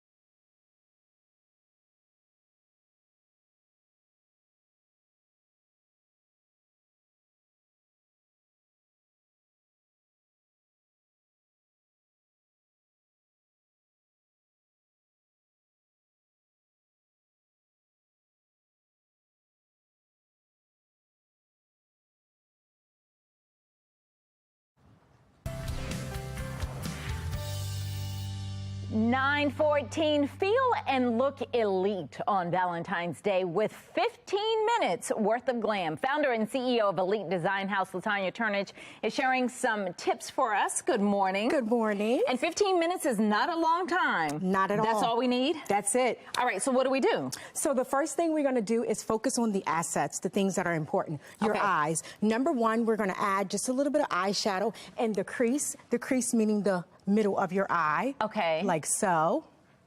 Make sure that you're blending it out, not really applying too much product at one time. Then you're going to take... And do you do the color based on what you're wearing or based on what looks good on your skin tone? Your crease color should be based on your skin tone. Okay. Everyone's a little different, but definitely make sure you get a good crease color in there so that color on your lid will pop. Okay. Then you take another fluffy brush and you apply a little shimmer on the lid, like so. Okay, yep, I see that. So when she opens her eyes, that's going to be a pop. That's going to pop.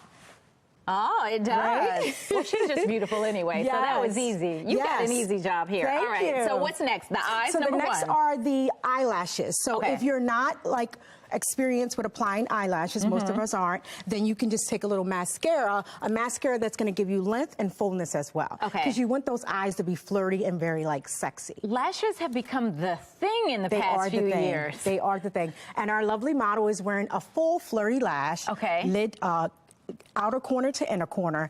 As you can also see, there's no eyeliner on the bottom. That's the new thing as well. Right, and she is working that. All right, so what do we do on the cheek? So the next thing we're going to do is take a little highlight and we're going to put a little on the cheek just to give a little bit of like a shine and a nice shimmer. So you take a nice fan brush and you fan outward. Yep. Right? And that's just a little. Do you put some color on the cheek or just all she needs is the shimmer? You can do a bronzer or you can do a contour, and we did a light contour on her. You always just do a number 3. Okay. This is the way that you apply your contour. Got it. Very got it. light, not too harsh for Valentine's Day. You want to keep it light. All right. And then, you know, you got to do the lip. Yes, the lip is most important. Always apply a lip liner first. So we're going to be using Ruby Wool. Okay. That's a popular. Mm-hmm.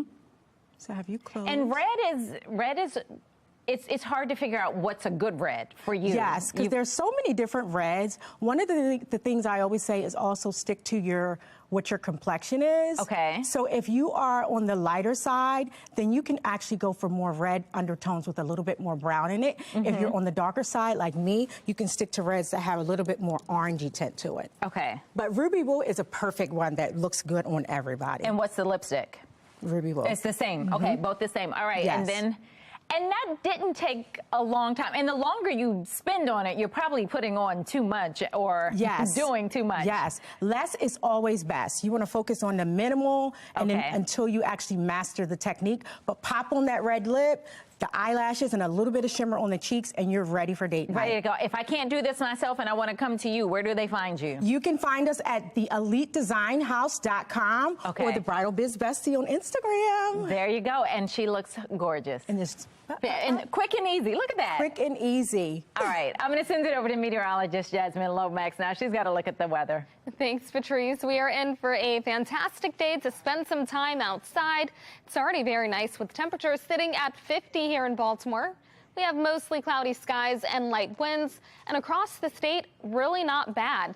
We've got the 30s, 40s, and the 50s. The high spot right now is Westminster at 52.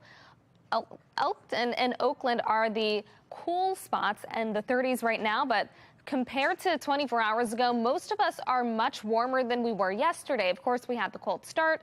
We were in the 30s. This is a nice change, and by the afternoon, temperatures will be a little bit higher. As we head later into the day, we'll stay mostly sunny. Then as we move into the night, high pressure moves to the east, and once that happens, more clouds arrive. There is the chance for a few stray showers early tomorrow morning, but by about 7, 8 o'clock, we're mostly dry, and it looks like your commute should be good to go. A warm front will lift to the north as we head into the afternoon, and those temperatures reach the 50s and 60s. Then we have the chance for a few showers again in the evening and overnight as we get ready for the next cold front to move across the state. Fortunately, we still have those warm temperatures on Friday behind the cold front, but you will notice a cool down on Saturday and again on Sunday. 49 around 10 a.m. Then we're looking at the upper 50s and low 60s heading into the afternoon. This is above our average of 45 for this time of year. We gradually start to cool down overnight with temperatures in the 40s around 10 p.m. So today is the day when you do want to spend some time outside because, of course, tomorrow we have our next chance for rain, followed by possibly another chance for a few showers on Friday. 59 for the high today. 61 as we head into Thursday. Then we're talking 60 on Friday. So these will be the two warmest days of the week, but there is that chance for a few showers. 48 as we head into Saturday. So that's when we see that cool down coming. 47 on Super Bowl Sunday, which of course you can watch right here. Then we are back to the nice and warmer temperatures. 55 on Monday and then 57, making for a nice Valentine's Day on Tuesday. Back to you. Thank you, Jasmine. Let's take a look at your Len Stoller Traffic Network and the incidents that we've been reporting here. You want to make you aware of. First, 695's inner loop right in Overly. Traffic building up. Cars are still able to make their way slowly through the area. We also continue to monitor the vehicle accident on 95 in Joppa Town there. And this is prior to exit 74 right at Maryland 152, where vehicles are able to get and slowly move through that region. But actually, it's cleaned up a lot. According to that camera right there, it's wide open. It was a mess earlier.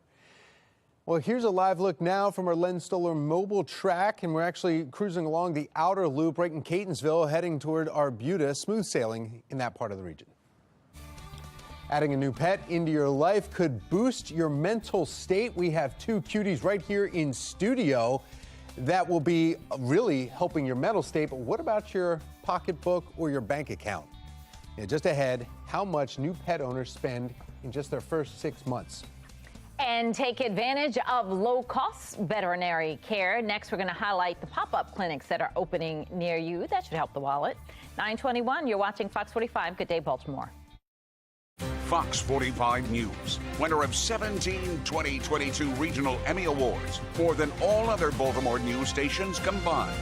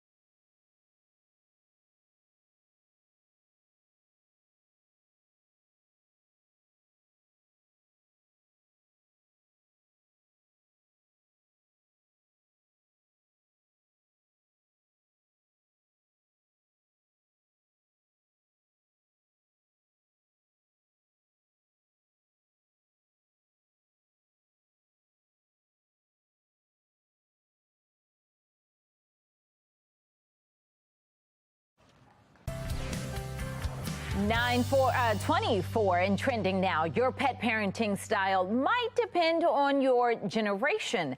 WAG conducted a survey of 1,000 dog parents ages 18 to 65 about their approach to pet parenting. The survey found that 49% of baby boomers are more likely to view their pets as their children, while 34% of Gen Zers see their pets as man's best friend. When it comes to taking care of their pets, Americans spend about $50 to $100 a month on food and nutrition. Well, pop in at a pop-up to help health of our pets, too. Brittany, Roger, and Andy from the Maryland SPCA are joining us now. They brought in two cute dogs. I mean, unbelievably. Brittany, you've got to tell us about these two cuties right now. This is Oreo Blast and his BFF, Rodeo Rosie, and they are a year apart. They came in together, and they do need to be adopted together. They like to be the center of attention. If you're somebody who gets a lot of foot traffic in your house, they're probably going to love it. Yes, I mean, definitely. And when we came in right away, they were just like, they come and greet everyone. There's no stress whatsoever in their lives. Absolutely. They were all over you. They are people lovers, as they're demonstrating right before our eyes. So, yeah, if you're someone that likes company, these are your dogs. Buddy.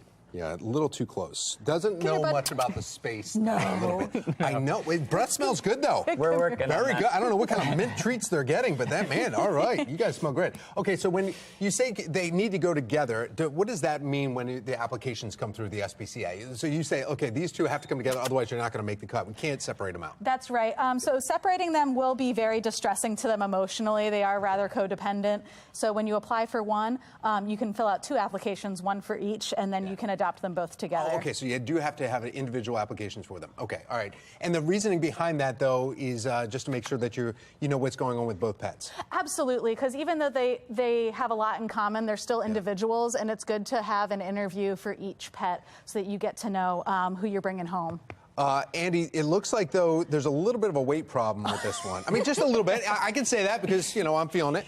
Well, in the right home, I think she'll be running up and down the stairs. If you have a long staircase, that's probably going to benefit you. But they do love to walk. Yeah. Okay, well, that's good. And it looks like he's not getting all the food that she's getting. But I understand. I got you. All right. But thank you so much, Andy and Brittany Roger from SPCA. And, of course, the pets right here. Cute. Look at the tails. No stress whatsoever in this. Make sure you stop by the SPCA today.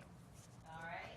Well, maybe you're thinking about getting a new pet. Owning a couple of cute dogs like that, maybe even those. Well, be sure to have some extra green in your wallet. A new survey by One Poll on behalf of Healthy Paws Pet Insurance and Foundation shows that new pet parents will spend more than $1,100 in the first 6 months of pet parenthood. Over $500 of that money going toward upfront costs like the adoption fees, the vaccines, and food. We've got a warming trend through the end of the week, but what does our weekend have in store? Meteorologist Jasmine Lomax is going to let us know next.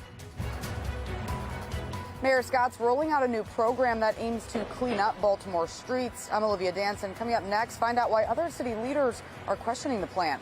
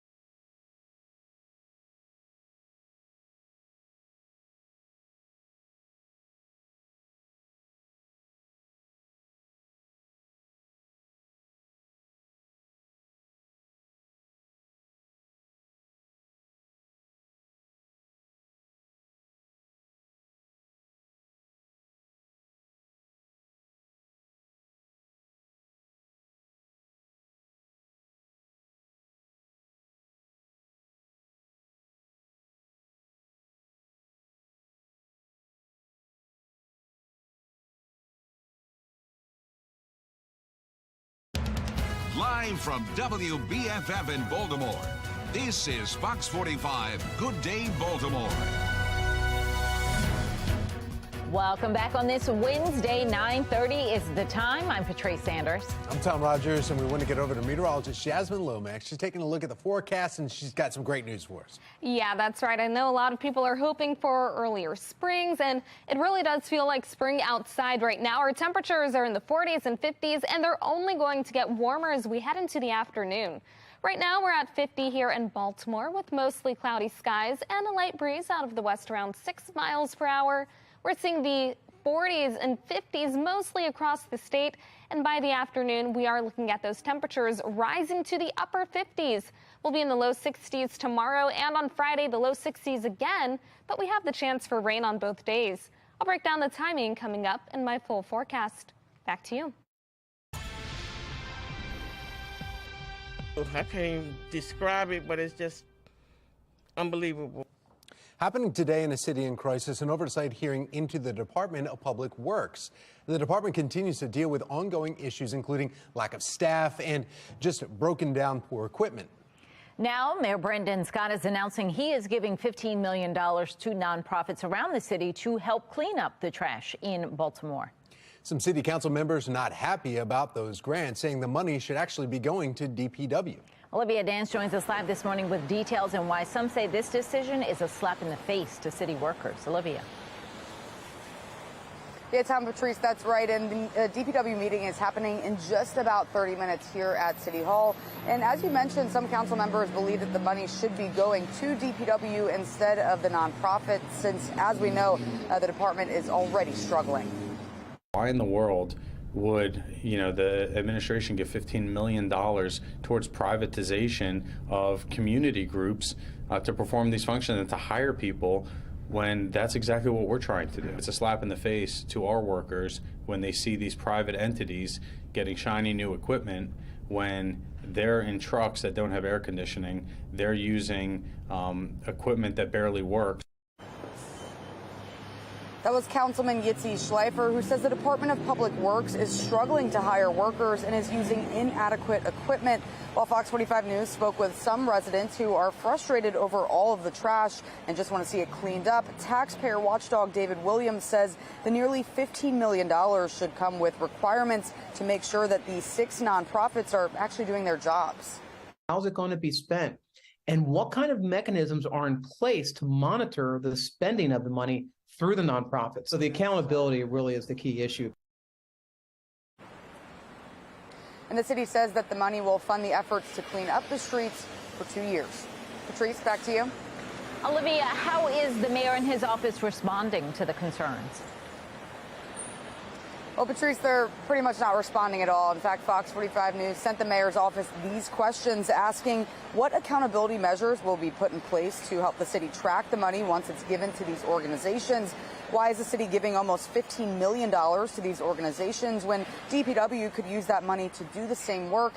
And finally, how are the organizations selected? Again, so far we haven't gotten a response to any of those questions, but of course we'll keep pressing for answers.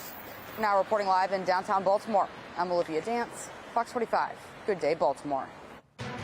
9:34 from the Live Center this morning. You're taking a live look at the White House. President Biden is expected to hit the ground running today after his State of the Union speech last night. He is due in Madison, Wisconsin today around lunchtime, where he will talk about how his administration is trying to create good-paying union jobs.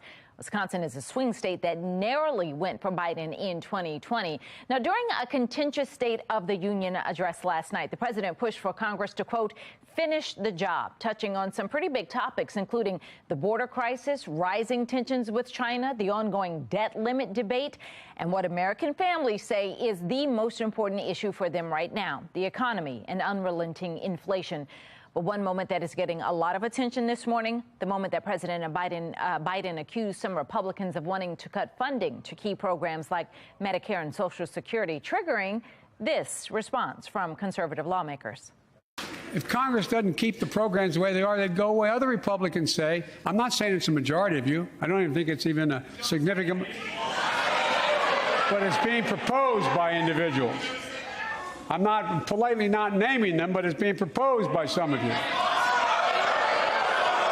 Look, folks, the idea is that we're not going to be moved into being threatened to default on the debt if we don't respond. Well, you heard all the jeering and yelling there. The liar that you may have heard yelled out in that video, that came from Representative Marjorie Taylor Greene. House Speaker Kevin McCarthy has indicated that Social Security and Medicare are safe in the debt ceiling negotiations. Now, the U.S. hit the debt ceiling January 19th, forcing the Treasury to begin a series of accounting maneuvers to buy lawmakers time so that they could reach a deal. But that time is limited, and it's expected to run out sometime around June 5th if a deal cannot be reached before then. That's the latest from the Live Center. Tom? U.S. Representative for Maryland's 3rd District, John Sarbanes, joining our show this morning, talking about the State of the Union and his thoughts while he was in the House chamber last night. Well, I was in the chamber. I thought the president gave a very strong speech, and I thought he did point to the fact that the people of this country remain strong. That doesn't mean there aren't challenges, but we've come through a difficult period in the country. I think the president can take credit for having guided us through that. Sarbanes went on to talk about how the country is fundamentally strong right now, touting the 12 million new jobs created in the last 2 years, as well as the unemployment rate being at 3.4%, the lowest that we've seen in 50 years. Well, Governor Wes Moore was also in attendance at the State of the Union address, joined by State Delegate Carl Jackson, Secretary of State Susan Lee. Governor Moore says he's grateful for President Biden and Vice President Harris's continued support for Maryland. Former Governor Larry Hogan, who is eyeing a potential presidential run in 2024, says the American people voted for change in November, and now it's time to focus on smart spending, border issues, and stopping crime. Hogan says more rhetoric won't fix America's problems. The Super Bowl is just days away, but before the game comes, safety still ahead. How security officials plan on monitoring any potential threats before and during the game. Gotta dance. Coming up, live performance at the Gordon Center on Fox 45 Morning News, all local, all morning long.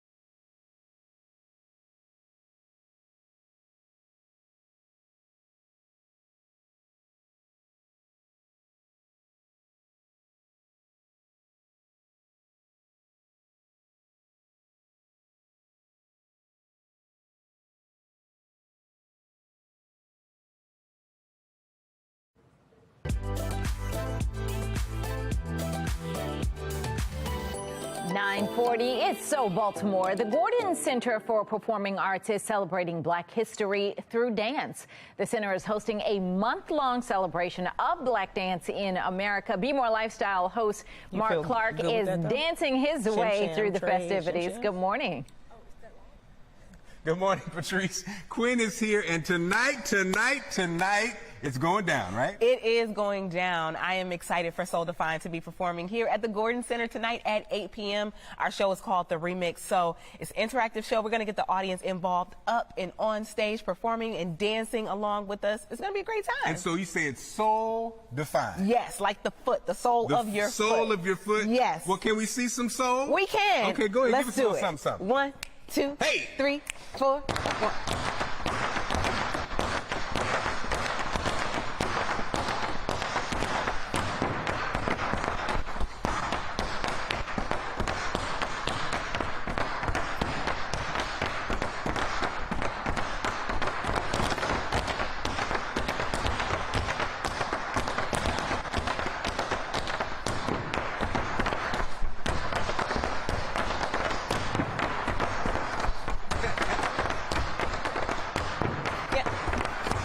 So come on, quick. So again, that's going down tonight.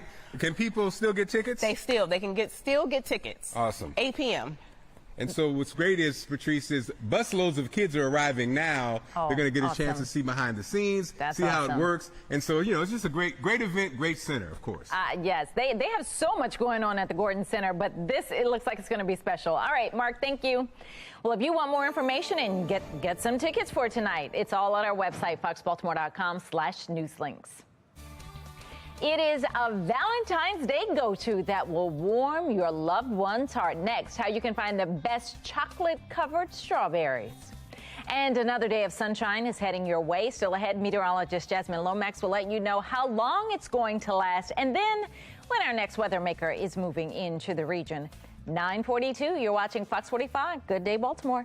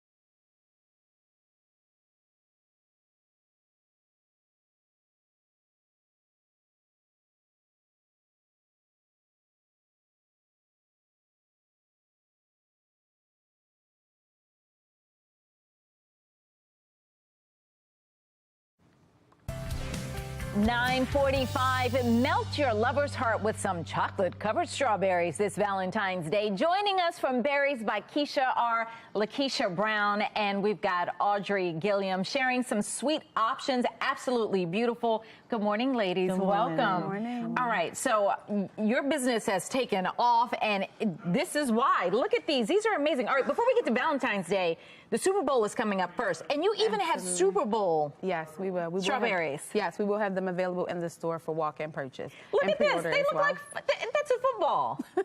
And then I see you put KC on there. Yes. Go KC. That's who I picked. Oh, you have the Eagles one too. I didn't see that. Oh, I'm gonna take a bite out of that one. Wait a minute. We might have to throw that one out.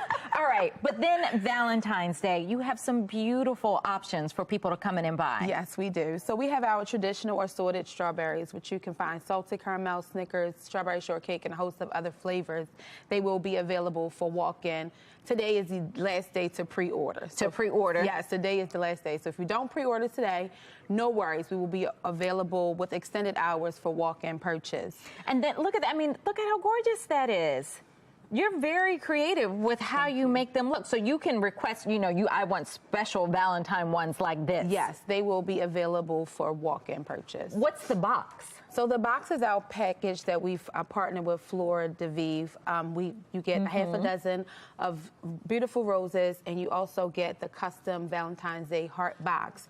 That comes in 3 different sizes. You can do the tiny love, the love is love, or the everlasting love package. So we have different options for. Oh, if they come with the babe, do you hear this? I want some Everlove, some Everloving ones, everlasting love, because that looks amazing. All right, but. If they can't get out to you, or if you're sold out, because now everybody's going to run to the phone and want to get some, you can make some at home. Yes, you can absolutely make your own. So that's what Miss Audrey comes in. So, but so you got some nice, big, juicy strawberries. Yes. So you don't always get that in the store. We try to pick those. Those are our picks. So we actually donate a lot of the smaller strawberries. So if you come into Berries by Keisha, we are known for large berries. We just don't use them all. Right. We use the ones that fit our standard, and then we donate the others. So she's making the white chocolate Oreo for you guys. You want to make sure that your chocolate is melted and very smooth. Of course, you want to start with the fresh, clean berry. So that's first. Then you want to dip your, make sure your chocolate is well melted, very smooth and creamy. Okay. Then you want to dip your strawberry into the chocolate, and you can use various toppings. Today we chose the Oreo and the Snickers. And then, so she did that, and it looks all pretty and nice. And then you have to sit there. I'm going to turn this around so people can see it. How long do you have to then let this dry? Because, I already want to dig into that. But how long does, you put it in the refrigerator? Yes. You want to chill it. It takes usually about 5 minutes or so for it to set. It really depends on the room temperature as well. That is amazing. All right, real quick, tell people where they can find you. You can find us at, of course, online, berriesbykeisha.com. That's on all social media platforms as well, Berries by Keisha. Keisha is spelled Q-U-I-C-H-A. We have 2 locations, 922 Light Street, which is in Federal Hill, and then we also have 5625 O'Donnell Street, which we are right beside the Baltimore Comedy Factory. All right, perfect Valentine's Day gift. We have to send it over now to Jasmine and Justin, and they almost look too pretty to eat, but I say almost because I want to bite into one of them. I like that too. And if we have big strawberries, can we bring them in and trade them in with the small ones? Would you guys take that? Those look very good, ladies. Thank you for being here. Yeah, and we are talking about that lack of winter. Jasmine talking about your forecast looking ahead into the weekend in just a second. But she and I were talking about this last hour, and you can see just how cold we got on the 3rd and 4th of February. 31 is as cold as we've seen so far. That's now your afternoon high, but check out these highs. We went right above average, and we've stayed above average, even though we'll take a little bit of a dip as we head into February 7th there, but those numbers continue to stay above average, and even this upcoming weekend, our numbers dropping to the upper 40s, but even those are still above average, and this big red area, pretty much all of us in the Northeast and the Mid-Atlantic, that is an above average chance that we will see above average temperatures. And Jasmine, you and I both looking at that long range model going, all right, I don't see what the heck we're going to see in terms of any snow anytime soon, right? Yeah, personally, I think it's very unfortunate. We have just been too warm to have any good snow. That's been to the north and been in other areas, just not here. We've had the nice and warm temperatures, though, for those who do like an early spring. That's what it feels like, and it's going to get even warmer over the next few days. 50 for the current temperature with mostly cloudy skies and light winds out of the west. Across the state, we're seeing numbers mainly in the 40s and 50s. Not bad as you step outside, and it only gets better by the afternoon. Compared to 24 hours ago, you will notice that change. We're over 10 degrees higher than this time yesterday. As we head into the afternoon, we stay mostly sunny with temperatures reaching the upper 50s. We'll have high pressure move over the region overnight. It's going to move east, and as that happens, more clouds return. We could be looking at a few very stray showers early tomorrow morning, but by about 7, 8 o'clock, we're mostly dry, and we will stay that way for much of the day. As we head into the late afternoon, there's another slight chance for a shower, but our best rain chance will come overnight as a cold front approaches our area. That will lead to a few showers late in the night. This will dry out as we head into Friday. However, there is still the chance for a few isolated showers. Then over the weekend, still looking at another chance for a few instances of rain. 59 today, 61 tomorrow, 60 on Friday with a chance for showers on both days. We'll be in the 40s over the weekend and cooler on Super Bowl Sunday, which you can watch here. Then we're in the 50s as we head into next week and Valentine's Day. Back to you.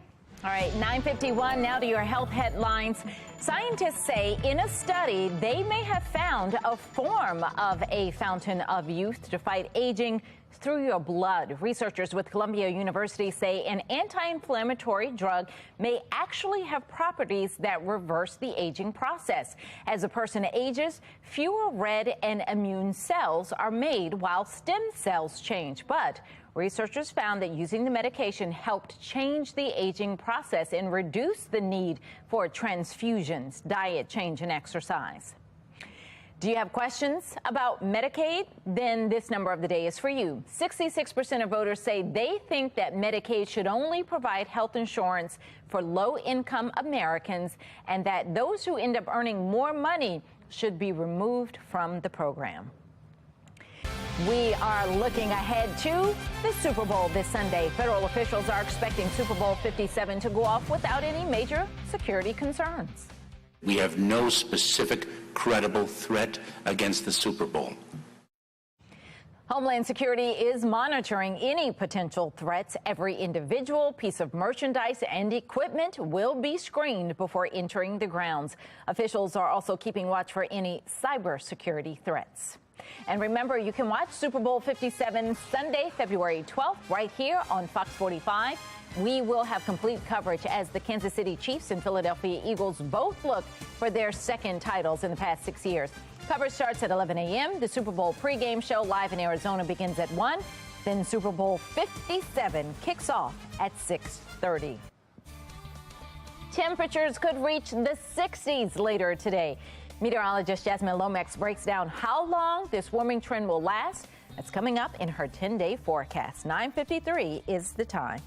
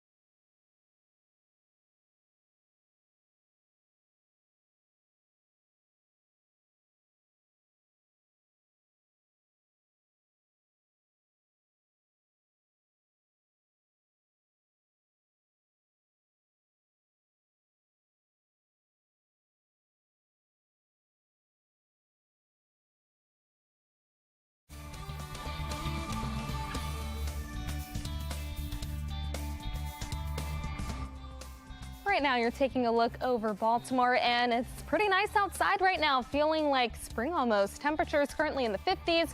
We're reaching the upper 50s this afternoon. Then we're in the 60s on Thursday and Friday with a chance for a few showers on both days. We'll drop to the 40s, but still stay above average on Saturday and Sunday.